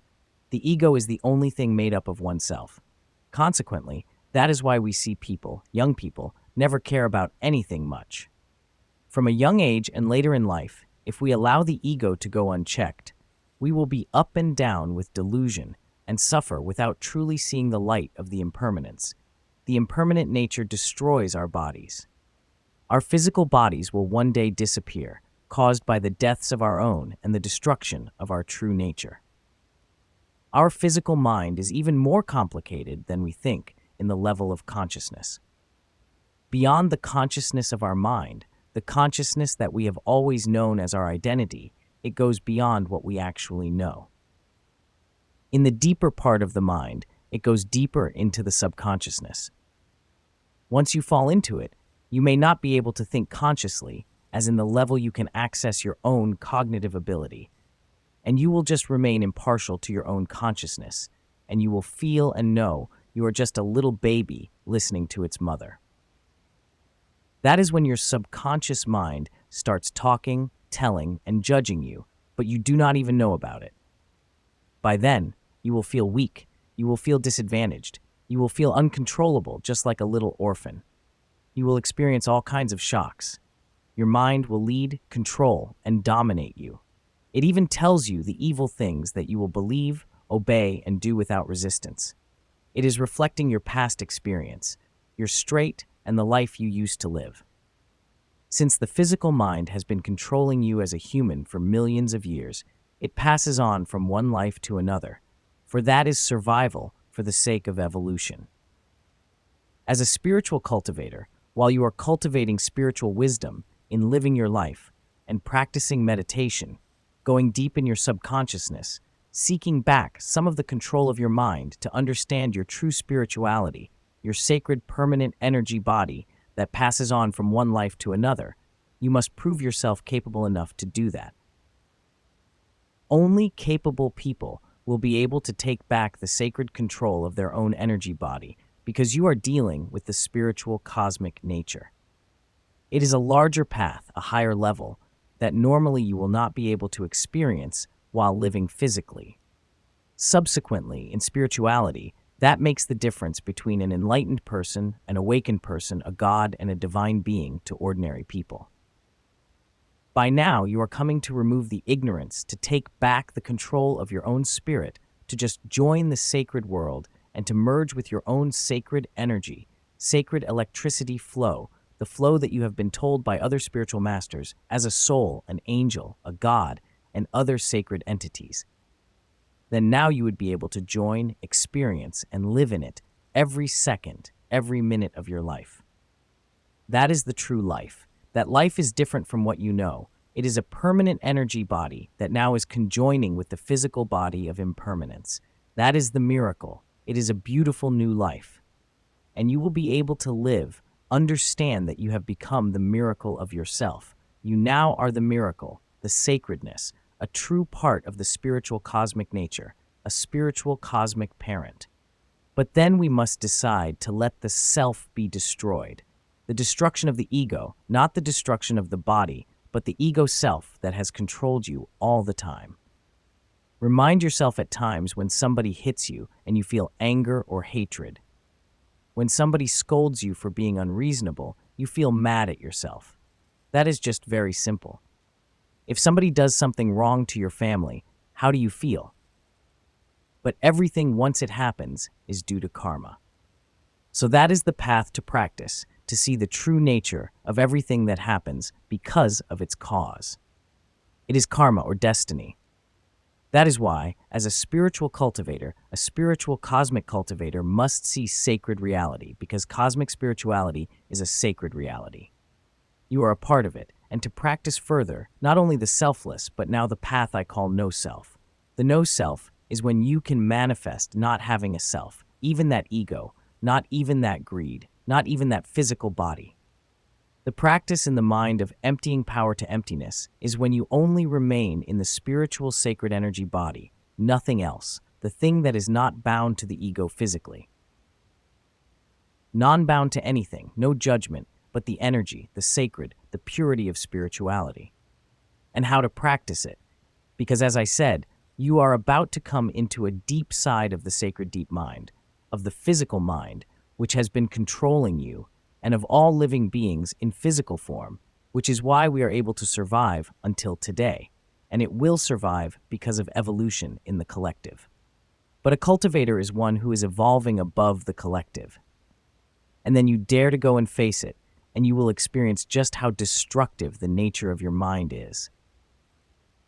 When you go deep inside and take back control, the nature of your mind will try everything to prevent you from keeping going. Every reason that you have been thinking about using it as an excuse will give you all kinds of guilt and all kinds of bad feelings. The fire meditation technique. Practicing the no-self power in meditation. When I talk about the ego, the mind, or the self, I mean the inside, not only the physical mind, but also the spiritual mind inside. People think and enjoy the physical mind on all kinds of levels, as you can see. Our society develops and evolves, and then we create all kinds of comfort, entertainment, and pleasure. And by all time, the physical mind has been telling and talking every minute, but at that time you listen, join, and do it with all the urges of greed, passion, jealousy, anger, fear, and all other kinds of emotions of the ego self ordering. You must be strong enough to see your inner true self. Nothing can destroy you from the inside unless you act in the order of the ignorant selves. As I said before, if you strongly practice non-killing, since non-killing practice means nothing that you may kill or harm, and absolutely no body that you may kill or harm.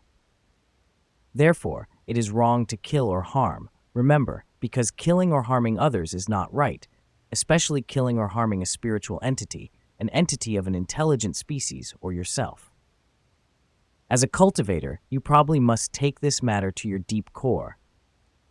A no-self practice is the mind practice of contemplating the death of oneself, contemplating the watching and witnessing of one's death, funeral, and cremation in meditation, and contemplating giving up the physical self and physical body to achieve the non-ego self when you are not even having your physical body. We call it no-self. How to practice the no-self. To practice the no-self, it requires you to master the quiet meditation technique, sitting there meditating and contemplating yourself already dead, the death of your own physical body. It does not mean that you are going to kill yourself, as because I have taught you about non-killing, there is no such thing as killing. Even if we are not about to harm anyone, how can you kill someone or yourself? Killing yourself is the worst thing to do. It must never happen, and you will never do it. But here is the contemplation. Contemplating giving up yourself. Contemplating yourself that you are already destroyed. Contemplating yourself by seeing your own death. See your own funeral. See your body lying dead. Your body lying dead in a coffin. Your body is no longer breathing. Your body is no longer seeing things. Just laying down death. No feeling completely. Just a dead body without consciousness or anything at all. Just a dead body of yourself. You are watching it from your own soul, as a soul watching your physical death body laying down death in a coffin, and coming to a cremation in a crematory, and still the death body laying death in the coffin, starting to get burned by fire. Think about fire, extremely strong fire, extremely hot.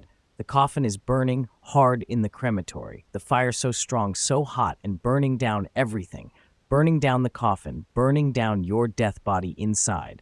Everything burning down, the skin, the hair, the meat, the fat, the heart, the internal organs, and burned to the bone cracking in the heat.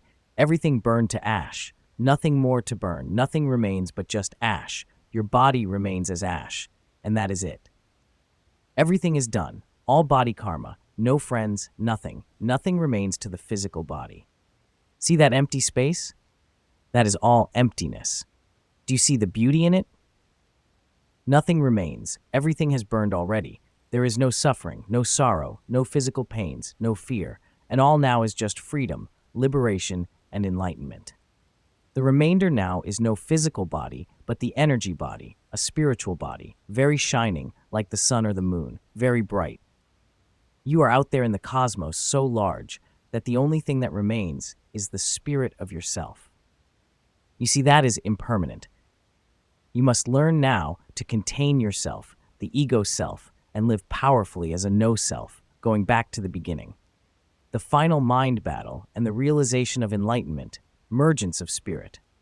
Again, to remove oneself from ego, attachment from the ego self, all the negative emotions of the self, all the karma, And then one day you cross all the obstacles and pass all the deceives of the ego mind that is trying to stop you and has been controlling you and humanity since the start.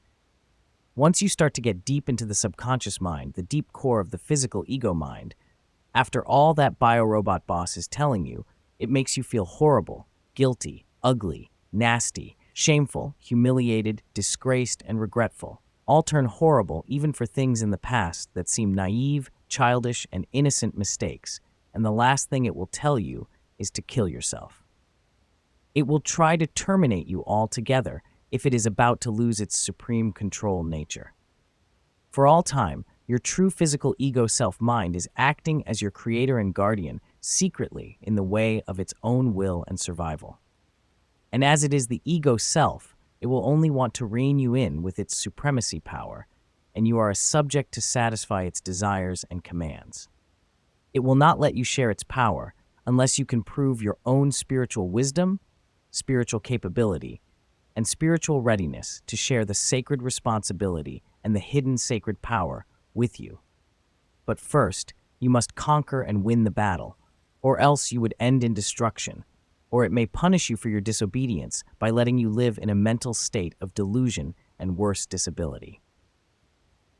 That is wrong when your physical mind tells you to kill yourself, and with all the cultivation power you have achieved through life practices, you can answer it no at first, because you always practice non-killing, and that is the vow that you always uphold. Second, you already gave up yourself, all the suffering and body in your fire meditation practice. From now on, you have become a new self, the sacred self in you, and then the ego self will go away, vanishing by itself. The candle fire meditation, the contemplation of oneself's death. In your spiritual mind, with the power of no self-cultivation practices, everything is gone, and the only thing that remains is the sacred energy body. The physical body has already gone, so on your path from now on, there is never a need to kill because you are practicing the understanding of the selfless and the no-self and developing compassion for everyone, and you will not kill anything, especially with capacity of love.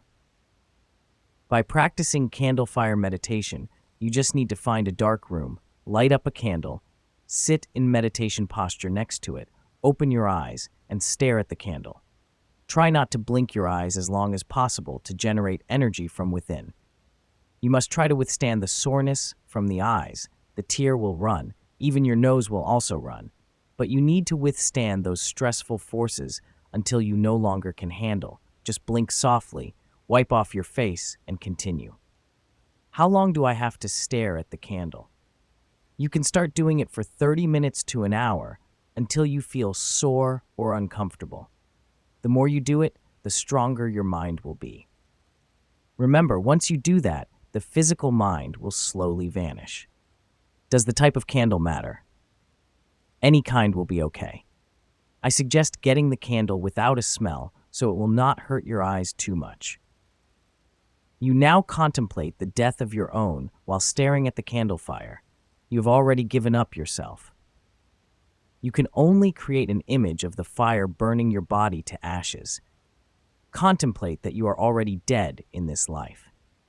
If you willingly reach that point, there is no self in it anymore, so nothing personal remains. So now you will be the one in control to tell it, let go or leave go of existence with a higher degree of self-control with your physical mind. Let it do all the job that it needs to do, but take back some of the control of oneself and the ability to, and you now possess the spiritual power of understanding the spiritual cosmic nature, the great love of compassion. And then you have given up yourself once. By then you retain the image of your body burned down in the fire to ash. Nothing else remains. You have already died in this life. And so the self-ego, no fear, and now you are living in a no-self state, a high spiritual state. Now let the physical mind, the physical brain, do its job, the biorobot job, and you just need to take back some control of your spiritual mind, the ability to access the sacred functions of the mind, and access them to your physical body differently, and enhance them to a new level by living also in the spiritual body, the body of energy, beautiful living. You can feel the energy there in your mind, in your head, in your hand, in your leg, and in your body. When you want to feel, it will come. Now you are living that way. Become a god yourself. Become a true cosmic child that you will commit to one day and become a cosmic parent yourself. So now take a candle, burn it, and look into it when you meditate. Look into the candle without closing your eyes, trying your best not to close your eyes or even blink. Look into the candle and contemplate the fire.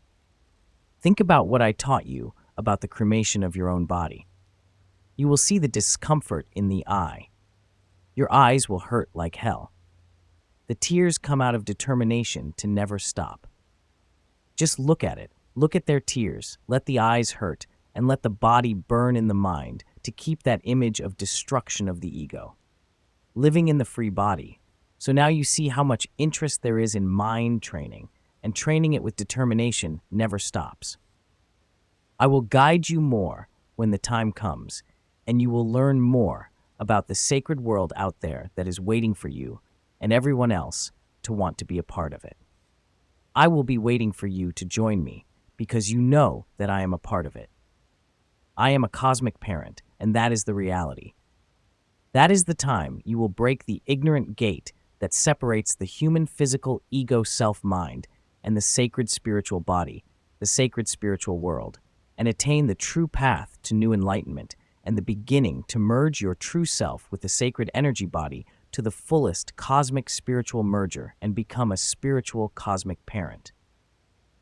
Chapter 9. The subconscious and unconscious mind in cosmic spirituality.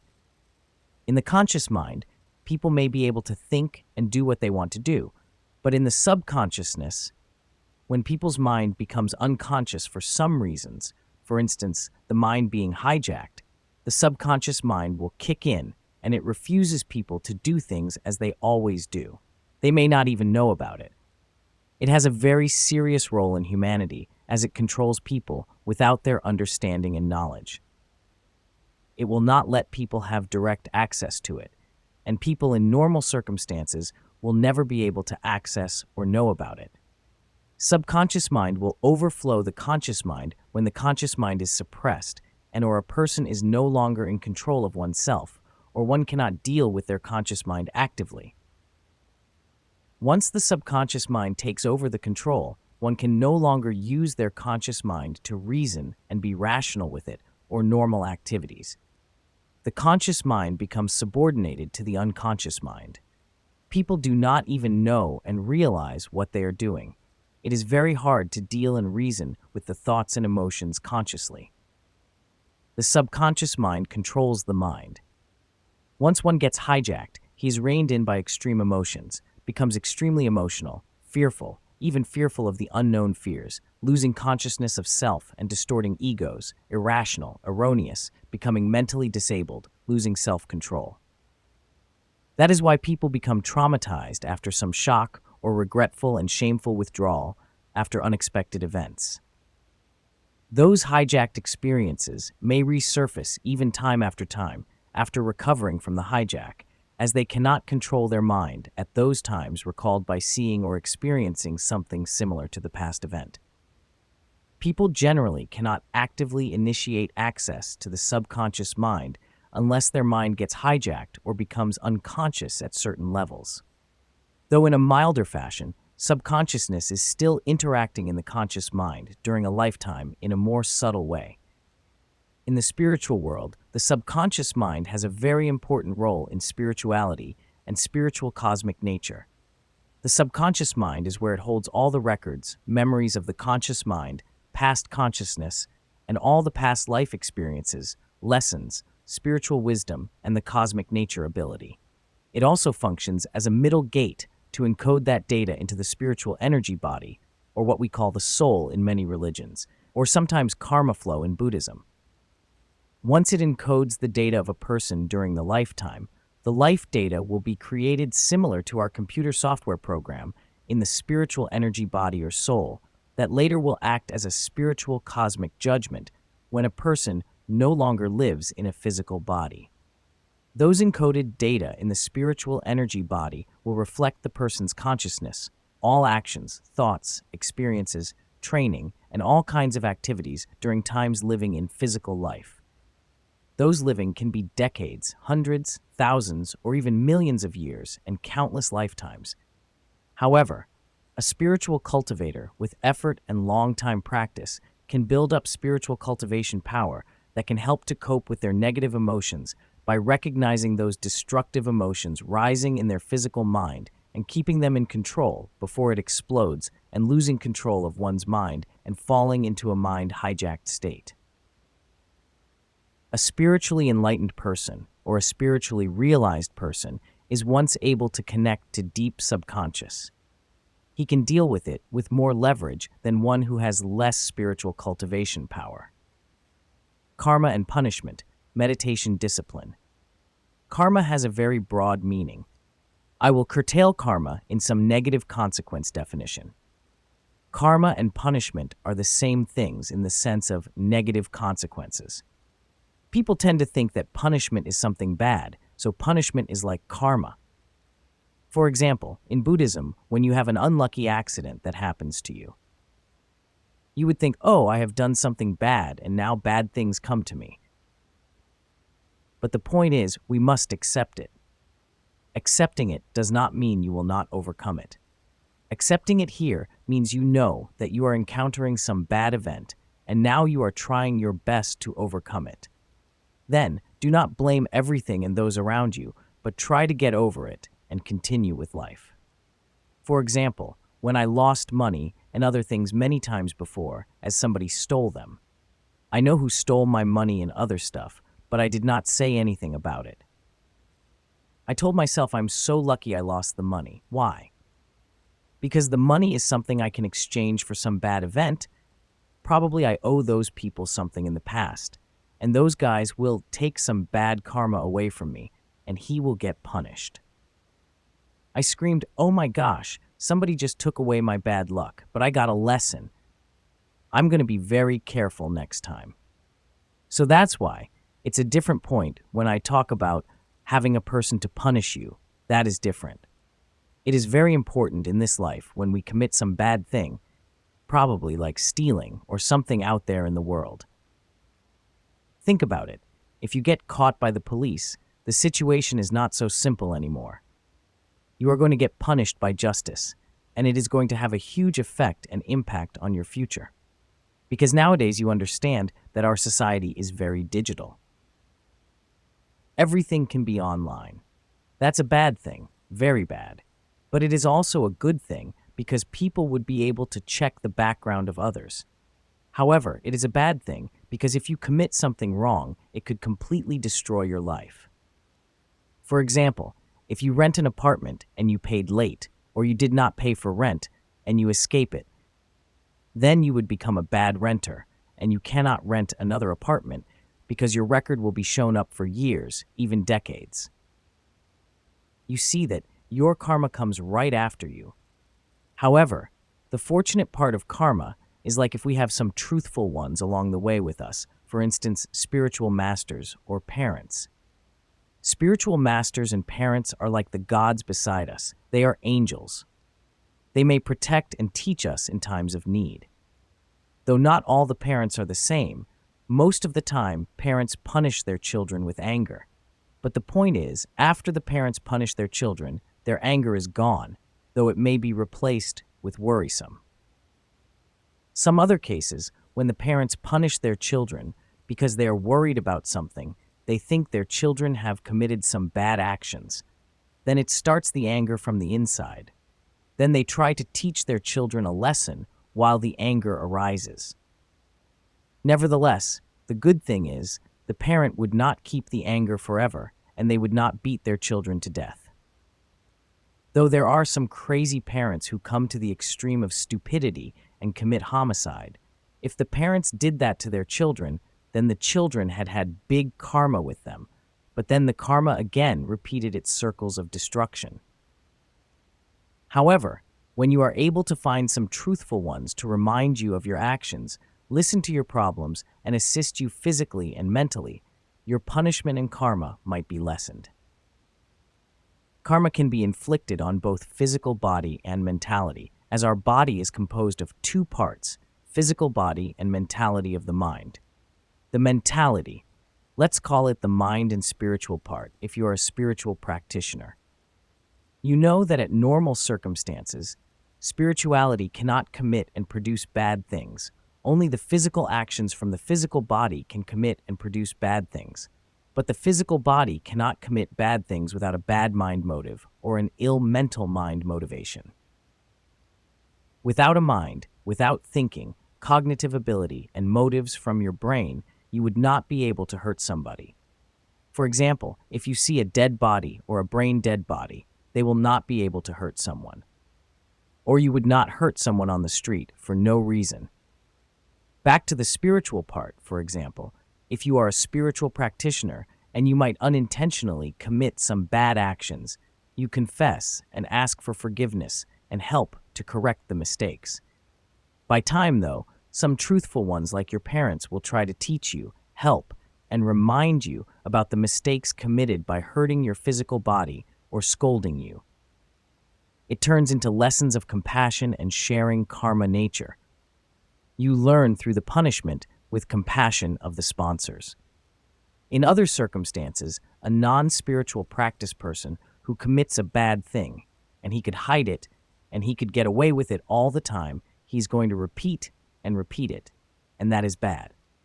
It is very unfortunate. It is also bad, as he has no spiritual teacher or trainer to teach and remind him, so one day he gets caught by the police or the authorities. At that time, it ruins everything. It is the worst thing and the most suffering thing. Comparatively, how much more fortunate if the child got punished by his parents, and then he will remember and learn a lesson, as the parents will not ruin his life. They only remind him to live better and correct his mistakes. Let's look at the punishment and training. The physical body needs to experience and be trained through physical and mental experience. Though it is not about violence, it is sometimes about physical interaction. As nature, not everyone just sits down and listens to teaching. Though I would not think that beating is good. Sometimes if you think you commit a mistake and deserve to be punished, or need to get punished by your conscience, but of course you do not want to ruin your life or get punished cruelly by uncompassionate people. Then where and whom can you find to be willing to help positively for you? In some religions, like Christian clergy would give confession session times to people who want to confess and be given teaching and forgiveness in their churches with confidence of secrecy. Though some Christian clergy would perform some kind of self-punishment by hurting their own body through some kind of self-discipline. Discipline is the whole thing in our spiritual life. Meditation is our discipline.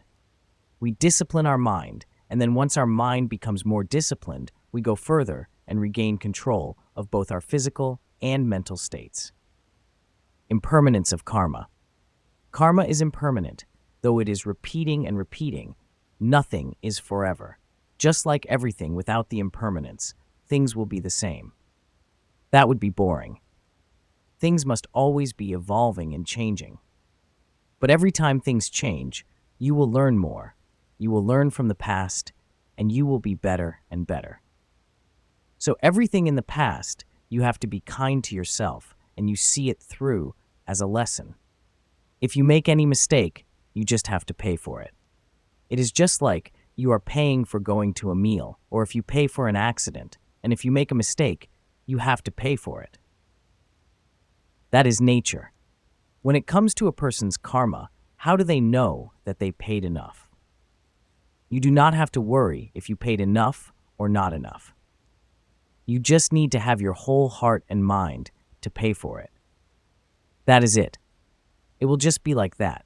Do not worry. You must be willing with your heart and mind to pay for it. And if you think that it is not worth it to pay for it, you must have a good enough reason. Thus, you must use your wisdom. Explain why and justify it. Otherwise, just pay for it with your heart and mind, and finally, you will pay for it. You will learn from it. Actually, It is not only the karma, it is also a lesson to learn. Generally, when you learn something, you have to pay for it. If you go to school to learn, you have to pay for it. The last thing that you think is bad, but actually, you learn from it. Just transform it into wisdom. That's it. And then you will experience the impermanence, because everything, whatever happens, it will end. No matter how it is good, how rich, how wonderful or beautiful, how powerful, it will end. Therefore, for the bad thing, no matter how worse or terrible, it will end. Everything will end. Then you will experience the core thing of the universe, which is impermanence. So, will the universe end? It will end, but in the other sense that it won't end, but transform from one form to another. It changes. The impermanent senses and the greed mind of desires. Karma and way to neutralize karma. The senses are impermanent, but it keeps repeating and repeating through time and time. The senses are also very dangerous, like sexual pleasure, good feeling, love, feeling, eating, good smell, and everything else of the senses. They raise up, then they go, but then they come back, and they go, and they leave us with cravings for later. Those senses we build up through repeating experiences, and every time we satisfy one, we finish it, we end it, and we think it is ended, but in reality, it is just a temporary end. It will come back. We will build those senses to become habits, and we will desire for more sometimes later, again and again every time after we finish it for some time. These can cause you serious trouble if you do not keep it in check. Like eating. When you eat so much in the past, you created a habit of eating that makes you become so fat or even obese later on that causes your bad health and social distress, all because you just want to satisfy your mouth and stomach desires. That is it. For example, there are many other people who suffer from a sense of smell. People who put excess perfume on their body then become smelly from the extreme smell. This destroys their nose senses, and then they cannot smell anything specific anymore. Or people eat bad-smelling food. They can no longer smell it badly at all. For example, you love to eat fermented food. You no longer can smell it as bad. You can see a lot of things like that. For another example about sexuality, if you have too much sex, then you will be addicted to the sensation, and you may just have sexual desires in your mind. And people like Donald Trump, who are so used to people treating him so friendly. Thus, when someone is against him, it will cause him a lot of frustration, anger, and things like that. Because the senses can cause you serious trouble. And like eating sweets, I used to like to eat sweets a lot, and luckily now I recognize it in my early stage of prediabetes. I am now reducing it severely before I may become diabetic. Consequently, we will need to balance the sensation. You can enjoy it, but in certain limits. Keep it in control, not just do whatever you want. If you go with the sensation wildly, and when it comes back to you, but you cannot satisfy it, you will suffer, or else its long-term consequences of the habit will destroy your physical body. Remember, the physical body and the mind are very greedy, but who wants it? The mind wants it. But the body will bear its harm. But who harms the mind? Itself, and it is also the mind that makes you feel duty. It makes you feel bad, guilty. There will be a lot of talking, judging, regretful in your mind later when you feel the consequence impacting your health, and the mind itself will bring you down. Who is it that created you? Who is it that created the plan to lead you into that bad thing? It is your mind and its greed, because simply you cooperate and feed it all the way with your habits. Everything you do, you have to try to control the limit, then you can enjoy life in the balance. In cultivation, it is not about giving up everything, or because you must completely give up everything. If you give up everything, then you will not experience anything. What is the point of having the body if you give up everything? It is important you can enjoy things in life, learn lessons, and transform them into your own wisdoms, and then one day you must be able to detach from them. To do that, you must keep them in control, limit them, do not let it wildly uncontrollable, as the greed of mind is like that. It will never have limit, and it also does not accept its responsibility for your own actions. It is a must in cultivation that you must live with balance, and you have to be in the balance of life, and then everything will be better. Your life will be better, as well as your health. You are healthy because you are in the balance. Or else, you will be sick if you do not live in a balance. Because your body loses the balance, it will get sick. That's it. If you go or do anything in the manner of the extreme, either too much or too little to satisfy your greedy mind, then you become in an imbalance, and you will certainly fall sick or in distress. You will be healthy when it is in a balance, then your karma is neutralized. Making merit. People versus monks and spiritual cultivators. By making merit, you will practice kindness and start to understand the action you do that will be transformed into compassion. If you make more merit, you help more people. You will generate more kindness from your care, love, and compassion, and so more positive energy when you are on the path to cultivate spiritual wisdom for your mind. Even though not all spiritual cultivators may make direct merit. For instance, Buddhist monks are similar to Buddha in the past. He did not make materialistic merit, and so they are not generally making direct merit through donation. But in fact, they do something else even more worthwhile than making merit in material donation. As one has overcome his karma through spiritual cultivation, he will not need the kind of merit-making through materialism. Instead, he can give people more precious merit by giving teachings to people his wisdom, way to practice spirituality, and seeing and witnessing how sufferings of life that people are encountering and suffering every day, and ways to practice the mind to liberate themselves from sufferings. As I mentioned above, Buddha and Jesus themselves did not make material merit at all before, and Buddhist monks and other religious clerics are not supposed to make direct merits through material donation. While monks, clergies, and most spiritual cultivators are not working people, they are not making any money. They are people who are on the path of spiritual cultivation. What they have to do is cultivate spirituality, learn and share their cultivation practices, wisdom, and attainment with worldly people and other cultivators. Then, the very first thing they need to do is to enlighten themselves spiritually. That is the most important point of spiritual cultivation. Their cultivation path is not only about making material merits and then getting busy with life, doing this thing and that thing. Since we know everything is impermanent, it does not make sense for a monk to just try to produce materialism and become busy his whole life just trying to make things for others while forgetting his spiritual realization or cultivation attainment. Cultivation is not only about helping others, though helping others is a good thing to do, but first, a cultivator needs to help himself to correct and improve himself in cultivation, learn to think right, do right, in every action he does, should be mindful and spiritually correct in his viewpoints. Otherwise, if he does not even know what he is doing, he cannot lead others. If he leads others while being a complete ignorant, spiritual incompetent, he will spread his own ignorance instead, and it is a disaster. I used to tell a story about the two blind people who were trying to cross a river, and one was trying to lead the other. They both would just fall into the river and die.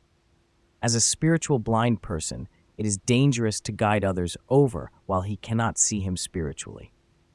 Even though, as a spiritual cultivator, you can always help others, it should be treated as secondary. It is not about being selfish, it is about your own sacred cultivation path. By living a cultivation life, helping others occasionally in cultivation is a different circumstance on the cultivation path, as you will learn from it too.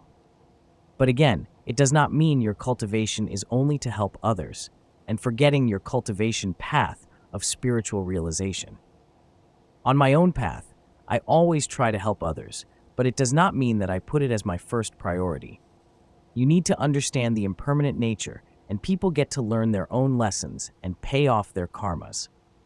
Though helping others is a part of my spiritual path, it becomes a way of life, and I do learn through and from helping others. I help others just because I want to help. Then from that point, you will need to realize the spiritual path of helping others just because you feel the need to help. And it is just in the interest of helping others, not because you want to make merit from helping. That is the way to truly help, and it carries spiritual sacredness in itself. For worldly people, when they offer help to people or something, they will expect something in return, or even helping, just to think of making merits in return for luck or for some kind of expectation. That is still greed and ignorance. That is the difference of a spiritual cultivator. Once you help others, because it is just a pure interest of you to help without an expectation of merit or something in return, it is a wisdom of compassion. But it does not mean when you do not expect anything in return for help and you will not generate any kind of merit, you are in fact generating a greater merit, a sacred spiritual blessing of merit, as every action with intention to help without condition carries goodness in itself. And it is a merit-making process of yourself in greater mind in spiritual cultivation. Experience life experience versus spiritual life experience.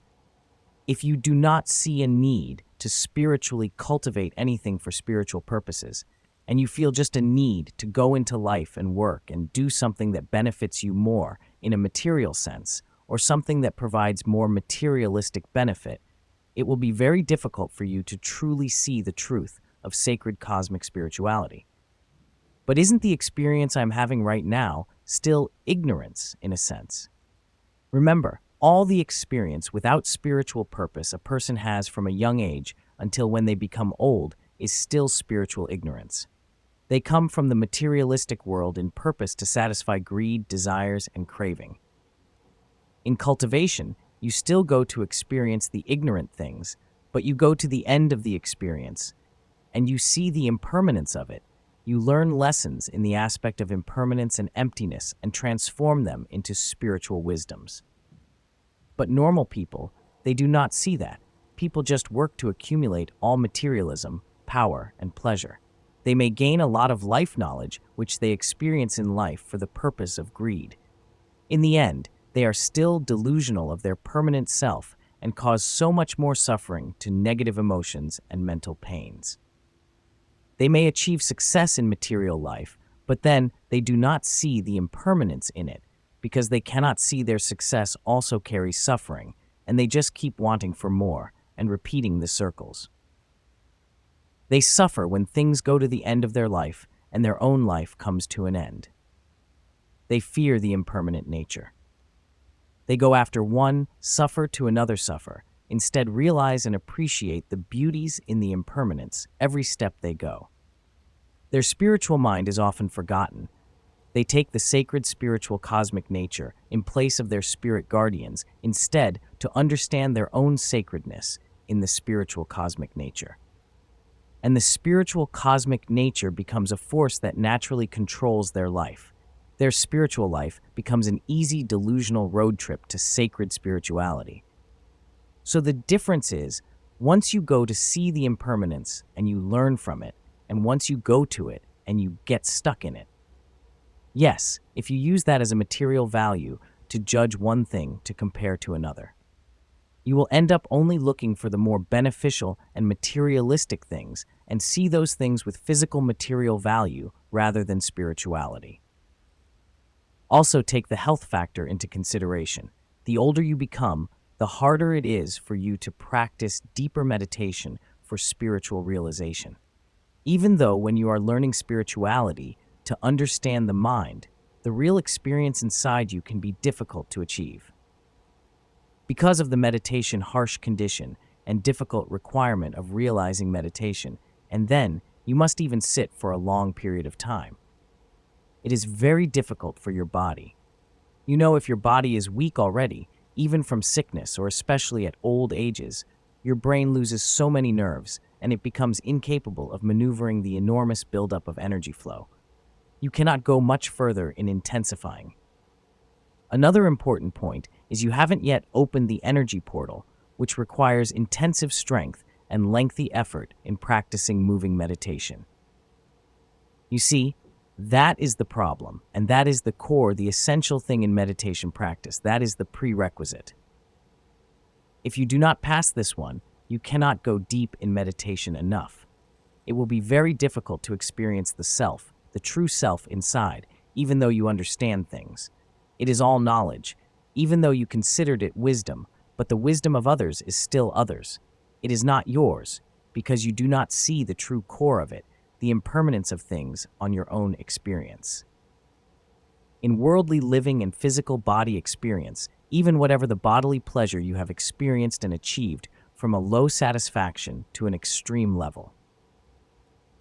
Its nature is to finish. It won't last forever or once for all in your life.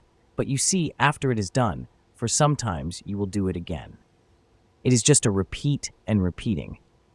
Let us say that sexuality, and supposedly you are young, energetic, have a good same partner, extremely greedy, and have every good condition to support your actions. And even if you want to do it forever, let you have it for 24 hours continuously, and you do not want to eat for 24 hours a day to place time for your sexual act. Then it will end at the 25th hour, when your body will collapse, falls into a coma because you burn all the energy. Everything will have the limit of your physical body because you are physical beings. Thus, your sexual act and desire can never stay forever, no matter how much you want it to. It has its own end. It is the impermanent experience. It is temporary. But then you are still seeking for temporary sexuality periodically to satisfy your unfulfilling desires your entire life. Because without spiritual purpose, and you have never been able to experience the extreme, or even if you reach the extreme point, you will keep doing it again, as you have not yet been able to understand the impermanent experience, the spiritual impermanent but pure craving and desires temporary. Nevertheless, you will hardly fall into that experience, because you never truly can achieve it, though you know what it will end, no matter what I have been telling you. It's wisdom, but not your own. You are stuck in the temporary experience instead of learning from it, the impermanent experience. If you have a spiritual purpose in cultivation, you will be able to transform it into your own wisdom at the very first experience. That is the difference between worldly, temporary experience and spiritual wisdom of impermanence. Energy body and impermanent experience. It's different when you live in a simple energy body, which you do not have the limit, but you cannot also do what you crave and desire for, because you do not have a physical body to react by chemical reaction. You cannot eat, drink. You cannot carry out physical action. You only have the energy body full of coding programs. Then you are not stuck in those physical conditions, and you can just stay in that non-physical state for a long time, until the time you are able to judge all your past actions when you were still living in a physical body. Because when existing in the form of energy body, you cannot experience the thing of the physical body, so you have to cultivate now to improve your spiritual energy body. By the time you attain spiritual experience and spiritual impermanence, you experience the higher state of realization. When you understand and experience spirituality, the spiritual experience, that information becomes your own wisdom. You can encode that wisdom into your spiritual energy body, and you can judge yourself in the attained wisdoms you encode. And that is what we call God, the sacred world around us. Since our spiritual energy body has been already cultivating for a long time, for thousands of years previously, along with physical body evolution, so you have to make use of your physical body right now to learn, to cultivate, to experience the sacred cosmic spirituality, and your physical body has that ability to attain spiritual realization through training. For example, the belief now. You believe there is a spiritual body within you, then why don't you use this body to experience and understand its inner self and to merge with that spiritual energy body flow? And only then you will be able to see and answer the difference of the impermanent self and the real self, one of your own permanent. Then you won't be stuck to the temporary experience of the physical impermanent or anything you work or do, and you can do your best in everything with joy and appreciation, because that is your real purpose, no matter what the result is. But the thing to do is from your heart and your beautiful mind and with the best effort that you do. Do it with understanding, kindness, and compassion to the best of your ability. Of course, you must have the rule of kindness and compassion, because by then you can see the truth in their nature, the truth of your physical selves. Theirs are permanent. Because of the impermanence, then you will have to treat people with understanding, reasonableness, love, and compassion, as well as yourself by attaining your wisdom. Now, you see and know that things are impermanent. Then you live that way. You know your path. You know that external things are temporary and a repeating circle over and over. You learn about those repetitions in the way of their ignorant nature, and thus you understand the impermanent working mechanism. If you are a part of it, then you will not be stuck in it. By realizing yourself spiritually, you do not suffer further ignorantly. You become a spiritual cosmic watcher. Chapter 10. Desire and Attachment. Conditional desires and attachment. For sometimes, you may have been questioning desire and attachment. These two things are relative to one another. They have some similar characteristics, and they are both conditional. In Buddhism especially, they describe it as suffering. Desire and attachment carry similar characteristics of suffering. Whenever someone tries to chase something or falls victim to a temptation, something negative happens. Desire and attachment are contingent on their causes. You do not desire things you do not know, and you do not get attached to someone you do not have. There is a similarity, but there is also a significant difference. These are highly dependent on the individual. One person who may desire one thing may not desire what you want. We are all made differently. We have separate views on our lives and different opinions. Everyone is conditioned in a divergent way. We just lack knowledge about some things. Moreover, our cultural experiences and societal pressures also mold our perceptions of life. Attachment is something that they must have already experienced. For instance, an attachment that has come from our family. The desire and attachment of each person are different. One person desires this, another person desires that, and one person desires this, but another person does not desire that. One person attaches to this thing, but another person does not. Children attach to their parents. Parents attach to children. Brothers, sisters, and siblings attach to one another. People attach some form of possession, or often people talk about love because they possess something and they do not want to lose it. That is an attachment, but the desire is inevitable. Someone does not have to possess something, but they desire to have it because they see something about it or are told something about it throughout their lives. Also, because of the need, they want the environment they live in, so it creates the desire. Of course, if someone desires something and it is not satisfied, they will chase it throughout their life, and their suffering will never end. People chase after something because they badly want it. The desire for money, family, career, perfection in their life, satisfaction, and happiness. Some people desire everything. For some time, they might have it, but after a while, they might lose everything. For instance, people also crave happiness, so they just keep running after it. However, their happiness, according to their terms, is limited. The happiness they desire is not true happiness. It is merely a misconception.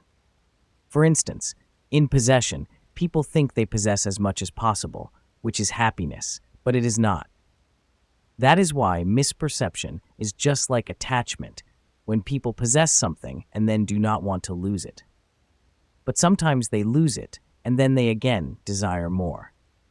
Those two things are very relative. People often get attached to their spouses and children and do not care about anything else. They attach themselves to their lovers, but they do not understand that everything is impermanent, so if they lose what they are attached to, they will suffer. Those two emotions all carry characteristics of suffering.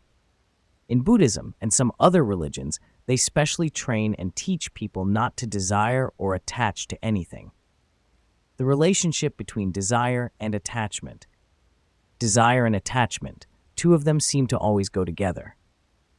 Someone attaches themselves to something, and their desire for it grows. If they do not get it, their desire for it will eat them alive. When feeling attachment is not enough, that behavior becomes a habit of desire. The habit gives people a desire for more, and the habit causes people to attach themselves to things. For instance, if you have the habit of being with someone and seeing something every day, especially if you are a parent, you see your young children every day because you take care of them as they grow up, but someday you do not see the same thing and you start to suffer. Love is also similar. We do not know if there is always true happiness in love or not. But when we look at lovers, couples who are in love, they build some habit of seeing each other all the time and seem never to leave one another anywhere. Even some are just on a routine basis, but they start to possess each other as a whole. They think one belongs to another forever, as we all know that everything is impermanent, and then if something goes differently, if one dies, or sometimes because one turns down another at some point, this will create suffering. People are attached to a lot of things in life. However, it turns out that it is mostly about possession and pleasure. In general, when one possesses another in their mind or desires more, we know that in their physical mind, desire is unlimited or even temporarily suspended until it is satisfied, but again, it is still temporary. For instance, about sexual pleasure. When a person desires sex, that person is actually not suffering sexually, but rather showing good physical health. A sick person will not have strength and be able to feel such, but when the sexual desire arises, he or she is suffering in the condition of their sexual means of desired attachment and habits, which can be anything prior from a person, partner, or whatever they experienced. And once the person achieves it because of certain conditions, they may be satisfied, and seemingly it is done, right? In reality, it is just temporarily done at that moment. And it is not truly finished because it is his or her biomechanism. It will repeat, and the person will again desire the attachments, and the suffering will start to enrage the person. When the desire for our attachment is a repeating circle, it becomes a habit, though in reality, our desire to satisfy our attachment cannot always be satisfied or all the time. By not being satisfied, people become crazy and enraged, and their cravings burn from the inside. For others, money is the same thing. People never have enough of it because we know the mind has unlimited greed, desire, and attachment. People attach themselves to being comfortable the way they want to be or used to be. They get used to everyday life. They feel comfortable with it, so they desire that as they attach to those experiences. We know all those causes of suffering. That is the truth. The more we desire, the more we will suffer. The bigger the desire, the more intense the suffering will be. One person desires to be a leader, but that job is not easy to get to, and when he gets into it, he will know that the job is extremely hard as it demands extremes. He will find it a huge burden on him, exhausting and burning him alive with the extensive tasks of a leader. He will eventually suffer mentally, but it depends on whether he learns or not as he builds the habit of attachment to suffering. Though people desire everything good to them, they want everything that benefits them, and people do not truly have a limit. It is not easy to change their mind. When people reach a limit, they give up or secede, but later they fall victim to their desire again. People are biorobotic, delusional, and stubborn in nature. They would not learn an easy way. They want more, and even in suffering and sorrow, as they do not see such suffering and learn from such world behaviors, they are much like that. People do not want to alter their nature until they are hit hard by the consequences of their own beliefs. Change is difficult for people to accept, especially if they believe in certain concepts and are comfortable accepting them. There was a time I organized my grandma's funeral, as she was an active Buddhist practitioner as well as a strong financial sponsor for many temples and religious organizations. Many temples came with large groups to perform the final prayer and ritual for her. I had a chance to sit at a table with a female temple abbot whom I had known for years.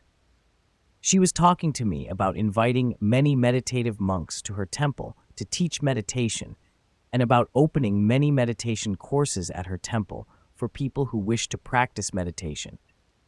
Then I asked her if she ever wished to practice meditation to realize her own energy and spirit body.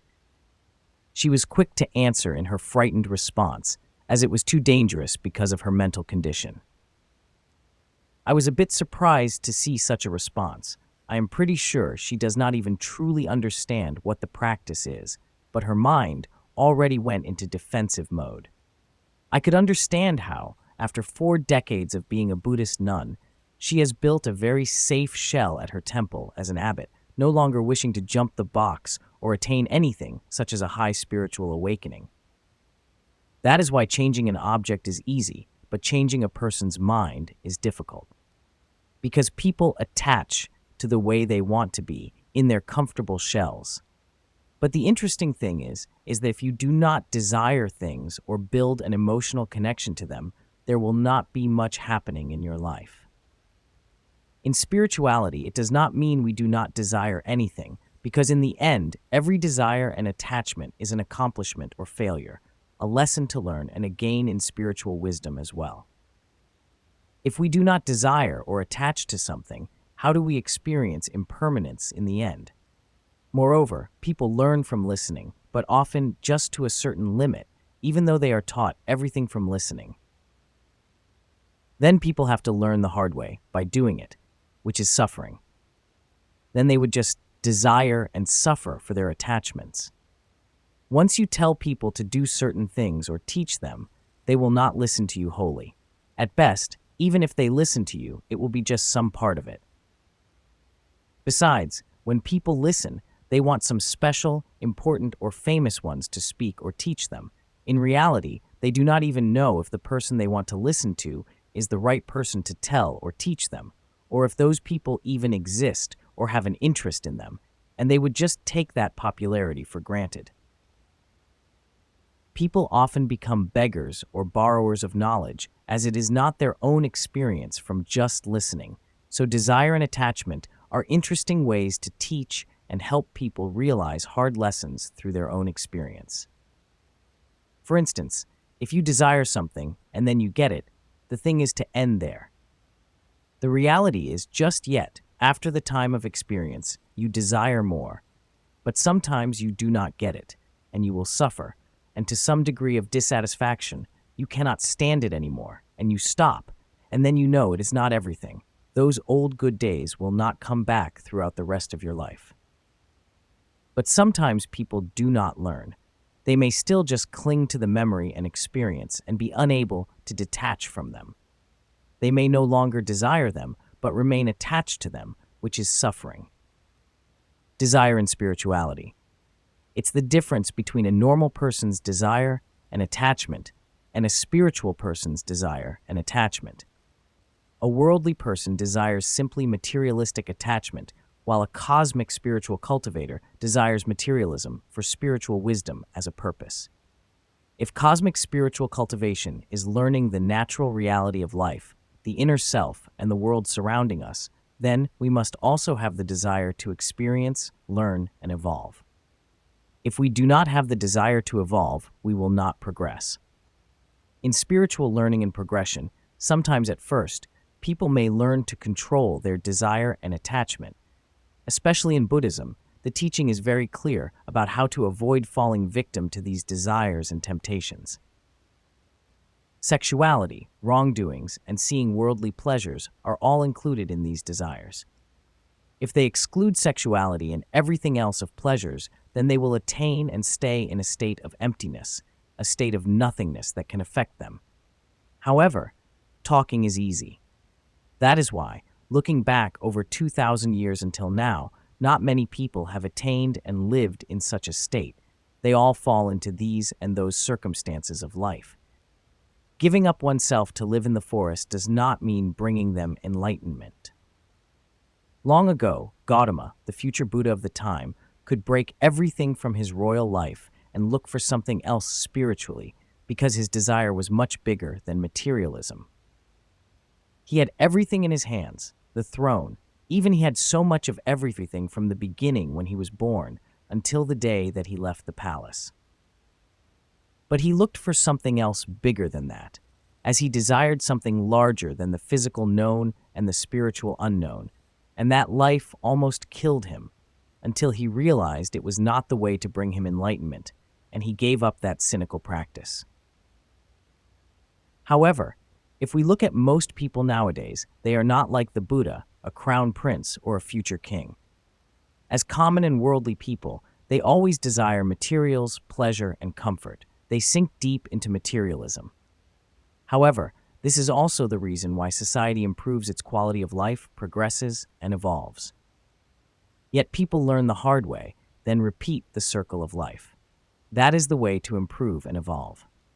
In cosmic spiritual cultivation, we can experience, learn, and remove ignorance to transform it into our wisdom throughout our lives. But to learn all the world's knowledge, we can never learn it all in one lifetime.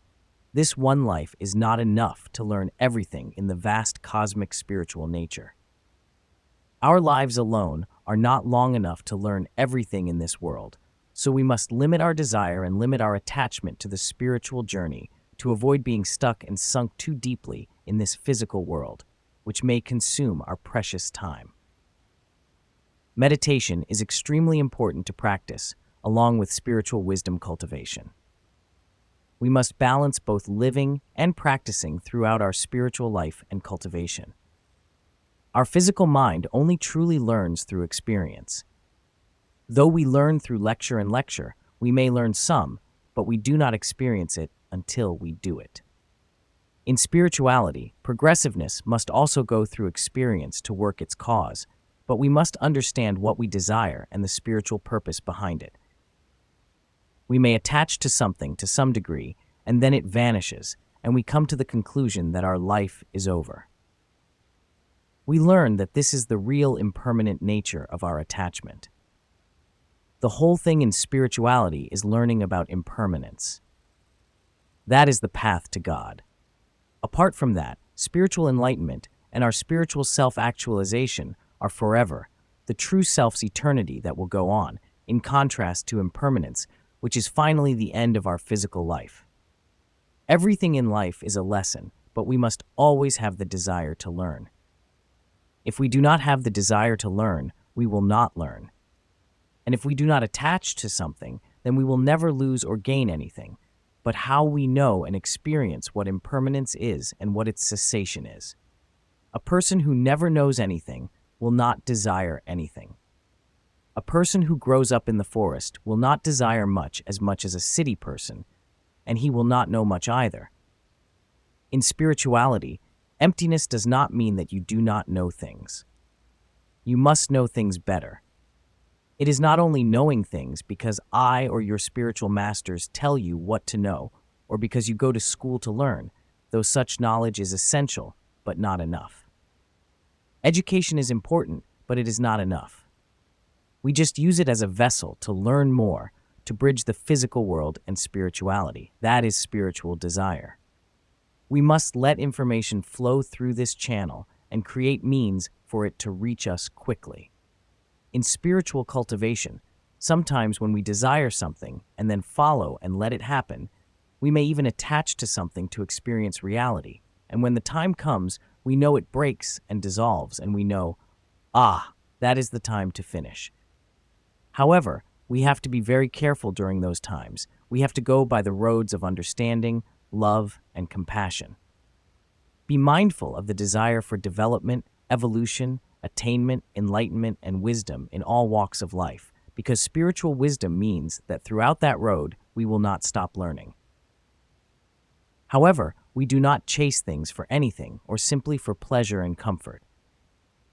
We do not chase after things to satisfy our desire for attachment, but we purposely experience them for spiritual experimentation and wisdom. As biophysical intelligent beings, there are always some physical desires that need to be satisfied in us, but we are satisfied through the ways of understanding, love, and compassion. We are not burned in ignorance and sorrow as worldly people, or else, if we seek only satisfaction from the pure desires of physical chemistry, it will burn us from the inside out and consume us alive. Worldly people are burned by the craving fire. Without understanding and spiritual purpose in compassion and love, without spiritual purpose in actions, the desire for things to be satisfied in life will never end and cause delusion and sorrow. Spiritual cultivation is the accumulation of everything-wisdom. Spiritual mindfulness and wisdom accumulation are must subjects to practice, and within such practice is an accumulation of wealth. It is a good way to help cultivators experience another side of life on the spiritual path.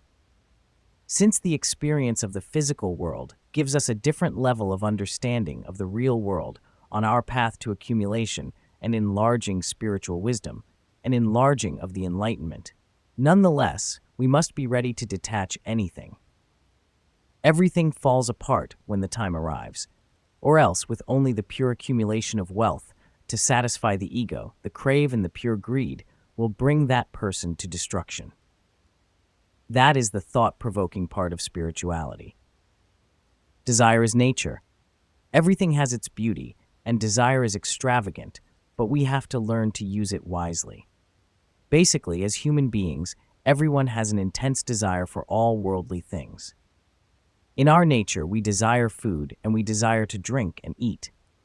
Looking back to the previous things I mentioned for desire, we know everyone desires something at the basic needs level, but over time, our needs tend to grow.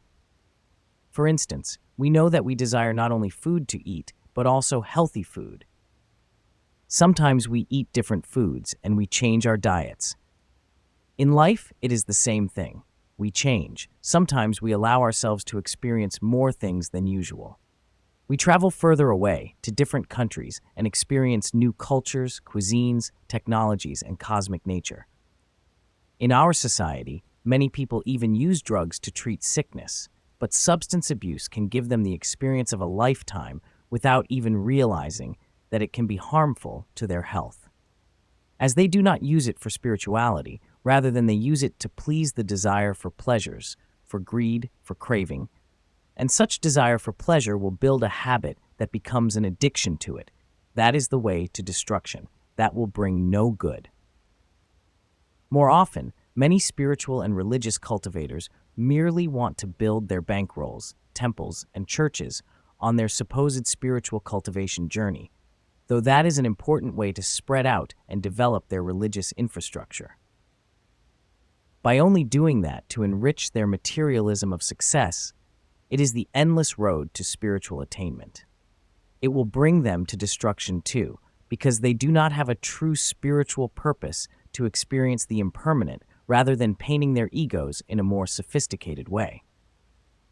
Spiritual cultivators must put a priority on spiritual purpose in their actions to learn and experience impermanence and to enlarge spiritual wisdom and enlightenment.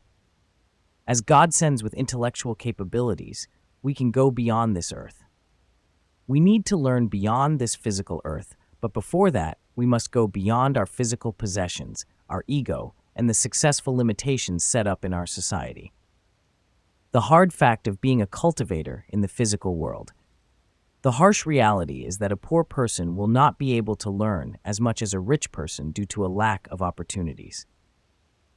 However, that does not mean you do not seek learning opportunities. There is no need to remain stagnant in growth. You must take advantage of every opportunity that comes your way. Also, you need to be careful not to want to be materialistic and rich purely. This way, you will get nothing but sorrow and regret. Try gaining enriching experiences rather than chasing materialistic possessions. True spiritually attuned people can be extremely rich in every way. If they are already one of the true richest spiritual people in the spiritual world, then they can be living in comfort or not. They can be in love or celibacy, which may not affect their lives much. As cosmic spiritual cultivators, we can in fact enjoy everything, which is the way that we are cultivating spiritual wisdom on our path. Even if suffering comes, we see it in different ways. We see it as a lesson to learn and transform it into our spiritual wisdom. Cosmic spiritual cultivation does not mean living in harsh conditions. It is all about collecting experiences to end suffering. We should always attain balance. But we can also experience ourselves in happiness, pleasure, and comfort, so we can see and understand how they are. We can walk that path, but be ready to detach from it, understanding that our bodies will perish one day, and remembering that every day, do not forget that. Our health will go down and deteriorate every day, so we must make use of it to advance our spirituality as a priority, not just to advance materialism, emotion, and ego. As I said, everything has its beauty and usefulness. Why not live better ways in kindness to ourselves and others? Why not cultivate in a better way, not only suffering, even though if suffering comes, we accept it and learn from it. We walk through the paths either comfortably or ready to learn from them. That is a good way to cultivate, but we must watch out and be mindful of everything on the path. We take control. We learn how to control the thoroughgoing, which is the motivating body in desire. We desire something with a spiritual purpose, with the spiritual purpose to learn to help us advance ourselves. Detachment is final. If there is time, we get attached to something, and after realizing it is not good for us, we finally decide to detach from it. However, detaching from something may be extremely tough, but in the end, it is worth it. Things that aren't fruitful for us must be kept at a distance. That is the importance. We rein the mind in. We allow the mind to experience, but we rein it in, not only watching but controlling the mind too. You can control your mind in every possible way. Throughout the daily practice of meditation, and some methods I have taught you previously, take and practice the teaching in the mind and heart to the core.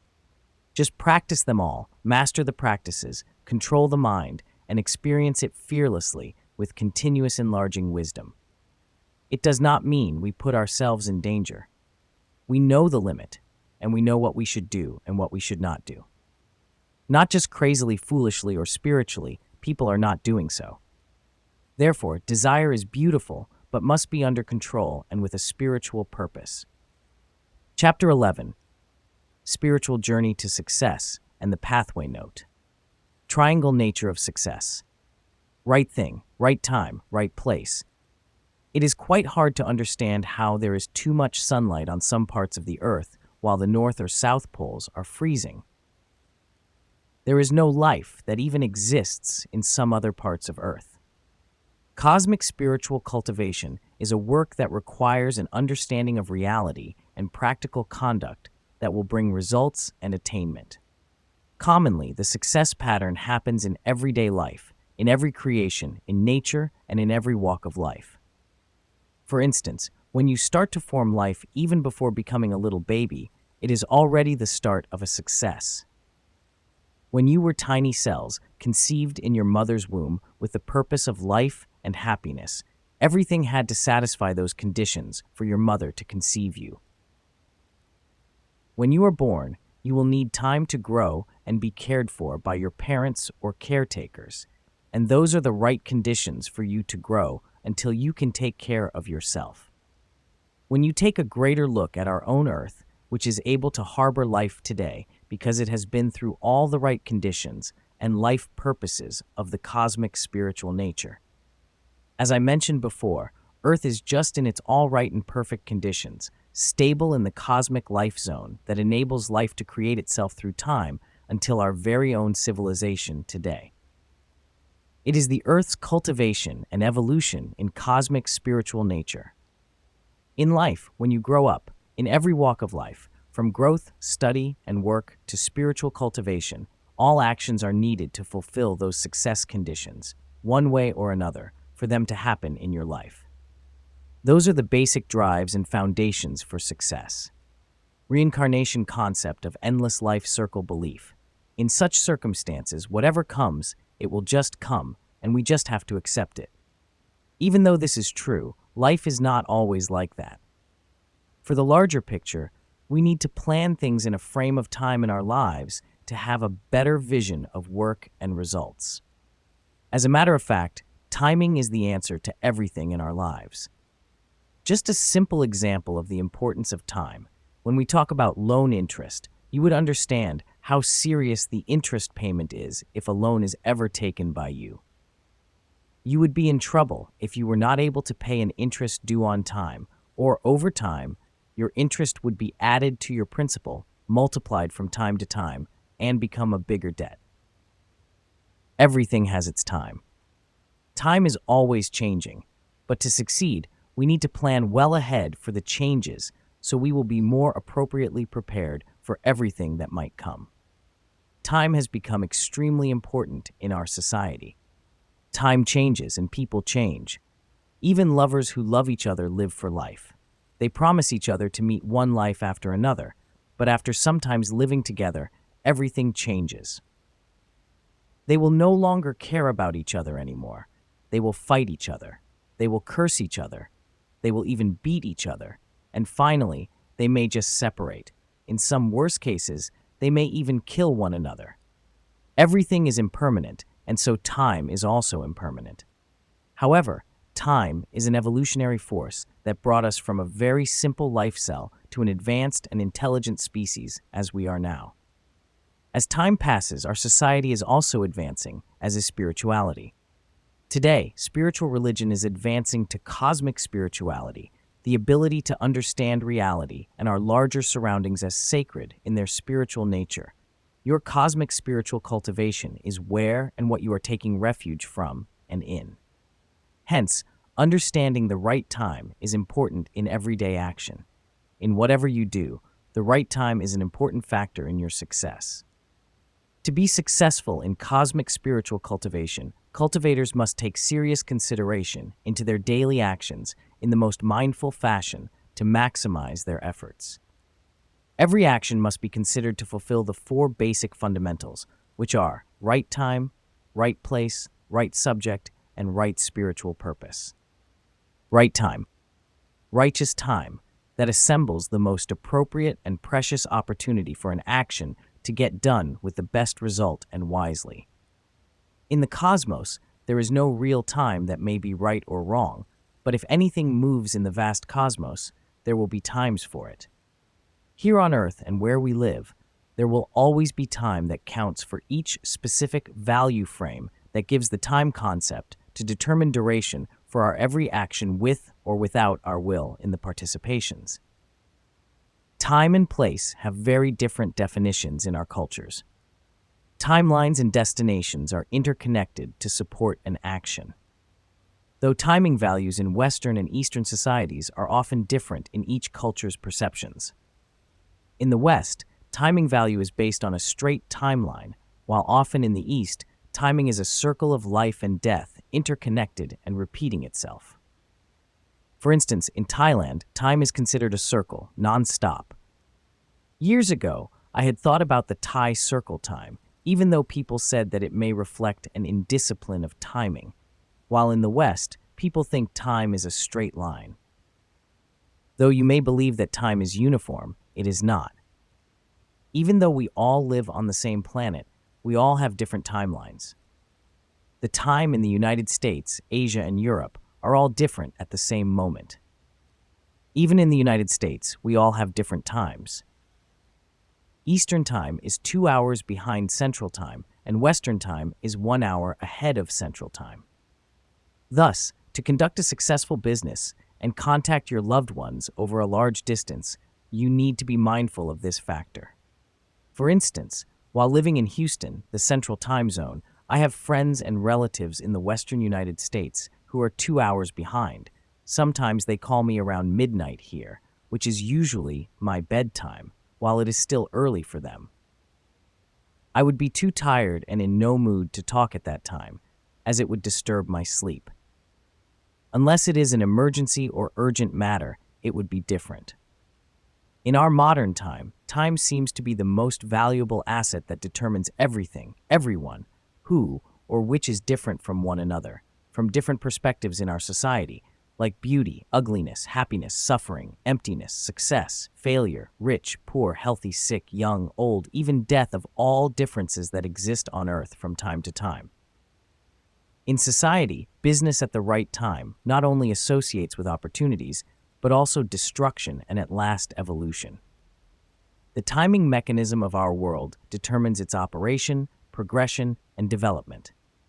For instance, as the Russian-Ukraine war has ravaged the global economy, inflation becomes another war that many central banks have been fighting with through interest rate hiking, which is also the path to self-inflict the economies.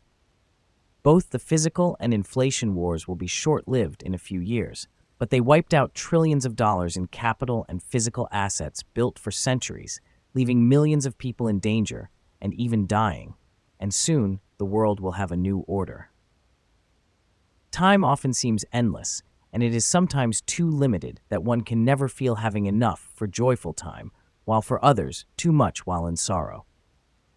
There is a verse that says, "The early bird will get the worm." It is to say that the first person who takes the opportunity will be successful. In business, when you have a business idea, you must understand the market opportunity in time and capture it before it becomes mature and full of competition. A right business mind gets to see and take the earliest opportunity when the market competition is still empty or weak, so it can enjoy the potential growth easier and more profitable than when the competition is harsher. It is also true for a cosmic spiritual cultivator who starts his own spiritual cultivation journey as early as possible, where he will have more time, health, and opportunities to succeed and attain spiritual realization and enlightenment than those who turn to spiritual journeys at a late age when their time, health, and opportunities are severely limited based on their nature. Hence, it can be hard to tell when it is the right time and when it is not, when we do not have all the control. However, as cosmic spiritual cultivators, we always try our best to be mindful in every action that will bring the best results to ourselves, others, and our surroundings. To be mindful, we must understand all realities in our environment, and time is an important factor of the minute, the moment, that will land us into an action that we wish to carry out at any specific time that we think it is best in our own knowledge and planning upon, so it will be consistent to a larger time frame of actions, and as a whole to give us the most healthy and harmonious life to prosperity and success. For instance, as a serious cultivator, you must always try your best in your own study and practice so you can learn in a modest fashion with the best effort. And the very simple thing in life that you do every day is sleep. For me, meditation is best done in the early morning when I get up. Hence, you must know when you must sleep at night and when you must get up early in the morning without trouble, so you can meditate enough before you start anything else in your working day. You must maintain a good sleep schedule so that your body can rest enough at night and maintain good health throughout the day. Let's say you want to meditate for 2 to 3 hours in the morning and sleep for 6 hours at night. So it is best that you try to arrange and finish all you need to do during the day until midnight, when you need to be in bed no later than 12:30, and you must get up around 6 to 6:30 in the morning at the latest and start your meditation immediately. You should not drag your sleep schedule, or else you cannot get up early in the morning as you do not have enough sleep at night. In both cases, if you sleep late and get up late, which will affect your physical health, you will have a bad day of sleepiness and tiredness. You won't be able to complete your routine meditation, and its quality can turn bad, which also affects other activities throughout the day. Your day instead turns ineffective or even a failure. Though you would always wish to have more time to read, learn, and practice, we all only have 24 hours a day, and it is no exception. Then, you must arrange your time and schedule in the most appropriate and scientific mode of living so as to maintain your well-being and a healthy lifestyle that is sustainable, which you can cultivate more efficiently and effectively. Timing is an important factor that can determine the success or failure of an action, but it is not the only factor that will bear the brunt. Other factors are also extremely important and are interconnected and interdependent with one another for the final fruit. They are the place and subject associated with the action and its spiritual purpose to happen in the very first place. In business, it is the same. When you have a business idea, you must understand the market opportunity in time and capture it before it becomes mature and full of competition. In spirituality, time is very important. You must start cultivating early when you are younger and full of energy, since you will need to go through harsher practices that require the strength of a youth. However, at all times, mindfulness is a core practice in every moment that you become aware of. As I always say, in living a spiritual life, you won't live in any future or past, but in the very moment, and so cultivating can be done in every moment that you live. Right place? A righteous place that assembles the most appropriate and precious opportunity for an action to get done with the best result and wisely. The right place, location, or setting is another important factor, interdependent with an action time when and where it appears or happens that appropriates and leads to its success. In the business world, the right location will determine a successful business where it can have access to a central area where people and other businesses can easily contact it and create opportunities. Even for religious organizations, let's not talk about the spiritual cultivation attainment, just the physical business of the operation and the more convenient location in the community, business area, or downtown. Those will allow easier access for more people to come into its worship places, which in turn will bring in more donation revenue to generate better operation and development of the services themselves. Even at the right location, the services or physical products offered should also target those who have the most potential, such as through segmentation of target markets, in which you may decide who are most appropriate, most appealing, and most compatible with your own service or offering. All services and products would not make much sense until they reached targeted consumers in a quantity that could satisfy all investment costs to produce and maintain them and successfully deliver them. However, not all people are suitable and match your own offering, so it is better to stream some specific targets so that you can better allocate services and not waste your resources, which are better spent elsewhere more appropriately and can bring more accomplishment. Customer segmentation will save time and resources, which will lead to success. For instance, a few months ago, I went on a shopping trip for groceries at an Asian supermarket near my house. My family and I went to a food court close by to have lunch, and then a lady walked over to my table and introduced her new insurance business office nearby to me. It was just a minute walk from our table, and as I had some thoughts about purchasing a new policy, we just dropped by her small office, which was just renovated and looked neat. Then soon after, I purchased a new policy from her. That sounds so simple. I met her at just the right time, in the right place where her office was located in the shopping mall where many potential customers were, as I was. If her office was not just right where we met, it would be a lower opportunity, or even none for such our dealing, and there she was, right where I was passing by, and she offered me just the right thing, and with my own spiritual purpose, to purchase a policy to minimize the impermanence and uncertainty of life for our future. And all just happened successfully and smoothly when all conditions were met. Then, a few days later, the insurance lady dropped by my house to deliver an insurance policy for me. I was asking her what her insurance actually does for me. She said there were more benefits to the policy conditions that I gave than at other companies. But she did not give me the answer that I asked. Then I took her to see the triangle and explained to her the base success conditions that she should take into account and apply to her business. She just opened her insurance office in a nearby Asian supermarket where I met her on a shopping trip. I told her that I already had an idea to buy a second insurance policy a while back. That was the right time, and the reason that she got business from me faster and easier without explaining and luring me into buying a policy like she had been doing to potential customers. It happened because her shop was in a good location where many shoppers were passing in the supermarket, and I was just passing by after doing the shopping.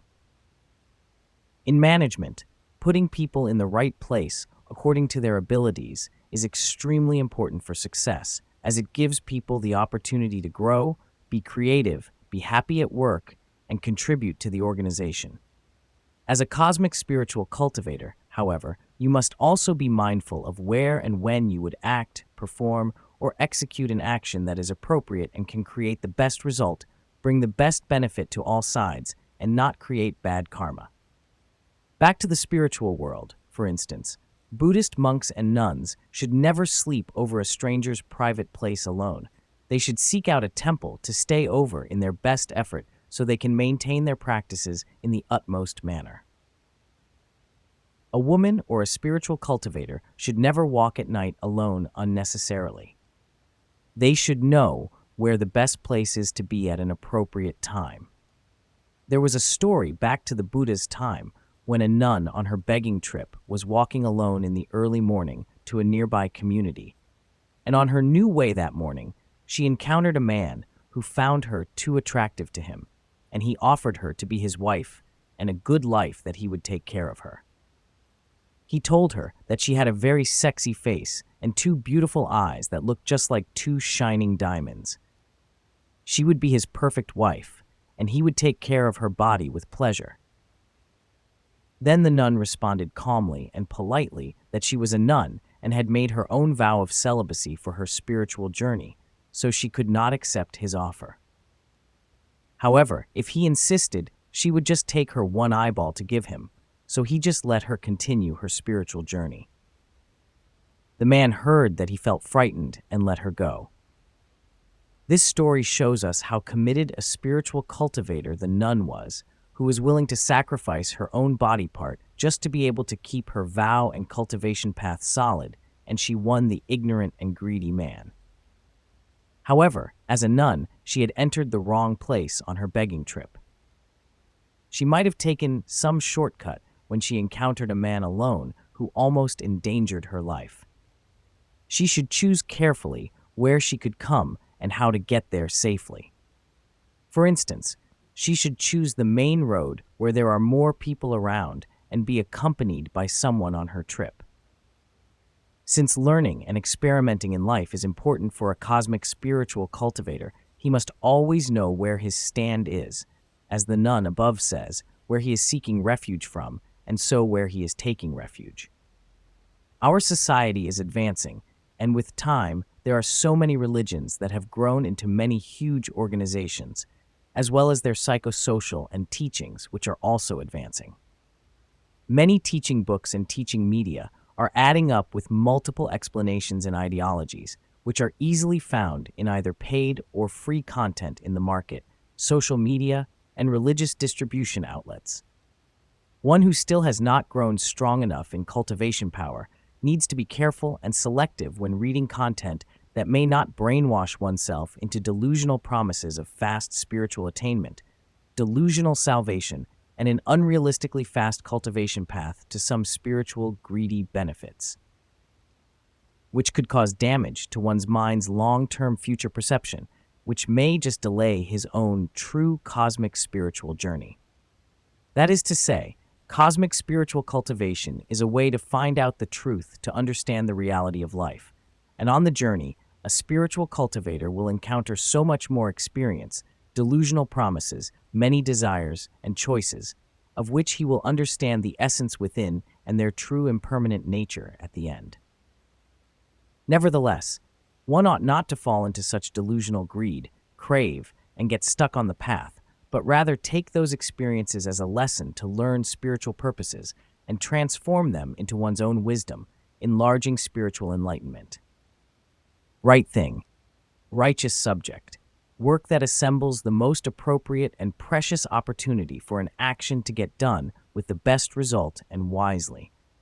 The right thing, the right subject, the right product, or the right action are important interdependent factors that lead to success. Hence, this right measurement can facilitate and provide the opportunity for one to carry out action with the best results. In everyday communal interaction, you all need to make your own choices to think right, act right, and be right, at least in your own understanding. Then, you have to exercise the utmost mindfulness through freedom to choose your right attitudes and your right actions by effectively controlling your emotions. You must choose love over hate and forgiveness over seeking revenge. You can choose to learn and grow from your mistakes in order to improve and perfect yourself. Keep in mind that even a crisis can bring out the best opportunity in the worst scenario, which you can learn from and evolve from. This means that in all that we do, we strive for competency, develop our conscience by focusing on and considering ethics, and nurture our compassion for others, trying to make the world a better place, especially for those in great need. Which ethics are taken to be well-founded standards of right and wrong that prescribe what humans ought to do, usually in terms of rights, obligations, benefits to society, fairness, or specific virtues. Henceforward, we always want to do the right thing at all times in our lives, but things never seem to go in the direction we expect. That doesn't mean you should give up or abandon. Instead, you should always keep in mind the impermanent nature of things that will never stay in the same place or in the same condition. Things always change, and so you must pay your best effort to learn and improve whatever you are doing. Dash your business, your products, or your skills. Dash that will help you have the right and suitable business, work, or experience according to the current environment and requirements. Continuously evolving will help you keep any subject that you pursue successful. The mindfulness of right emotion, empathy, and compassion. Mindfulness is an important and distinctive instrument to transform knowledge into wisdom and enlarge your spiritual path.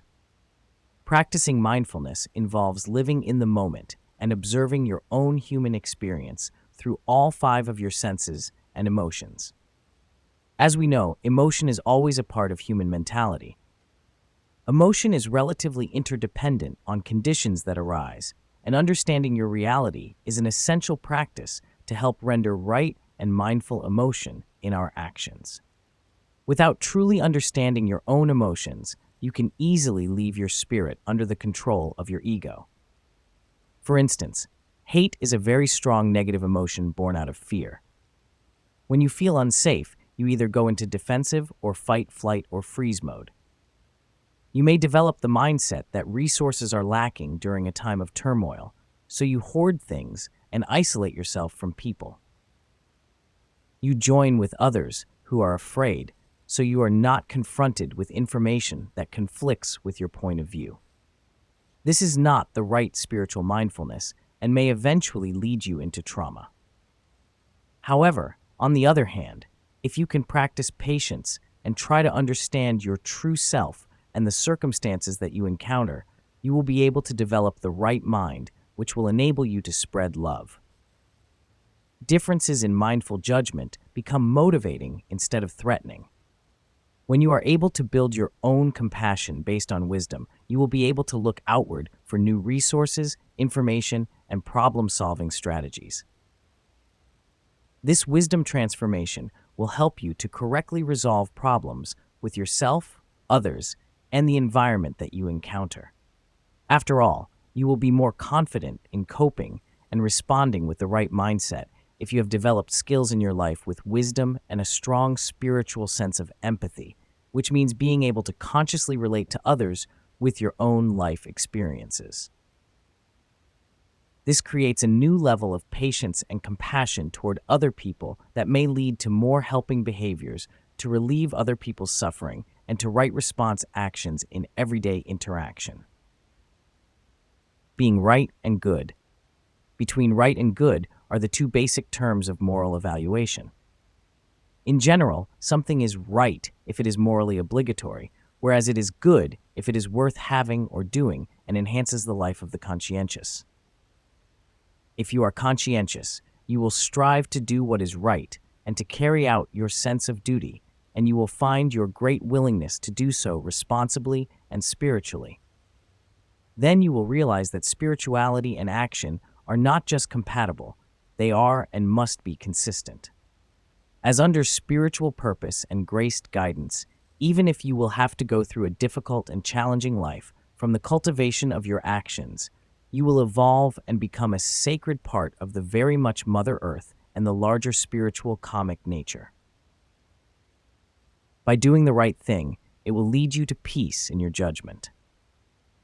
Doing the right thing generally means making decisions that are not only based on your own personal needs, expanding your popularity, or enforcing your personal beliefs. It means doing what is best for the greater or common good. If others perceive you in a certain way, you want to keep in mind what others will say about you. Before carrying out the decision, try researching, consulting, asking around, and trusting people to see if what you think is truly the right thing to do. Do not ignore advice. Expand your knowledge on the matter. We are all happier when we do the right thing, which helps us overcome difficulties. Doing the right thing will always bring more positive energy into our lives. With the same mindset, wrongdoing will only attract problems into your life. It is the spiritual cosmic law of karma. The person who chooses to do the wrong thing does not realize that he will be paying the price for his action one way or another. It always comes back. Being able to trust our own intuition is the best guide for knowing if we are doing the right thing. It can be hard to admit it or access that quiet but steady inner voice, but it is there. The choice is yours. It is never too late. You can choose and re-choose. Spiritual purpose. The core essence inside the triangle of rights is the spiritual purpose. Spiritual purpose is often construed as the meaning of life, and how a person lives his life with some meaningful purpose is more than just that. Encountering a spiritual purpose is not so much about finding the meaning of life. It is not only about becoming the best thing about yourself, but also about going beyond the worldly mind to attain cosmic spiritual wisdom and enlightenment as you go through spiritual life cultivation. A spiritual purpose, at a very basic level, is to establish a foundation of values, principles, and beliefs that give meaning to life, and then use them to guide the decisions and actions you take. After all, a spiritual mindset will help you recognize that your role in life has greater value than what you do every day. It can free you from dependence on material things and help you understand the greater purpose of your life. At the same time, the spiritual resolve of your own action can bring much confidence and benefit your cultivation path in coping with change and uncertainty.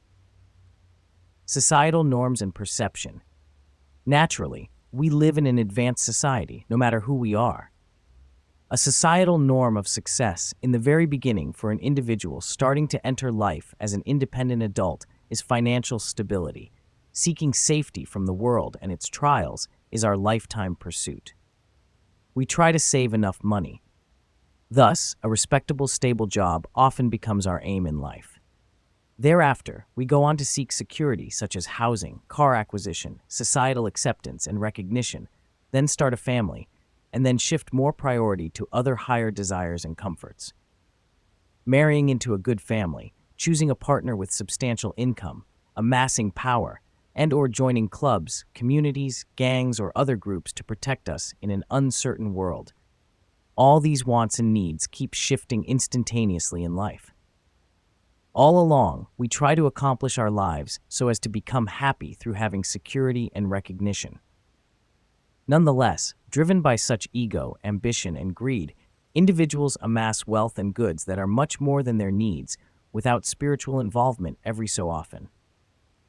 After living in the materialistic world for too long, worldly people often argue that success is the creation of empires for their children and earning big names in society.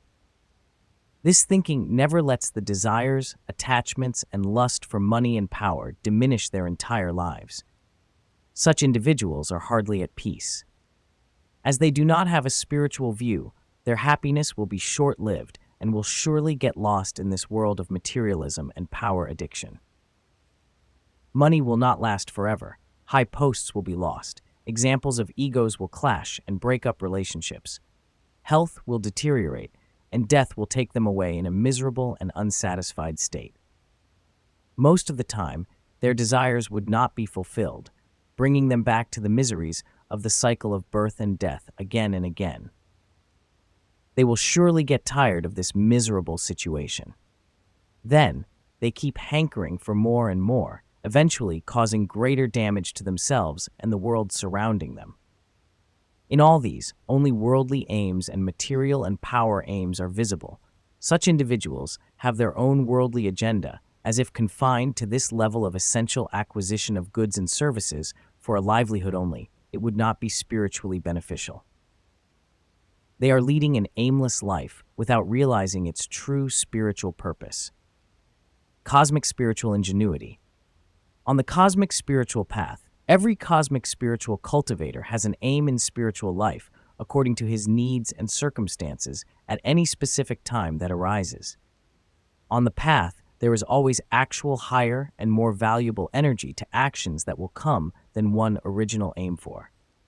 Spiritual purpose in success goes beyond and is more specific than just physical materialism. It is more about a meaningful, worthwhile experience that a cultivator commits to for the purpose of enlarging his spiritual wisdom from the action. Experiment and experience from the physical world will eventually benefit in the spiritual sense. It is also much about looking for and creating a meaningful connection environment with something greater than oneself, which can habituate positive results to enhance success and wisdom, such as peace, wonder, satisfaction, gratitude, and acceptance. As I mentioned above, success in the triangle requires the basic trifactors of right time, right thing, and right place. Then the fourth force needed to be satisfied as an umbrella of the whole three factors of such success, which, lastly and most importantly, is the spiritual purpose. It carries out the work that can satisfy his action in the utmost sacred cultivation way to improve oneself in spiritual wisdom that brings no harm to others or themselves. By means of spiritual experience, it is extremely important for a cosmic spiritual cultivator who is on a spiritual journey to learn and experience life, to gain true wisdom from his own experience after time and time learning from teaching from his master. However, one ought to build his own inner quality, competency, and persistent practices to truly see his own spiritual purpose and bear fruit from his own actions. At the same time, to be a cosmic spiritual cultivator, you will certainly have to live in a world of people where you can learn, experience, and transform that knowledge into spiritual wisdom. Consistently with this, you have learned that every action that you encounter or plan requires all those factors to fulfill the triangle aspects of the right place, right time, and right thing to be successful.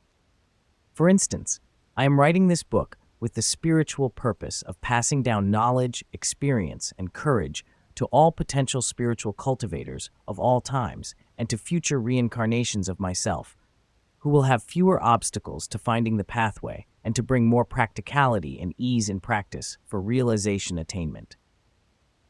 The higher factor that powers the right action should be seen and determined in advance through its purpose in your decision-making for your spiritual evolution. Hence, you must understand what you truly want to explore, understand, experience, and learn from time to time. The action that you may carry out, which should benefit your spiritual wisdom and spiritual enlightenment, and may also bring benefit to other people in general, may not pose any damages or sufferings to anyone or yourself at greater cost.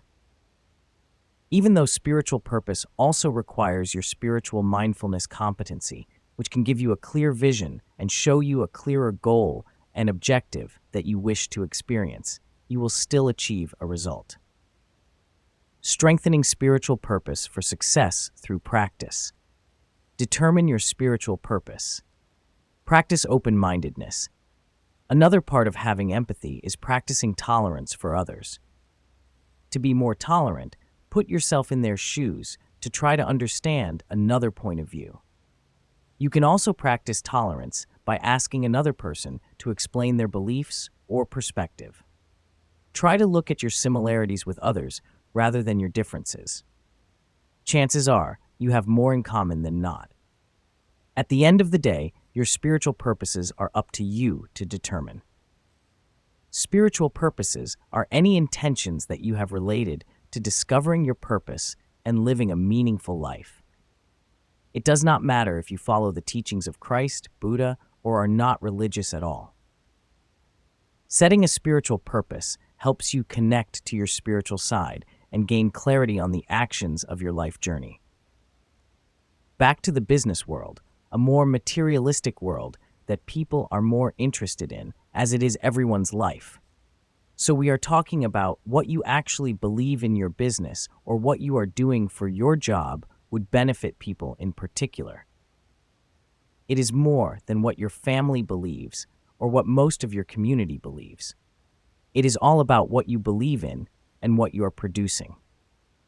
What collection of truths, guides, and observances leads you to feeling a sense of peace in what you do, which encourages you to live a kind and welcoming life that fills you with wonder and joy? Let's talk about the insurance lady I met a few months ago in the supermarket, where I purchased an insurance policy from her. As I mentioned about the benefits, though she was able to give me more benefits in the insurance policy, instead of just answering how better conditions inside the policy were more favorable, she could have told me how peace of mind would be assured to me in the future, that I could be well prepared in case I fell ill and was not able to work, as life is impermanent and so is our health. We never know when we will get sick or die. Her spiritual purpose in selling insurance policies to people is actually a high-merit way to leverage our bad karma, which would always be ready to come to anyone in time when it comes. No one can eventually predict its due time. It's always acceptable to reevaluate your spiritual goals every so often to see your progress and determine how far you are from reaching them. Your spiritual journey may last a lifetime, as it may continue to evolve with new life experiences. Even though change will not happen overnight, by making small, better changes in daily life for the improvement, you can work up to reaching the spiritual goals that you establish. Practice selflessness. Practicing selflessness is an important roadmap to enabling your clear spiritual view and mind, as it is critical to your success in any endeavor to help control the ego self. But without a selfless mind and focusing specifically on your spiritual purpose with worldly action, you cannot expect your actions to be automatically spiritually fulfilled once your other needs are met. Being grateful. You may go through periods of time in your life when you are oblivious to all of the positive things that you have or fail to proactively consider them.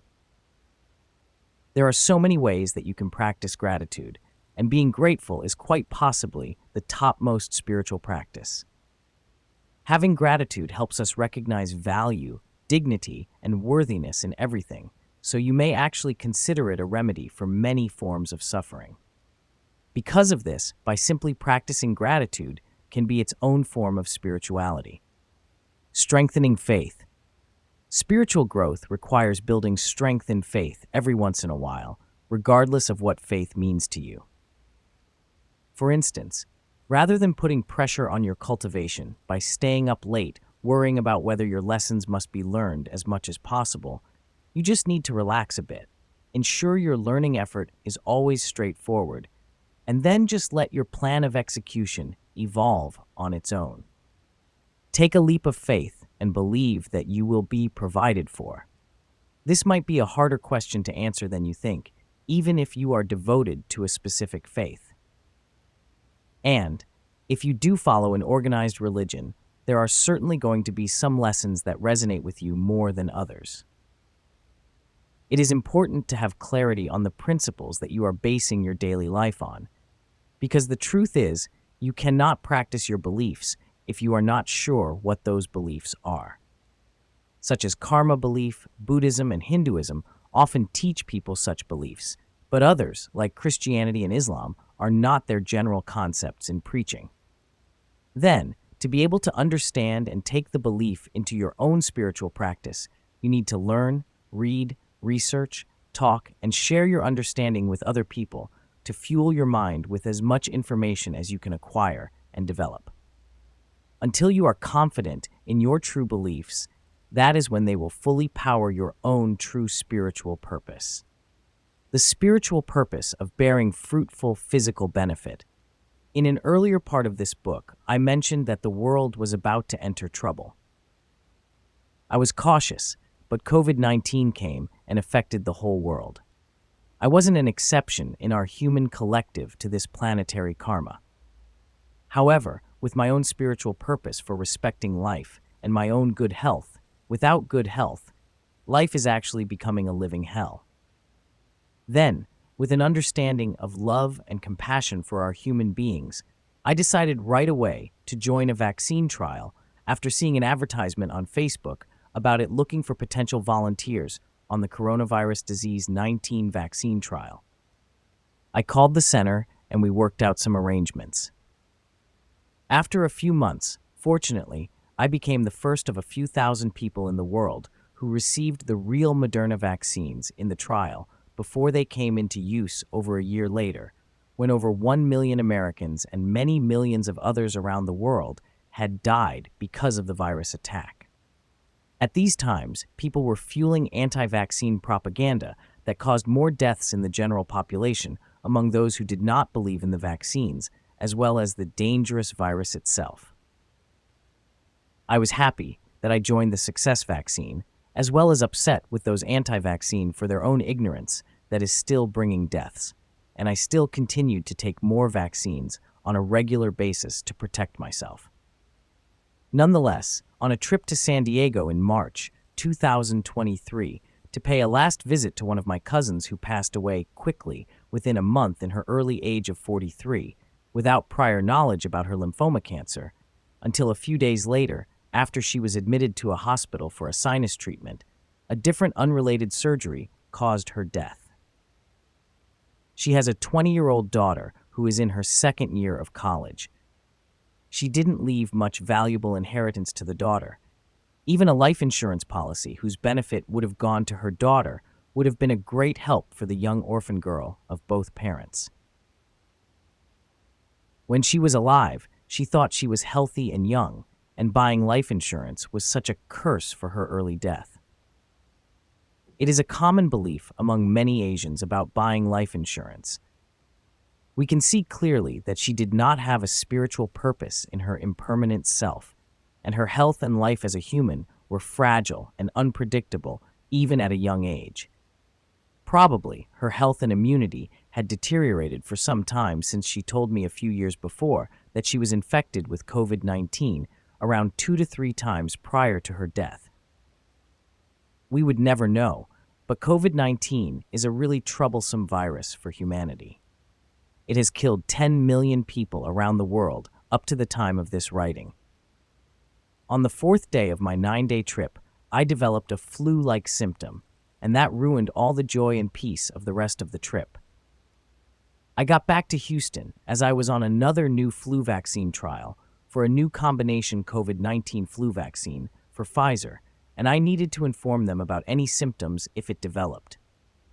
Then I was told that my test was positive for COVID a few days after the visit, during which they drew my blood and took a nose swab.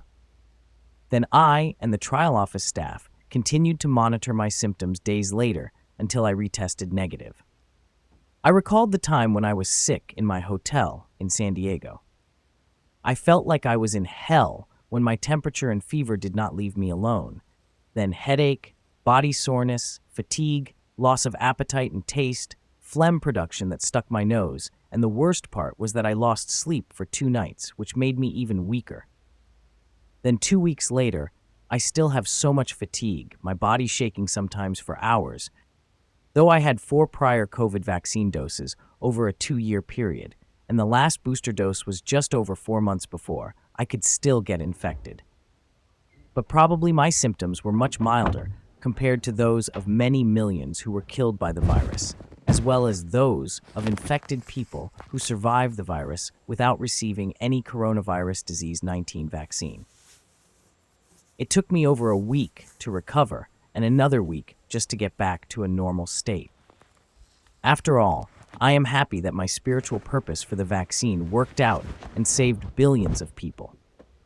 I was also able to save myself after a real infection with the virus, though I went through a hard time during my outstate trip in my hotel, and the infection ruined all my fun. My own spiritual purpose and belief in vaccination have brought me a beautiful result and the natural fight of the infection. Without it, I would have landed in really bad shape or eventually died like other unfortunate millions.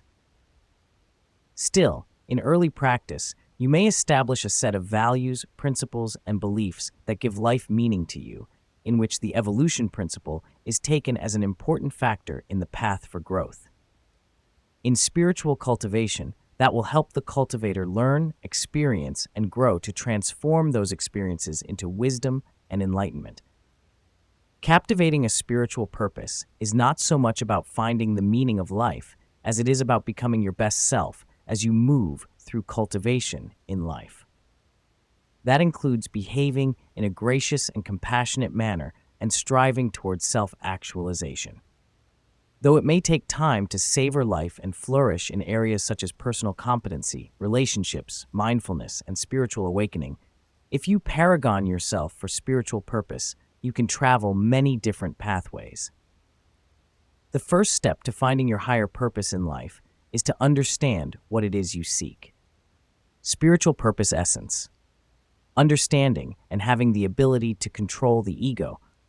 The entire living spiritual life of cultivation is simply getting to understand our true selves, the physical selves, and the self-egos. That call to action is a need to confront our egoic view of the world, and to be able to have a clear view, we need an inner revolution of cosmic spiritual mind to overcome egoic consciousness.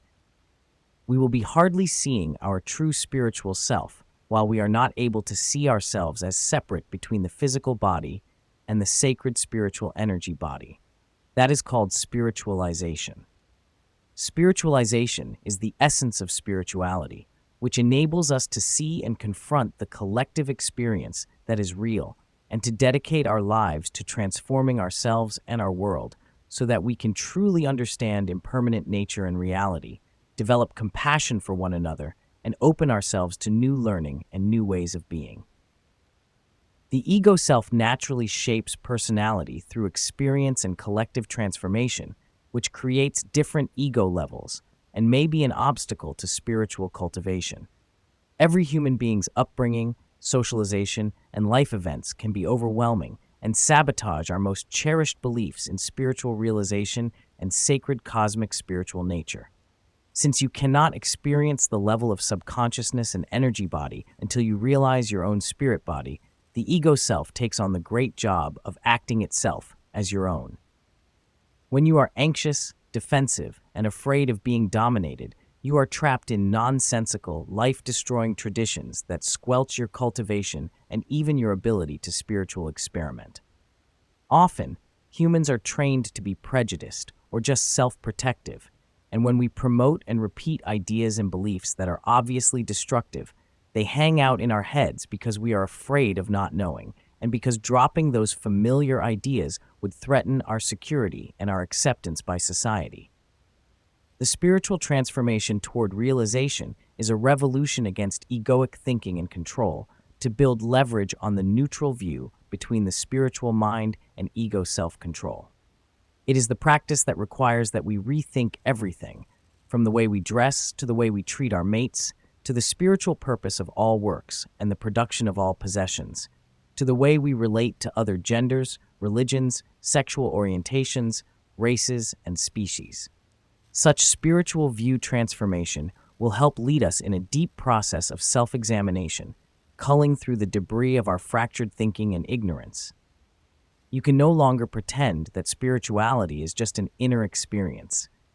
It is our sacred reality to be go-betweens of higher consciousness in the world and the spiritual cosmic nature. Spirituality is the call to care, to connect with the resources you need to succeed, whether that is from any sacred entity, another state of higher consciousness, or through your spiritual master that defines your spiritual purpose.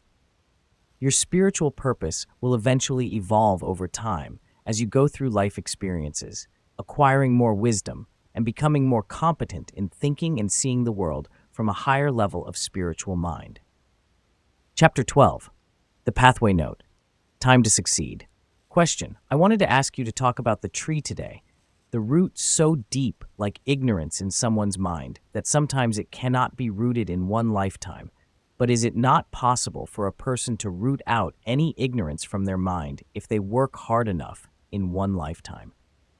I do not know exactly how long it may take for a person to unroot his deep ignorance and attain his own spiritual realization.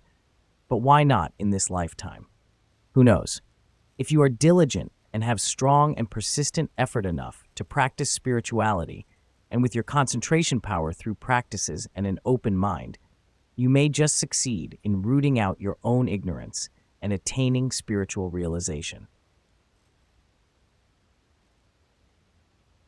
But if you still hold tightly to your old worldly knowledge, your old delusional experience, past things, and so on, and you are not looking for your true realization, you will never find it, no matter how many lives you live. It is important to have a strong will, the wish to find your own spiritual realization path, and the determination to look for it. You may find something. Otherwise, if you do not look for it, how do you find anything? A lot of people seek spirituality through monkhood, priesthood, or clerical life. But sometimes while living such a life, they start to hold tight to their routines and old habits of living instead of discovering their inner selves, and they will not get deep spiritually. They borrow all external knowledge, and they become beggars, as they only borrow knowledge and things from others. Nowadays, if you want to talk about spirituality, you will think of speaking to monks and nuns. They can just tell you from books, be superstitious, or just have ignorant worldly desires. They won't even consider spiritualization as a true path for them to pursue, as it is only for their religion's founders to do, and they already did for them. As a result, even though they may have learned and known many things, they have no chance to realize themselves spiritually. They even build a wall, and it is so thick to protect them from going further into discovering their true spiritual selves. They are already satisfied with what they learn externally. If you are already satisfied with the only external things that religion gives you, there is no way that you can go further, because that is enough for you already. Spirituality is all about individual attainment, but of course, religion is important for everybody as a collective, because if you do not have the urge, you do not have the need, you do not have the want of spiritual realization of yourself, you will never go deep into it. You just stay there with your religious collective. Spiritual realization is only for people who cannot be satisfied with their own answers to their religions and their belief systems. They have a strong need to go further to challenge their impermanent reality and to find their true inner self, the permanent. Timing becomes inessential, not important, and it is no longer a matter of how long it takes. The time frame is just a burden because the further you go spiritually, the stronger you will become with deeper experience in attaining spiritual realization. You will just know and enjoy your true living in every moment with whoever passes through your lives, watching the impermanent life in its own beauties. But does that mean the spiritual cosmic system treats people differently? Not at all, but that depends on how diligently you practice cosmic spirituality. If you are willing to change, to learn, to improve, and to live your life spiritually filled with understanding, love, and compassion, you must be willing to seek the wisdom of enlightenment. This way, you will be better at every aspect you encounter. However, if you do not have such willingness, you are lazy and you commit wrongdoing. And if you do not take the step to bring about change in yourself, then you will suffer your entire life. You are a part of Earth, and it is in the cosmos. The Earth belongs to its solar system, and because of that, everyone is in the cosmos, in the right place on Earth. There is no position where the Earth should be different than where it is, and at the appropriate times of its movement. It is in a position of its own where it has been evolving in its spiritual and cosmic nature since its existence. When you go into outer space, you are basically taking a trip in the cosmos. If the Earth moves further or closer from the cosmic distance of the Sun, it will either become too cold or too hot. No life can exist on such a planet as Earth anymore if it does not stay on its sacred course. Have you ever wondered why Venus or Jupiter are not able to support life while Earth can? It is because their positions in the solar system make their surfaces hostile to support biological life, but it does not mean they are dead for the reason that they are not able to support life. They carry different roles, like they hold sacred spiritual cosmic nature roles in supporting the entire solar system and many different life forms of energy. Hell, a burning fireplace for bad karma. Our bodies are composed of energy, which is living in a physical body, and that defines us as a physical living being. We are all bound by the integration of the energy body and physical body that give us life. We always talk about hell. That is a place where all sinners go. People who bring harm to others will be burned in the deepest pits of hell. There are fires erupting inside the Earth's mantle, which will suck us in once we die. But then nothing can really destroy our energy body. No, after death, your energy body will be transformed into the very basic form of pure energy and full of energy pre-program, which means you lose all your physical consciousness, but your consciousness will be revived once again after being reborn. Maybe you will then become a plant spirit, and you will slowly be back generating the beginning. So that is why they said that some plants are very sacred, and some plants, they said, have the spirits, and they may still keep some personal consciousness, but in the form of the plant, the stone. So, being able to have a human body, intelligence is actually something people have cultivated for a long time. You must have the same karma frequency as the human body. Otherwise, you cannot reincarnate into the human body. Then you cannot be reborn as a human.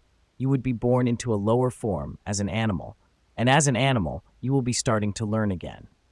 Is the wisdom of enlightenment greater than the wisdom of the evil mind? Wisdom from enlightenment is universal truth and often carries benefit to the whole, while intelligent people with evil minds commit delusional and bad karmas with different degrees of damage to others. Though many people are not spiritually enlightened, they very much possess worldly wisdom in many aspects of the impermanent world. If you talk to an old person, he will tell you about his experience, his long life knowledge of his own wisdom, and how his way of life contributes to his success. For example, an old story of a son's journey through a desert with his aging father. When they became thirsty, and he asked his aging father how to find water, his aging father told him to drink clean water. He should drink water from the water hole where the horse drinks, because the horse will recognize whether it is clean water or contaminated water. The horse never drinks contaminated water. Other examples could be where to find water. His aging father told him to follow the cow when he looks for water because the cow can smell and detect where water is hidden. That is wisdom.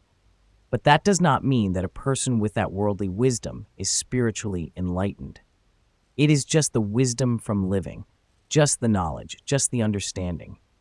They understand the world surrounding what they call wisdom. Everybody has their own wisdom from their lives. Evil people also possess so much knowledge. They know many things, so that is why they use that to commit evil and bad things in their own ways to achieve their bad purposes that cause harm to others. The wisdom of enlightenment is neither delusional nor has its evil deeds within. It is full of understanding of spiritual cosmic nature, love, and compassion, killing humans and intelligent beings in spirituality. There is no black and white in the universe. There is only black and white because of our mind's perception of the actions. Actions are the same in nature, but only the purpose for which you do them is different. For instance, capital punishment is execution. Killing is a crime and a sin, no matter if you kill someone. A murderer kills you, a kid accidentally shoots his mother, or an inmate is executed with the state's mechanism. You consider it legal or illegal based on the nature of the killing, where you live, stay, or whether it is in a city or a forest. Let's have another example about euthanasia. It is a different part of killing. It is sometimes called mercy killing of a suffering person while living in a bad health state. It is still killing. Or even if you kill yourself, being suicidal is still killing. It creates karma by killing a person, or it's another karma repayment circle. It is all karma and debt repayment. As a spiritual cultivator, you should never consider killing an intelligent being in your own spiritual world. Vegetarianism. Will it help my spiritual path to become vegetarian? Will it help me develop a heart of compassion? No, not really. If you think eating vegetarian is purely for spirituality, it is not all or even the opposite. It just makes things more complicated when you have to associate with others who are not vegetarians. It also makes you choosier, makes you more prejudiced about other people's eating habits, and makes your mind narrower and ignorant as you only care about your own eating reference, while you are supposed to be adaptable and not to find trouble. However, if you live in an environment of vegetarianism, then you should. If you live in a temple where everybody is vegetarian, you should. Still, vegetarianism has its own health benefits. You should eat vegetarian when it is possible, or make it part of your meal routine more often. You taught that we should not kill animals ourselves to eat meat. If we eat meat in the supermarket, even though we did not kill them, are we indirectly contributing to the death of the cows? The wind can blow this way or that way, but as a spiritual cosmic cultivator, you know which way you are going, and that is what is important. You shouldn't kill any intelligent living beings for the reason that you are practicing the path of non-killing. However, even if you're vegetarian, if you must eat vegetables to survive, then you're killing the plants too. It's the same thing about killing living things. Vegetables and plants are living beings as well. If you do not give the plant water, they will die, and if you do not give them nutrition, they will not grow as well. The vegetables live as well, though in a more primitive form. They are still alive, they are just living differently.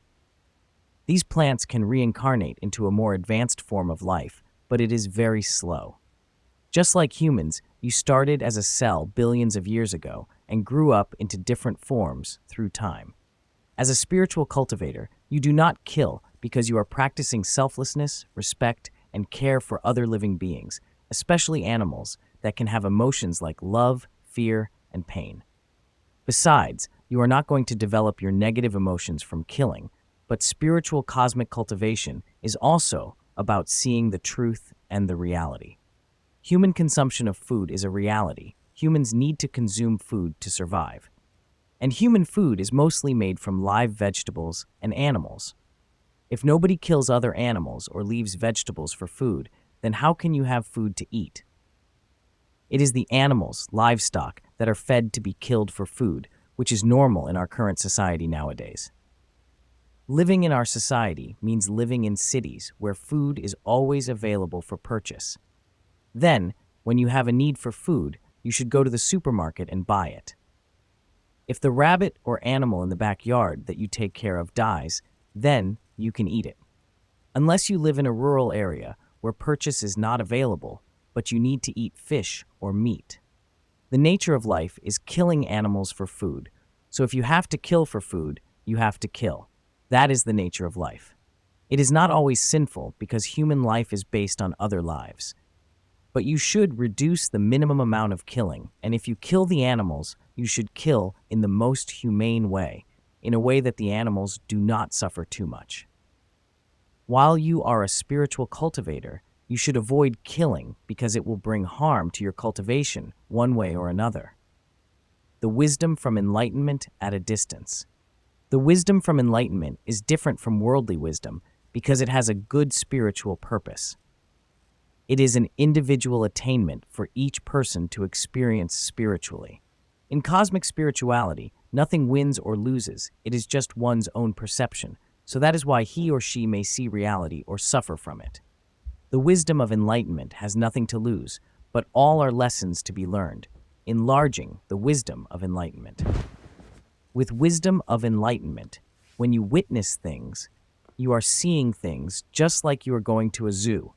Just like you see the monkey, the animals, and the lions may be dangerous, but you are not going to touch them. You are just watching them beautifully from a distance. Remember, you see them in the zoo. You are not going to the forest to touch them.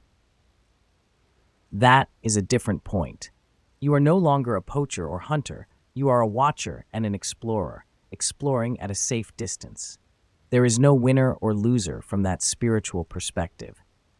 If you are not fighting, why should you have a winner or a loser? What are you fighting for? Winner or loser for what? In spiritual cultivation, you observe worldly events, actions, and your own mind. You are looking at them. You are not involved with them at the beginning. You are not merging with them, and you are not encountering the fight. But you are learning through observation. You do not take sides, so there is nothing to worry about as you are not taking part. If you can learn a lesson from a neutral point of view, it will help to improve your experience with clearer vision on any matter. You will be able to keep your emotions in control. You will be calmer in seeing things, and that will transform into your own wisdom. The enlightenment is always expanding through time and new experiences. Things are impermanent in nature, so you need to improve your own wisdom. Everything in life can be a lesson to learn. Turn ignorance into wisdom. Remember, do not ever say that I am totally enlightened. No, it's not. Enlightenment only has a beginning. It does not have an end. The more wisdom you gain, the greater your enlightenment. The only end is ignorance. At its end, there is enlightenment. Reincarnation. Can you be born as an enlightened person? No, you cannot be born as an enlightened person. Because the physical body cannot inherit all the knowledge, wisdom, and experience of the spiritual realization and of the spiritual energy body. There is a firewall inside the brain that essentially blocks the conscious mind from accessing energy, recorded information in the subconscious. Though you can be born a new person with more exceptional talent and memories from your previous spiritual mindfulness and skills with much clarity. As such, now you see more children born with more intellect, more mindful skills, and more thoughtfulness than children of the past. Because our society is becoming more advanced and people are living their potential longer with their own successes, people die of old age.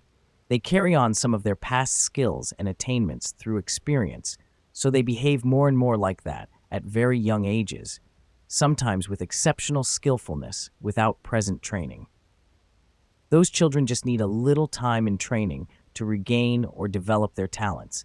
They progress very fast, sometimes extremely fast.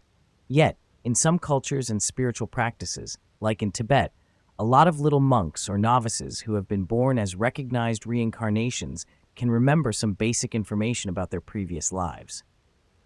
And those reincarnated children are trained to regain their past memories and skills from a very young age, and they mostly will develop their own spiritual path quickly and carry high spiritual qualities and the capability to potentially attain spiritual realization later in life.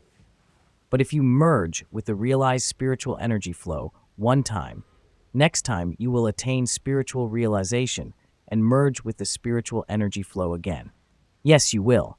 You can be reborn into a different life form, more developed on another planet. Nonetheless, for ordinary people, when the time comes, it will come.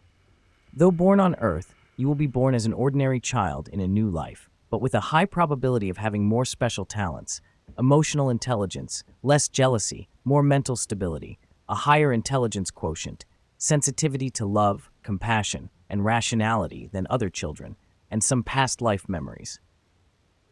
If you are recognized and trained at an early age, you will be able to follow the spiritual path easier, have more potential to grow in spirituality, and gain more respect quickly in the spiritual or religious community where you are taken in. Yet, if you are not born into any spiritual or religious community that can recognize you, the inscription of your past attainments will still stay in your deep subconscious like a volcano waiting to explode sometime later in life. By some potential spiritual activator or spiritual circumstances, you will be involved in the future, which will activate the spiritual urges of your subconscious. On your conscious level, you will be hardly satisfied with what you hear, see, teach, witness, and learn. You will not find religion alone enough to satisfy your deep, unknown thirst for spiritual realization within. The spiritual urge will just push you to find your inner self again, because you had already attained it in your past life, and you will just do it again, no matter what. In addition, it is easy for you to walk that path even without any direction.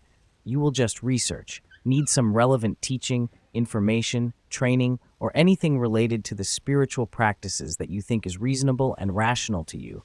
Take it and test it, prove it right or wrong, and you will find your own spiritual realization on your own way. To illustrate, if we look at Tibetan Buddhism, there is an old tradition that has been carried out for many hundreds of years. If a high-ranking monk, or it is called Rinpoche, passes away and reincarnates a few years later, the monastery would be looking for some potential young children in the community with some strange and exceptional behavior who could be a reincarnation of their previous leader. For this reason, they think that when you train children at a young age, they can still retain stronger past life memories and the determination to follow their spiritual path and continue their previous life responsibilities in their monastery. With extensive training, they have strong potential to get enlightened quickly later in life. They can learn much more quickly and faster if they find the right one. If they do not find the right one, then it will take much more time. Nevertheless, they train those children very well. Yet you never know, since each person is different. That is Tibetan culture and practice. How many monks have enlightened there, we do not really know, but the tradition seems like logic in their karma and reincarnation nature. The connection of past life. In fact, when I was a child, I had some strange memories and unexplained beliefs. My senses were much stronger too. I had a thought or a feeling of waiting for some Buddhist monks or someone to come to my house to pick me up, and I would leave with them for my spiritual path. Though none showed up, I never had someone come for me. I used to talk about this with my family, but they did not find it serious, but rather funny, and laughed at me. That made me keep quiet about my retained memory for years later. But later, after a time of spiritual realization of myself, I understand that I was born into a different country where there is no such tradition as Tibet, and perhaps I tried to get away from Tibet's tradition. But nonetheless, the Tibetan tradition of one of my past lives was still strong in my subconscious. I still remember that thought, that feeling, waiting for so many years. I always had, and kept the feeling that I wished to continue my spiritual path, my cultivation, somewhere. I had the wish to be able to go somewhere to cultivate, and it was a strong feeling when I was little. However, I would say that feeling, that wish, and that memory were fading as I grew up, and the older I got, the more I started losing those strong thoughts and feelings. But I always had a strong wish to cultivate. If there was a chance to come, I would never give up. Sometime later, in my mid-20s, as soon as a chance came, I met a monk who told me I could be ordained as a monk in his temple for making merit to the Thai Rama 9 Kings Jubilee on his 50 years of reign.